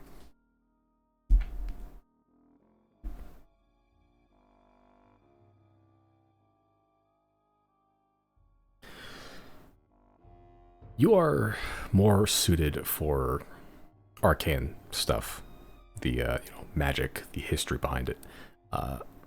Alchemy, you've dabbled, but not really. This is not really your forte. Hard to tell what most of the stuff is, honestly.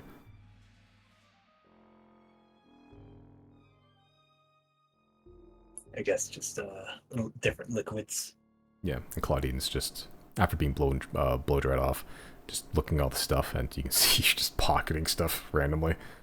Anything that's sealed, just like taking off the shelf and just putting in her jacket.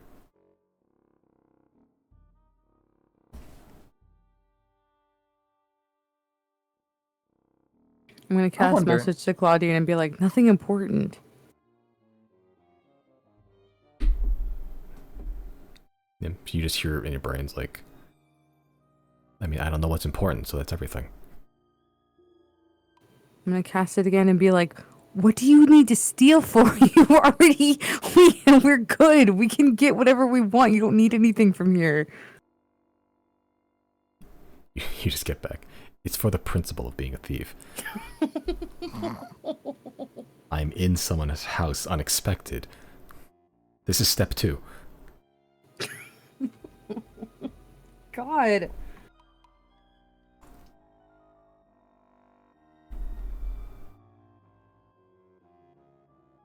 Okay, but after the 10 minutes are up, the hinges come off as the hatch reverses in the opposite direction.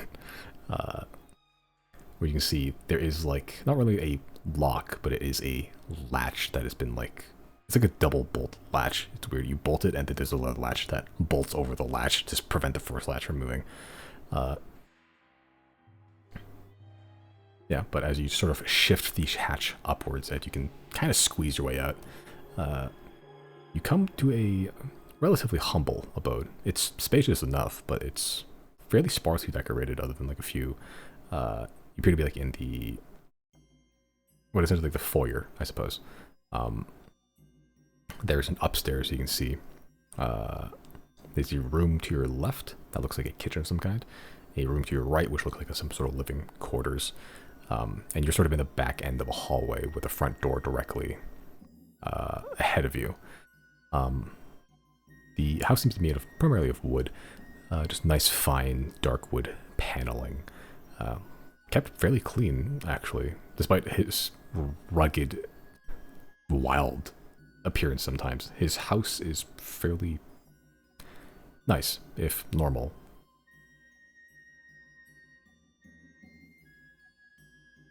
Is there a coat rack?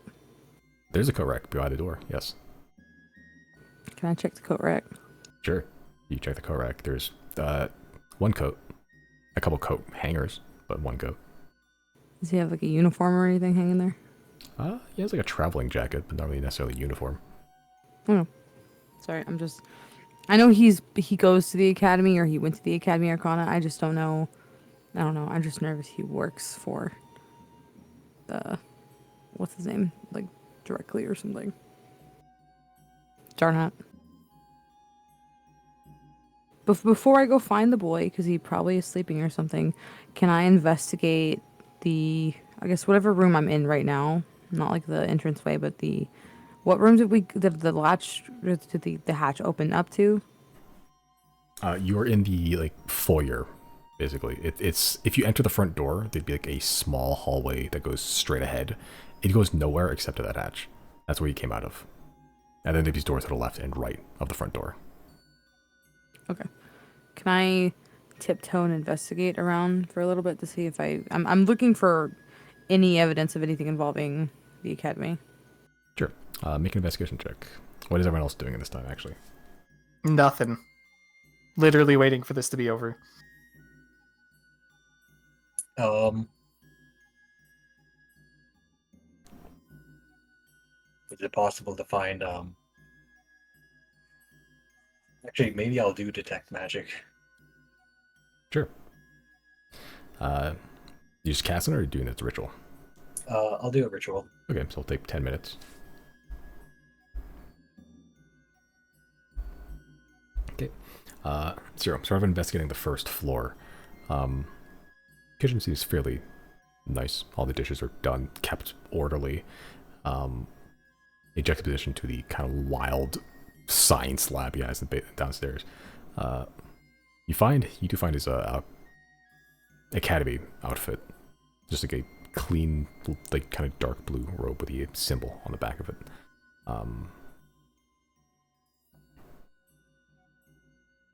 Yeah, but that's kind of like slumped over, like a kind of like a wool couch. Is that just like standard uniform type of thing? Looks like a standard uniform. You've seen a bunch of other people wearing this around the town.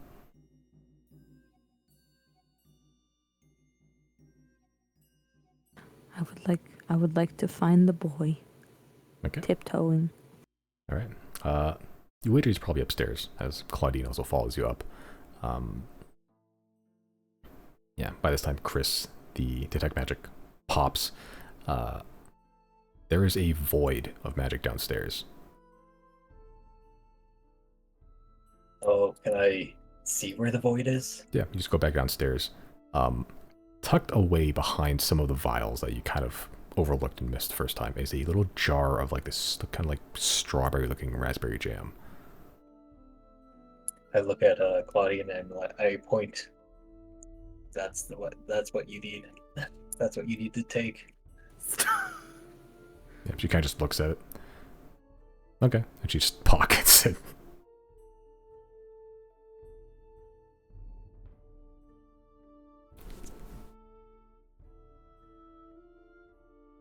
Okay, but Zero, as you head upwards, just like, yeah, at least like a small landing where it kind of separates into a smaller upstairs area, not quite as expansive as the bottom floor.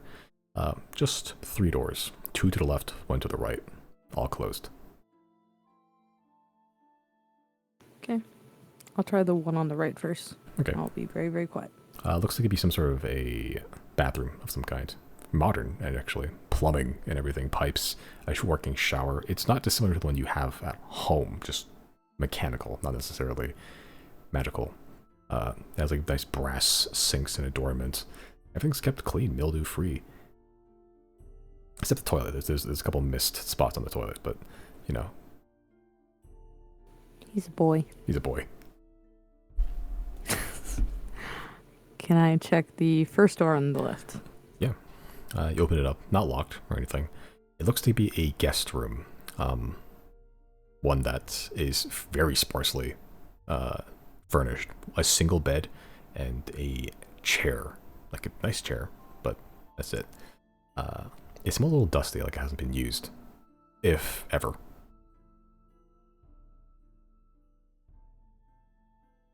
Okay. Then I will do the second left door. Very, very quietly.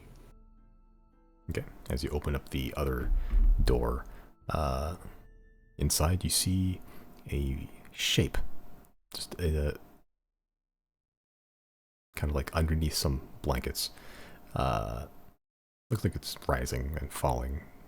Telltale signs of someone being asleep. I would like to investigate this room quietly and see if there's anything of note. Sure, make an investigation check.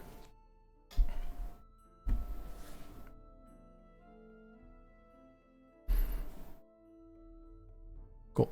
As you investigate this room, just looking for anything. The bed itself is kind of like a very standard bed, like a red kind of sheet cover over it. You can see Gonic there.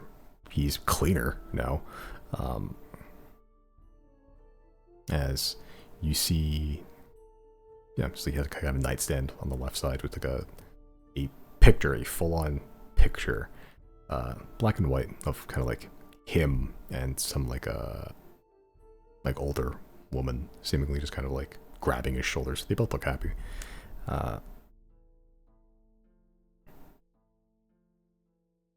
There is a shape on the ceiling. We wouldn't have noticed it had you not have dark vision. But as you look up, it's a gray blob, kind of like affixed to the ceiling. Oh my fucking god. I'm gonna freeze in place. And I'm gonna cast message to Riley. Is it a familiar gray blob? It looks a little blurry. I'm gonna cast message to Riley, and I'm gonna say gray blob in the bedroom. So they know that we have contact with him. That makes things easier, ironically.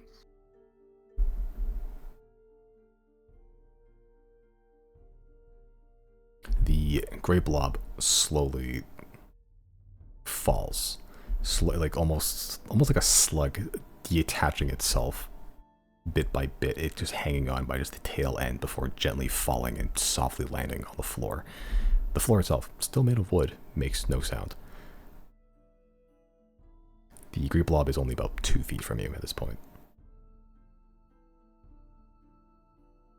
I'm gonna cast message to the gray blob, and I'm just going to say, are you here for us, or are you here for him? You kind of just hear back. Both, it seems.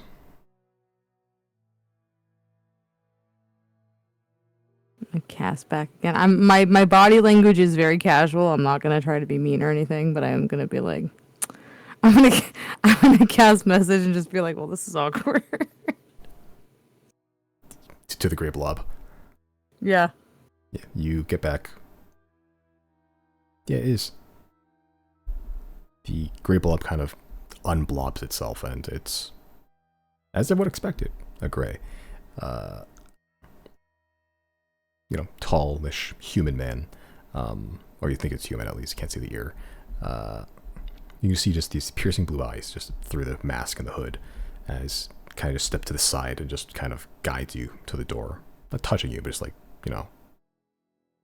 almost like body language going this way. Guiding me to the door, like to leave the room? Yes.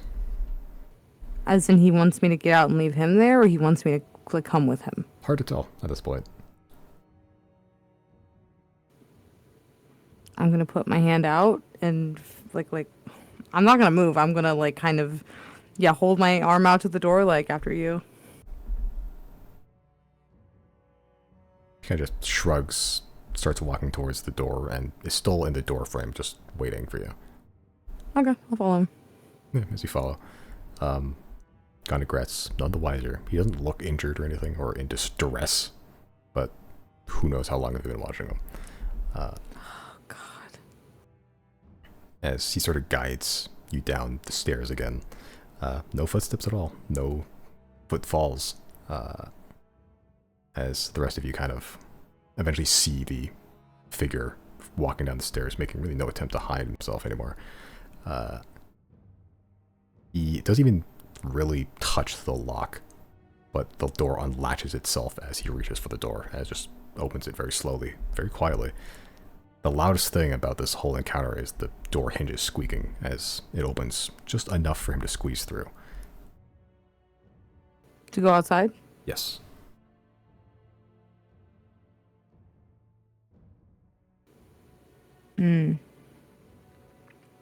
I'm going to cast message to him before he goes outside. I'm going to say, nope, right here. The head pops through again. The message going back in your brain. This was not the determined meeting spot. I'll cast it again and be like, well, we weren't ready for the meeting yet. Thought he might tell us when he's ready. So we were gonna meet up with him later. Figured he might be sleeping.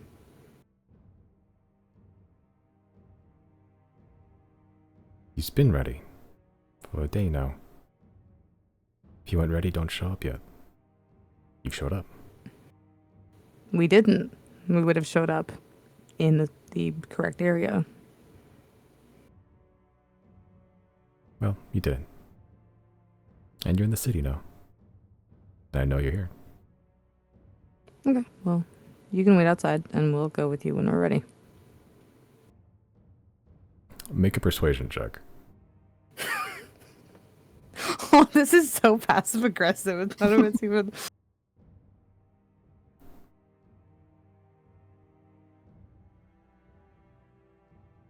He sure just goes, okay. And he walks in. just closes the door behind him as he's now he's joined the group. Yeah. Well, Zero, this is your prerogative, so... What do you mean? What do you mean, what do I mean? To be here for Gonig? Yeah. I guess. Okay. I'm gonna... If I start walking back towards Gonig's room, does the Gray follow me, or does he stay with the party? Oh, he follows you. I'm gonna stop in my tracks, and I'm gonna turn to the blob and just be like, what, no privacy? No. Okay.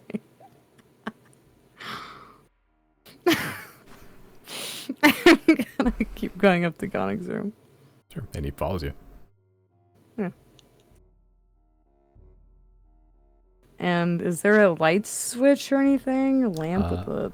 There is a light switch, actually. This is a pretty modern house, actually. It has light switch, electricity, light bulbs, and everything. I'm gonna actively say as I go to reach for the light switch, wow, y'all are fancy here in Selnia, and I'm gonna flip the switch. Yeah, the Grey doesn't respond, but as you flip the switch, Godig sort of stirs a bit and rises and sees, well, he sees you, actually. Just you.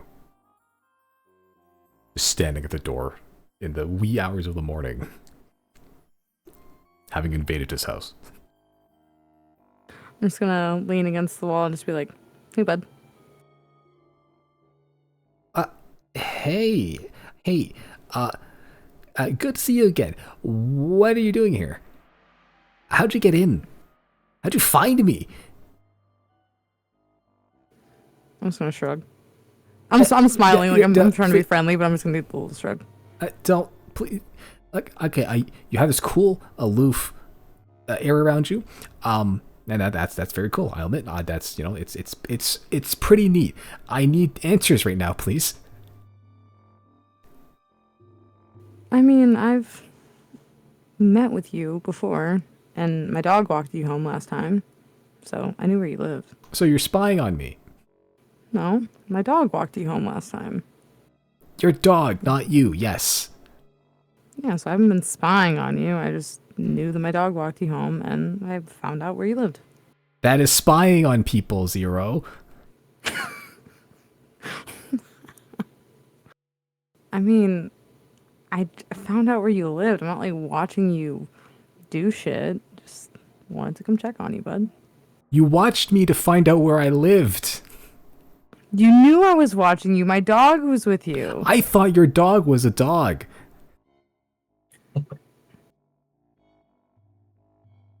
Wasn't Isaac a hellhound by then? Yeah. You thought my hellhound was just a dog? Yes. I'm not like, you know, a strange, weird, powerful dog. I did not realize that he would be transmitting everything that he was seeing to you. To change things? A little, yeah. Are you mad? Yes. I'm sorry. Make a persuasion check. Oh, God.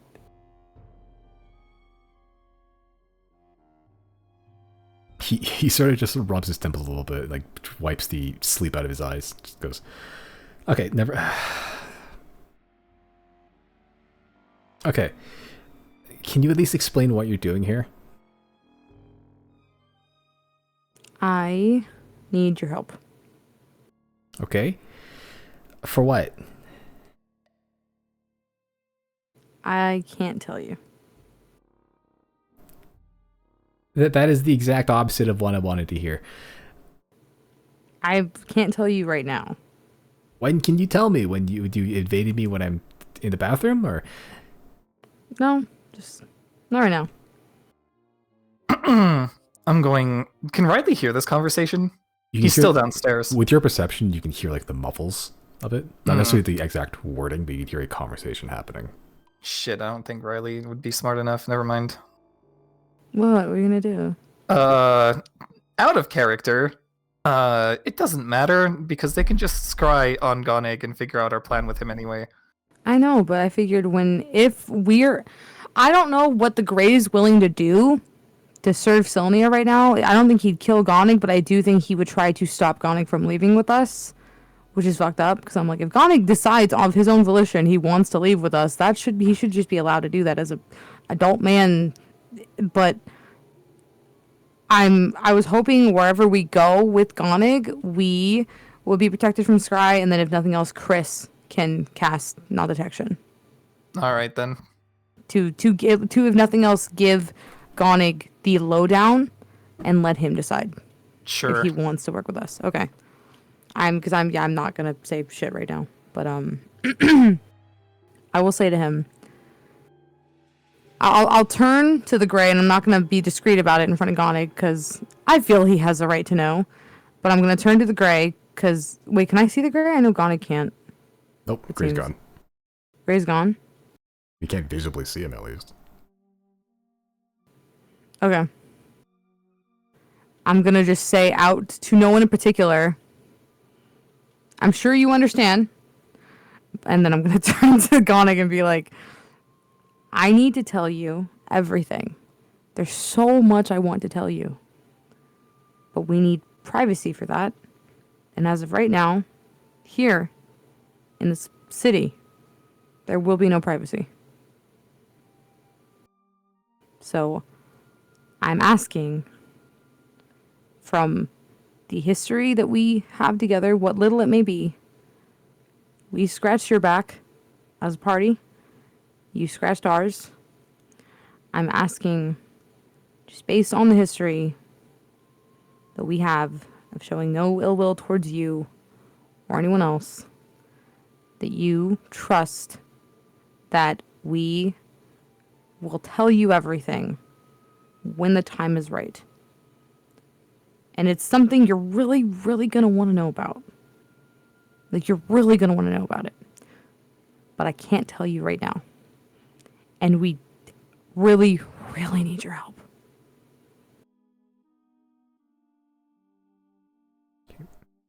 Make one final persuasion check.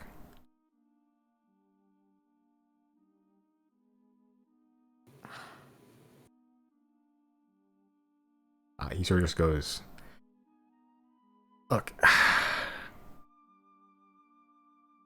I mean, you live a pretty hectic life, I think. And yeah, you seem like cool people, but and frankly, I'm more than a little afraid right now. But anything you'd like to tell me, you can tell me now in the comfort of my own home, if it's that important. Otherwise, I would like you to leave, if that's not too much trouble.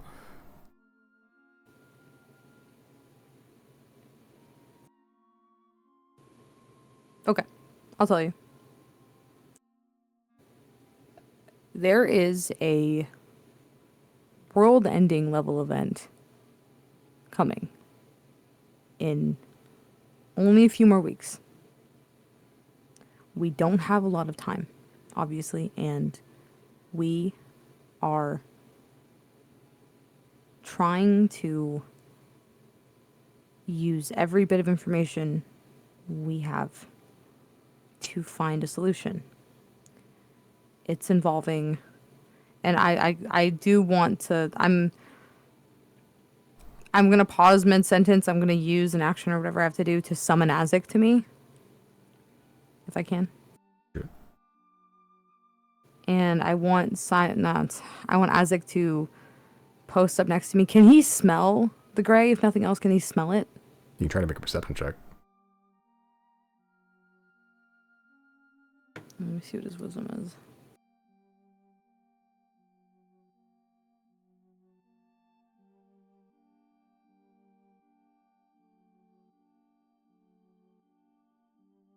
That is a +1, okay.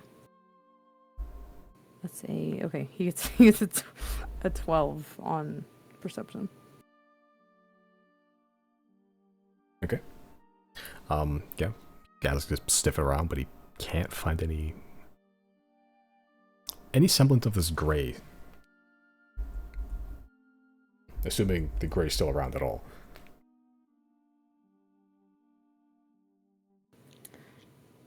There is a mass extinction level event coming.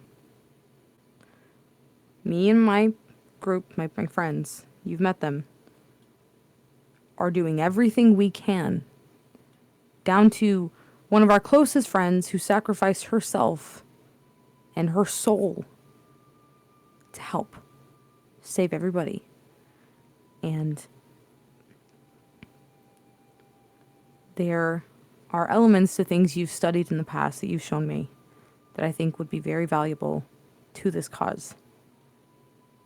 I'm not hiding anything from you. I have no ulterior motive. But to speak about it in Sylnia right now is complicated. And we are being watched. And there's no privacy. And while the people watching may not be the enemy, we still cannot afford for anything to go wrong. What you do is very important. What you study is very important. And I think you would be very helpful to this. And it would benefit everybody, including, I would say, especially Sylnia. There's no conflict of interest here. It is just for the people. I'm asking as a friend and as an ally that you've been to us in the past to please just give us a chance to explain it to you on at a different location.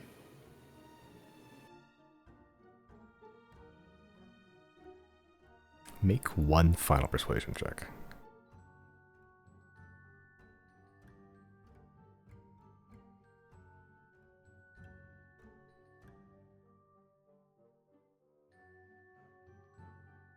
Decent.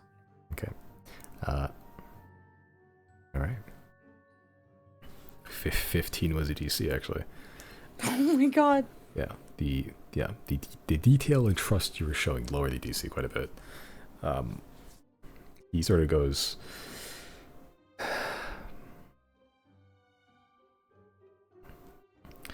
all right, fine. He sort of like puts on his spectacles that like enlarge in his face. Sort of goes, so what do you want me to do? Like just wait here for your arrival? Again? Want me to get ready? I'm gonna cast message to Riley, and I'm gonna tell him to come up here. All right, Riley will acquiesce. Yeah, as Riley goes up. What's up? Oh, Koenig agreed to hear us out at a different location. Probably not.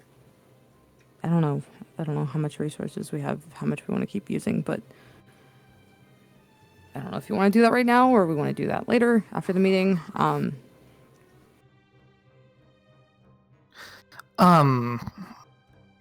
To be honest, I don't know how much it matters, given he doesn't have any sort of anti-scry stuff.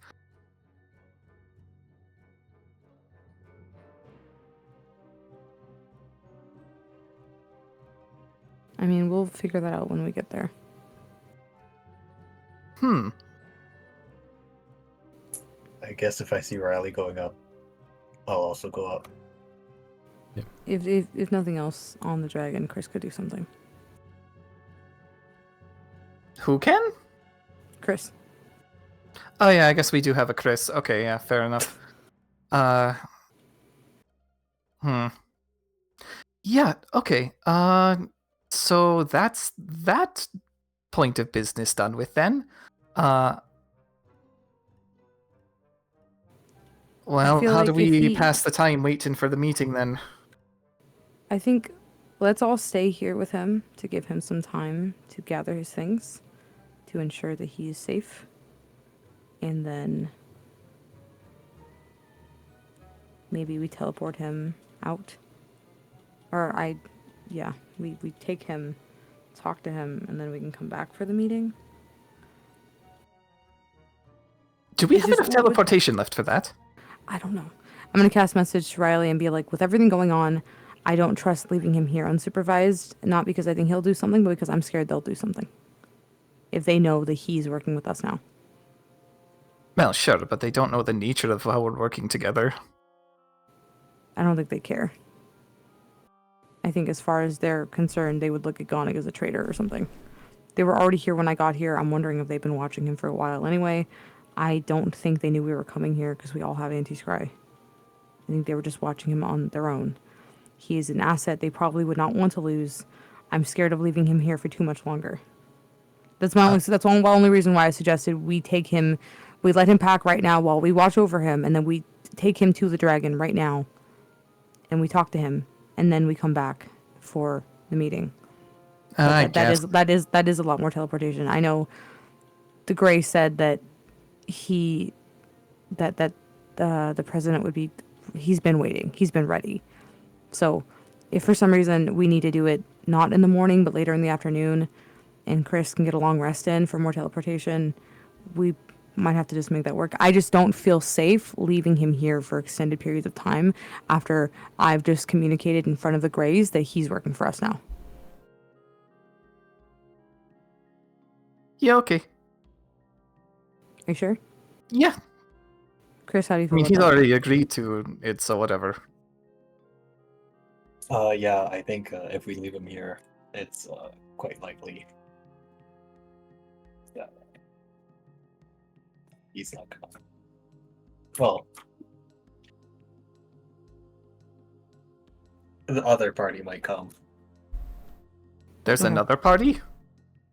I'm talking about the Grays. Oh. I'm going to cast message to Gonig, and I'm going to tell him, pack up quickly. Yeah, he sort of just... He doesn't rush, but he sort of pauses for a bit. Just looks around to stuff, and despite saying pack up quickly, he does not pack up very quick. I'm going to follow him around. I'm not good at perception. Riley's here and he's good at perception. I want to be a human shield for Gonig. I want to pass in front of the windows in front of Gonig. Ready to dive at a moment's notice. Yes. Yeah, he does speed up a little, seeing you being so aggro about everything now. But yeah, he gets dressed and everything. He packs up like the bare essentials, like extra set of clothes, his spare glasses, stuff like that. Takes him about 5 minutes or so to get like the barest amount of stuff. And he gets like a small briefcase of general amenities, packing a toothbrush and everything too. Yeah, and you sort of just, puts on like some light travel gear. It just goes, all right, now what? I'm going to turn to Chris. Uh, Do you want to get us to probably just... I mean, I'll cast message. I'll say we can take him to the commission. I was thinking the dragon, whatever, however you want to do it. Either way, as soon as we land, wherever we go, we're going to need to put up non-detection or whatever it's called. let me just see the spell for a second.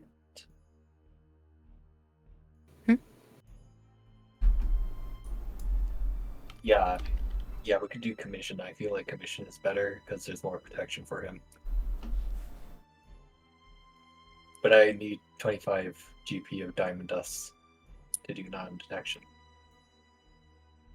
Listen, I need this mine in case of an emergency. Infection, anything of that sort. Can I buy you Should some probably more? just ring that bell.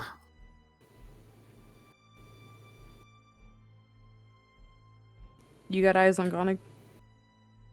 Well, of course.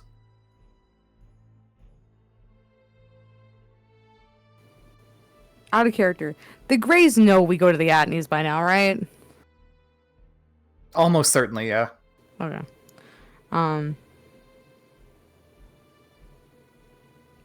Sure. I'll ring the bell. And I'm going to leave Azek standing in front of the curtains, so if anything passes over him, it'll be a challenge at least, hopefully. I'll put a faithful hound there too. Sure, double dogs, one of them invisible. But double dogs be a solid SoundCloud rapper name, not gonna lie. Okay. But you just quickly pop into the Annie to buy some diamond dust. Yeah, like I run in with coin in hand and I just slam it on the counter and I'm like 25 GP. Diamond dust. Yeah. Orville gets to welcome before you show up and goes slamming stuff, and seeing you in a hurry and a huff, silently runs towards the back, grabs diamond dust, and literally tosses it to you. Just expecting that the coin is good, you know? I'll take the diamond dust and I'll turn and run. Think of visiting the bullet, and he rattles off the last bit as you leave. Literally a 30-second encounter. Should have a self-checkout at this point. And Riley didn't notice anything? In those 30 seconds? Not really. Yeah, alright. I don't know, man. Maybe I'm overreacting, but I really think I don't think it's news to them that we work with Gonig, but I think the idea that we came to take him would immediately put a target on his back, and I'm so scared they're gonna snipe him from the window. I'm so scared. I pop out of the curtains and I like toss it to Chris immediately. Is that for teleportation or That's spray? for non-detection. Okay. Yeah. You just teleportation circle back to the dragon. It doesn't matter that they see it because we set up a fucking defense system for this very purpose. Oh, I don't have teleportation circle prepared. Oh, never mind. But That costs I was money. thinking a mission. If he casts, okay, how does non-detection work? Does it like work on a specific person, and like if we teleported, it would stay with him the whole time? A willing creature or a place or an object no longer than 10 feet in any dimension. For 8 For how hours. long? For 8 hours. Okay. Because even after we get to the commission's lair, we're gonna have to figure out how to keep them from scrying on Gonig. Because they're going... I really don't doubt at this point that they have scryed on Chris or whoever. I don't know if I've ever been down there without a amulet of protection from scrying, but I'm confident they've probably seen the teleportation circle by now. I'm not worried about them showing up. I'm more worried about them just actively watching Gonig and scrying on what we're doing there. So I'm saying, should I worry about getting him an amulet too later? Yeah, probably later. But for Okay. now, I could just put it on him. And we can bounce. All right, Autobots roll out. I will cast non-detection on Gonic Grouts. Okay. As you touch him and the wave of anonymity washes over him, he is no longer capable of being scryed on.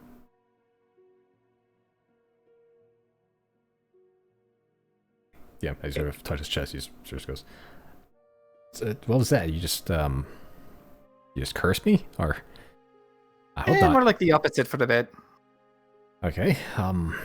So now what? Where do we? How far is this trip? I only packed for like a day. Yeah. Do you have a coat? I have one for general travel. Yeah. Let's get the rain out. Given the nature of this, it's very possible that once you understand the terms, you might not want to help anyway. We'll see. I'm gonna dig the mammoth fur out of my bag of holding and I'm gonna wrap it around Gonig. I mean, it seems excessive. It's not like we're going to Thane or something. You're gonna be the smartest. Oh, you took me to like a think tank or something? That's okay. That's a little cooler, I guess. I mean, yeah. Sure, yeah.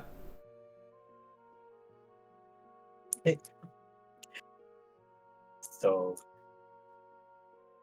I guess I'll bring you there. I think do we all want to go or just Gonig? We're all going, right? To tell him? I have no reason to stay in this house. Yeah, let's go. Let's make sure our fourth is around, yeah? Fourth. Yeah. Claudine crawls out from under the bed. Okay, vision confirmed. Let's get going. Like a spider. Somehow she weaseled her way in there. Yeah, as you all teleport.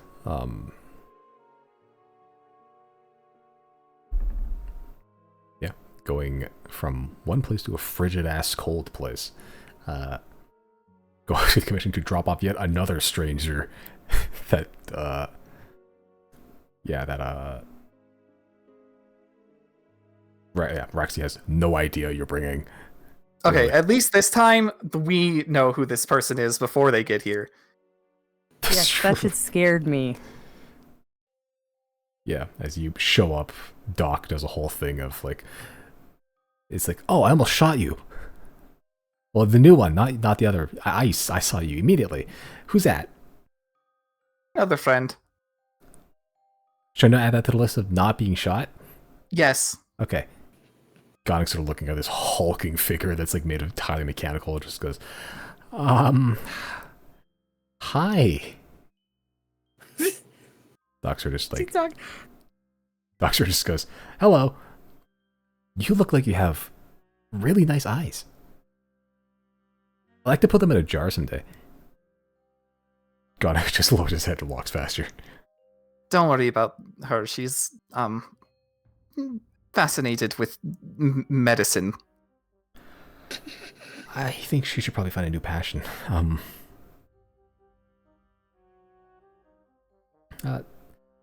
Yeah. Where are we? Why is it so icy? Okay, so yeah, we're in Thane. I was joking. Yeah, we had to kind of hold in our laughter for that one. This is in fact Thane. So you see that thing over there? Points at the dragon. That's part 1 of the world ends. We're trying to understand it so that it doesn't end. What do you want me for? I'm just an alchemist. I study like relics and like I like history, but like I don't do apocalypses. We need your skills. What Well, Zero, skills? This was your idea. You do anti-magic. Once, yeah, I barely kind of understood it. I didn't even actually take it with me. Now thinking about it, I didn't have time. Claudine sort of like I look at Claudine. slowly pulls out I the look at strawberry. Claudine. Slowly pulls out the strawberry jar. Gonic sort of looks at Claudine holding the jamming jam. He sort of just goes, "And who are you?" Oh, thank you, by the way. And just like takes the jar. For the record, I didn't tell her to do that. She did that on her own. Whoopsie. Get it, Gonic with the jamming jam in hand. So what? I mean, I don't have the tools to really replicate any of this right now here, right? So he's looking around, kind of spots Rax. He's just looking at you all like, what the fuck have you done? We can worry about that later. Gonic, is it cool if I read your mind? I mean, no, but I don't think you're gonna give me a choice now, are you? No, I'm asking. Yeah, we I ask feel- before we do that around these parts. Yeah. Please, it's not because I don't trust you. It's because of your place of origin, which is not your fault. There is a conflict of interest, and that's why we had to leave as quickly as we did, because I was scared that Sylnia was going to kill you. Why would they now that- kill me? I'm just a scholar. Just an alchemist. Why were they watching you on your bedroom ceiling? What do you mean they were watching me? How? Who?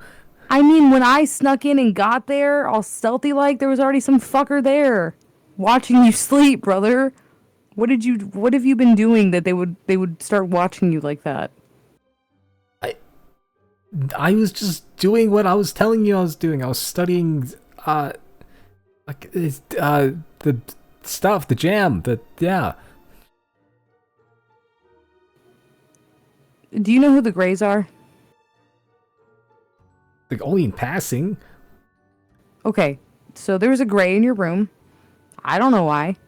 I asked him if he was there for me or you. He said, I guess both. So I think he was just there watching you. Maybe it's because you worked with us in the past. I don't know. Either way, I felt your experience and knowledge, what you bring to the table, valuable. I'm not saying you're going to do this single-handedly. We have obviously a team of people here. There's people from... I don't know where Raxney's from. Don't ask me. Raxney's from Sylnia, right? Out of character? Yeah, I think he is. Well, he knew John had, so that's a start. There's Raxney, who has a history with Jarnhat and the Academy. And then we have scholars from Narset, of all places. We got into Narset. Can you believe it? That's how serious this is. Gonig, are you following? We got Robot. Chris, they have a name. We got robots. I want strawberry. Why is it always Brandon? It's always Brandon. It says.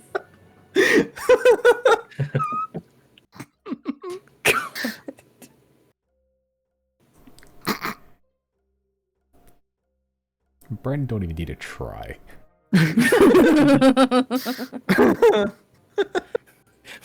God, robot.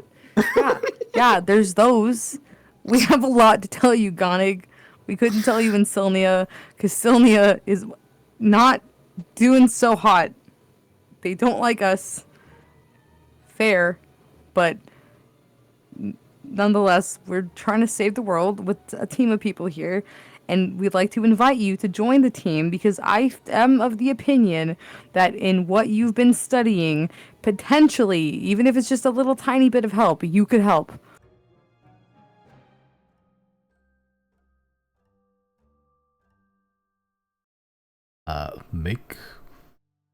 Make another persuasion check.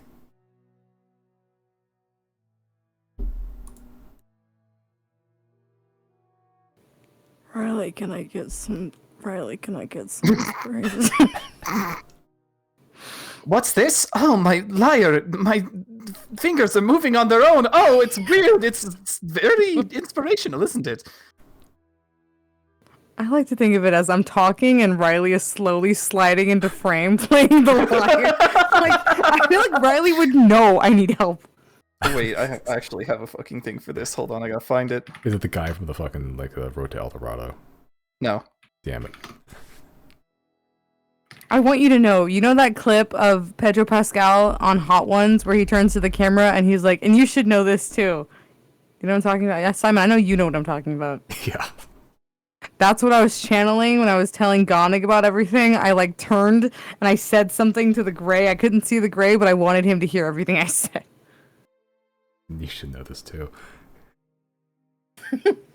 Okay, the gift section doesn't have what I'm looking for. That's fine. Oh, yeah, that's it. There you go. Not what I was looking for, but it'll do. Okay, as Riley's going fucking ham over there on the lyre, you can add inspiration. Building the atmosphere. Sorry, just something overcame me. It's added D12, I believe. Yes. Can I tell you 2 of the most important D20s, or sorry, Nat 20s I've ever rolled in my life? Jesus Christ. That one and the one with the, G'day, yeah. Jesus Christ. Yeah. Gonig sort of is resistant fairly much, just at first at least. He goes, look, hey, you have a lot on your plate. I get that. I'm just one alchemist that is barely breaching anything. I cannot help you here. Okay?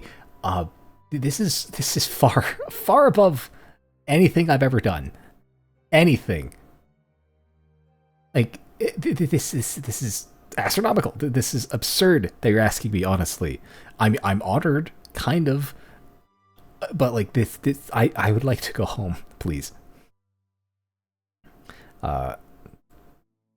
Raxney sort of steps forward a bit.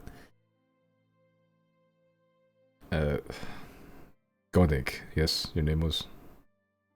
Yeah. Sorry, who are you? I'm Raxney.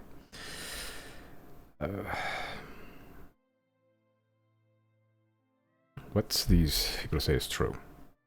All of it. Imagine if you wished they would return you to Sylvia, as you wished, but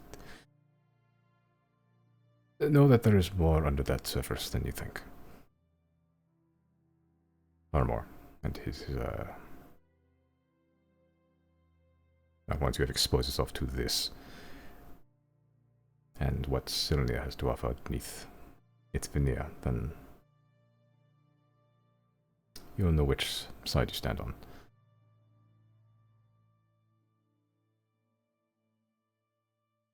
Garnet looks kind of confused. Who is this guy? Very smart. These very are smart some man. some of the greatest minds. This is your think tank we promised you. Yeah. I guess since it is.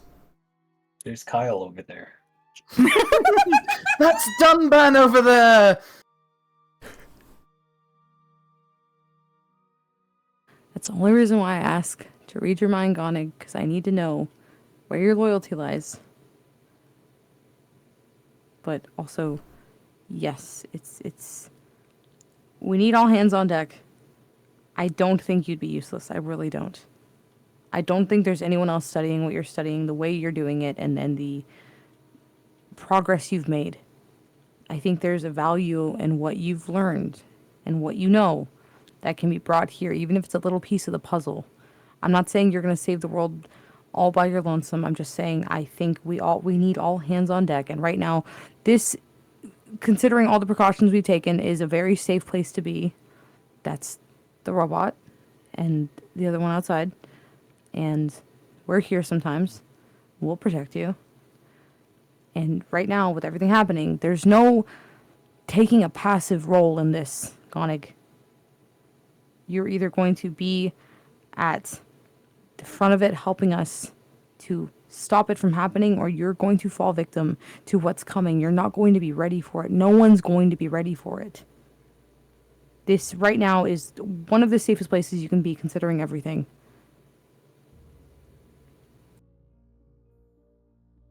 Gonik sort of looks at you all, looks at Raxnu, who is kind of just like looming over him a little bit. And Doc is taking up the, defense stance. Gonik sort of goes, okay, all right, okay, yeah, I'll help. And we can definitely get you some amenities to help you feel a little bit more comfortable here, or any gear you might need. Right.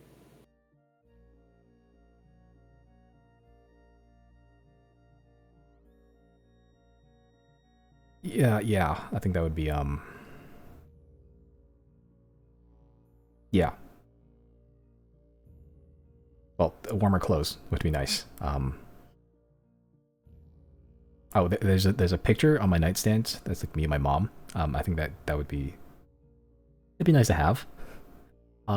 Sorry, I'm still kind of processing this end of the world thing. Yeah, we haven't even really explained what's going on with that yet, so let's one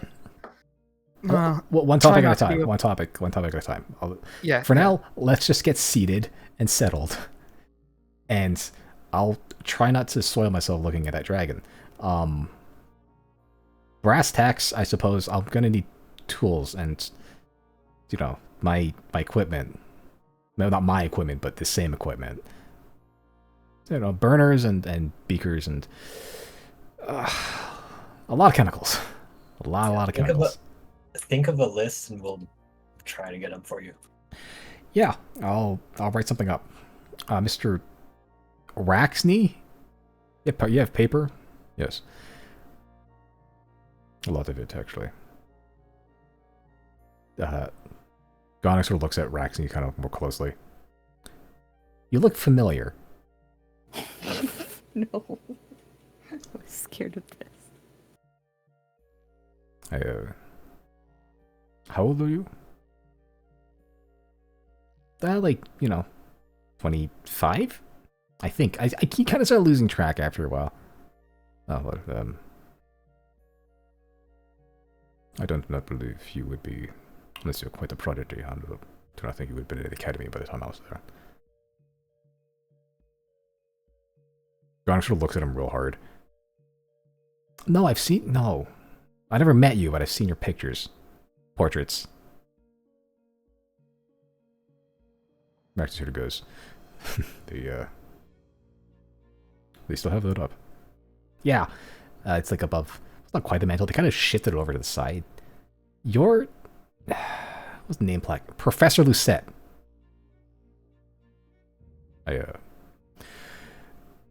It's just Raxi now. But, yes, I was. Anyway. Title notwithstanding, it is... Looks towards you all. It is good to have you on board, Konig. Well, I'd say it's good to be here, but we'll see. I'll try to help. Honestly, I will. Let me know if I could do anything.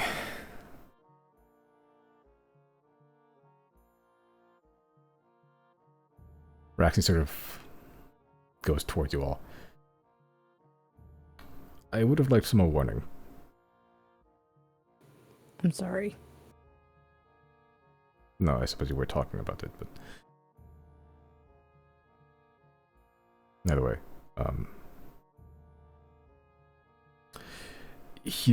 doesn't strike me as the prodigy type.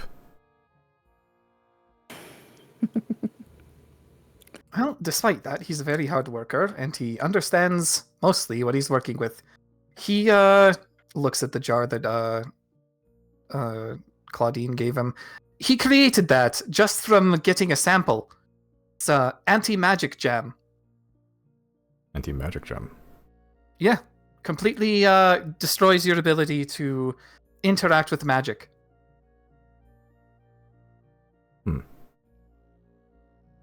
It works. Sort of looks at Gonig a bit, who's like in the midst of like trying to find food, seemingly. Like rooting through their bags and stuff. He finds like some beef jerky and just starts chewing on it. Well, maybe I stand corrected. Suppose that would be an experiment then. See if this jam is enough to... Not quite a cure, but maybe a vaccine towards this corruption. At least that one. If magic is a window to a soul, what happens if you eat this or apply it and close that window? Well, eventually the window opens back up. But with it, we might be able to achieve more than we have. Many of us were too afeared to touch the thing. Even with magic, we know this, it does not work, so... If this proves successful, perhaps we can finally make some breakthroughs.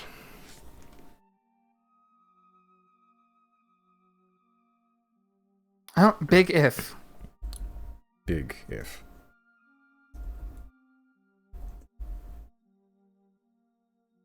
Well, I imagine you still have a meeting to get to, and I will attempt to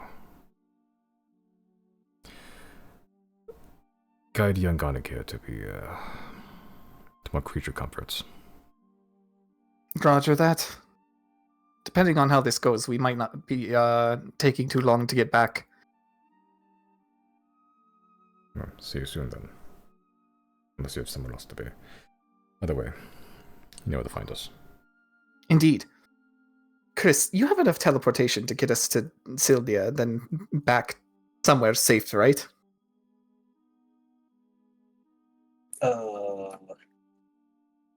I only have enough to get us there. Wait, you ran out of 8th and 9th level spells already? Well, my 7th level spells are gone, and my 8th level is gone. Oh. We have time for him to short rest. Or not short, excuse me, long rest. And then I'm going to get Goneg Amulet of Protection from Scrying anyway. Alright, fair enough. I guess I'll grab my spell slots back too. Yeah. I wonder, is that what resting does? Heals the soul? That's true.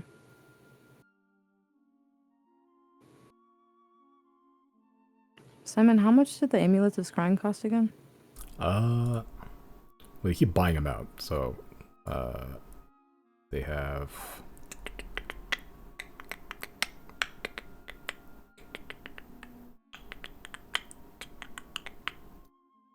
800 gold each. They have exactly one currently, and that's not That's all I 0. need.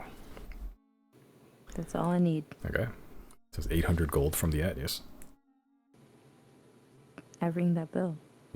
you ring that bell as you walk in, and Orville's still in like aggro mode. You walk in, he's like ready to take your money. I'm gonna come in and I'll be like, I'm so sorry about that. I'm so sorry about that. No need to apologize. I assumed you had a pressing matter to get to, and I know better than to question your antics. Smart. I like to pride myself on my Can- intellect, especially amongst. He turns towards the Betty's corner. Other specimens.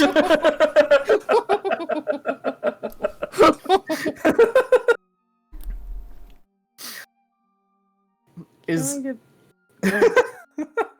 is Orville taller than him? That's the funny thing is, he's not. Like they're both pretty Grogu's so short. fucking little. They're very little, yeah. Like Betty's probably like a solid like 2-3 inches higher than Orville. The lizard. Lizard. That filthy reptile. You only like amphibians, right?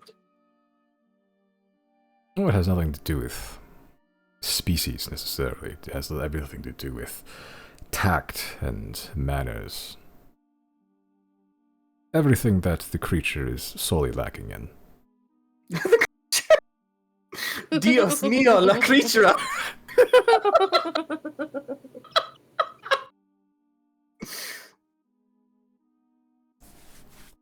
It's true, because we have met kobolds that are civilized. Like there's kobolds that are fully functioning members of society. Yeah, Betty ain't one of them. No. He's contributing. He's one of those like idiot savants, I suppose. Yeah, that's what it is. Regardless of my predilection towards the thing, what can I get you?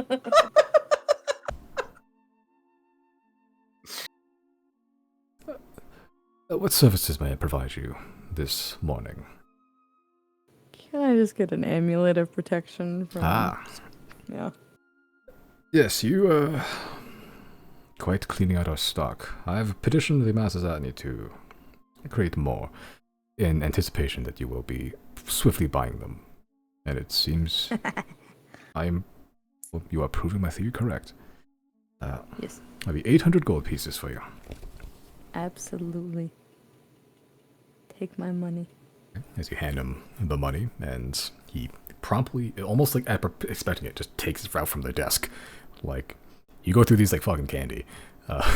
Give them to literally anyone you like. Yeah, and as he takes the money, hands it to you. Another transaction's well purchased.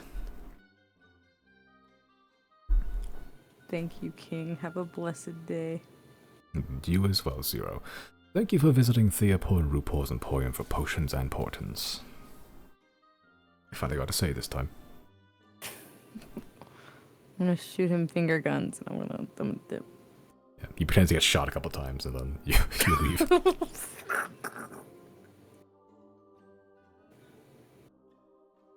Be the most dapper, gentlemanly, disdainful character like you.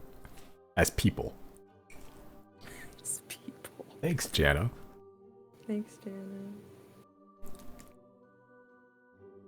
Okay. But the elves are getting a long rest. You give the amulet to Gunnig, I'm assuming. Yes, I give it to him and I tell him to attune to that immediately. Alright, yeah, I tuned once. Once. I mean, I have to sit here and focus on it, yeah? Yeah. Yeah, okay. Sure. I hope this keeps me warm and not like something else. This is to keep me warm, right? Yeah, it'll help protect your body.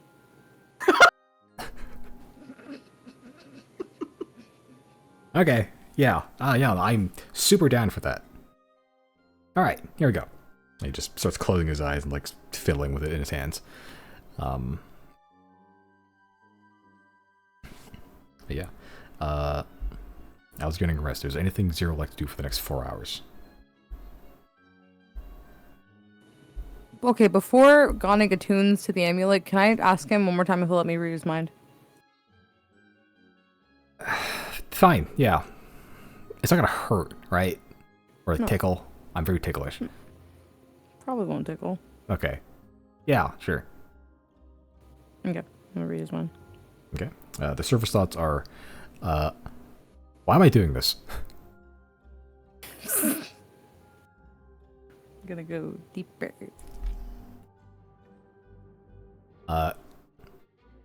Yeah, he needs to make a wisdom saving throw. Wiz die. Well, it doesn't make it with a 7 plus something, so. I thought he doesn't have to if it's like a willing. He's not necessarily always like 100% willing, which is kind of what you get actually. He is conflicted. Interior. The why am I doing this stems from like almost coercion in a way. It's not like he feels forced, but he feels like kind of like shoehorned into this decision. He knows he can't fist fight you all, but like he's conflicted between like his creature comforts and like familiarity of Sylnia, his home, versus the potential apocalypse that may or may not be real based on what is more strangers to him than friends, like the word of them. Ironically, the presence of Raxney does actually alleviate like way more heavily on your side than Sylnia's. Because Raxney's a professor, apparently. I'll be right back. Okay. Yep, we're gonna end soon anyway. Yeah, that's his current mindset. Shit, we followed too many threads. Didn't get the fucking throwdown. Sorry. What? No. This is how it is. Too many things.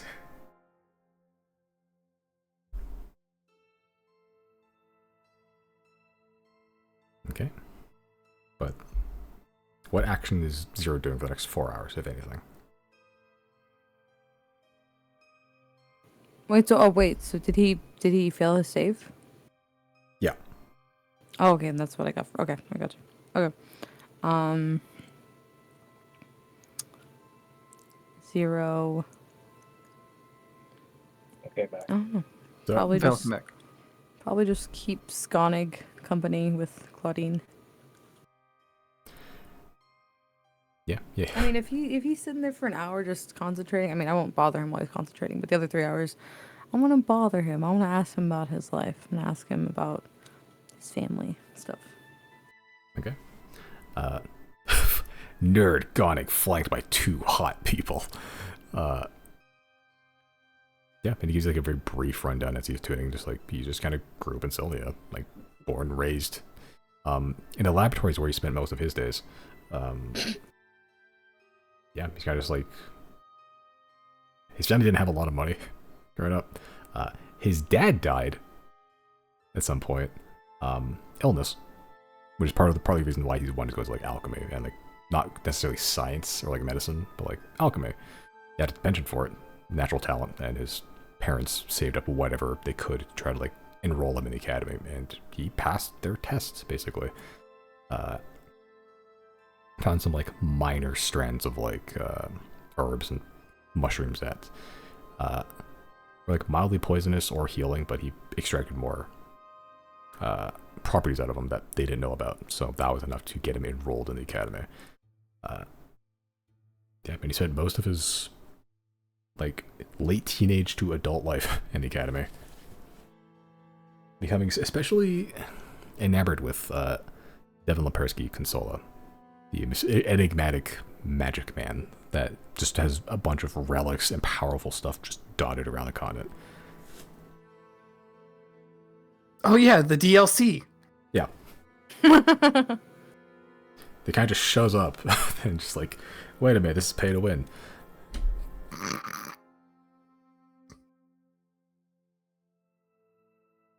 Yeah. Kind of conversing, getting to know Gonic a little bit while the elves are resting. Raxney sort of like passively listening in the background. Zia just watching this strange man show up. Yeah. But with a potential new ally, if in the a tenuous one at the current moment, and one fairly important meeting coming up in an hour or so, that is where we'll call it for this week. Brother, we've been putting it off for 3 sessions, but next week, how do we fit an hour into 4 hours to put it off another session? Do as much as you can in the next 20 minutes and talk to as many people as you can. No, I think our fate is sealed. I think we have to go do the meeting now.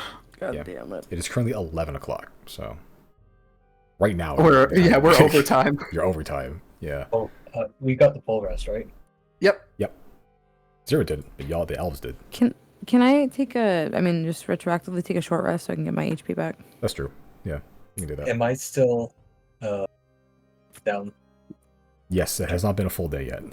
Okay. Again, it has not been. It's only been, I think, 6 in-game hours this entire session.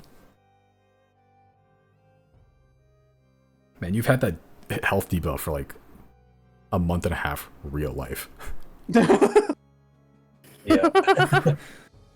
It's supposed to be there for 3 days. It has been almost 2 months. Yeah, it's been there for a while now. Yeah. But we haven't been in like too many bad encounters. So far. Or any bad encounters? Oh yeah, we level up now. You get 999. All right, fine. If you're gonna level, it's gonna be due to combat for some fucking reason. I am just this is just milestone leveling with a long way around. Pretty much, yeah.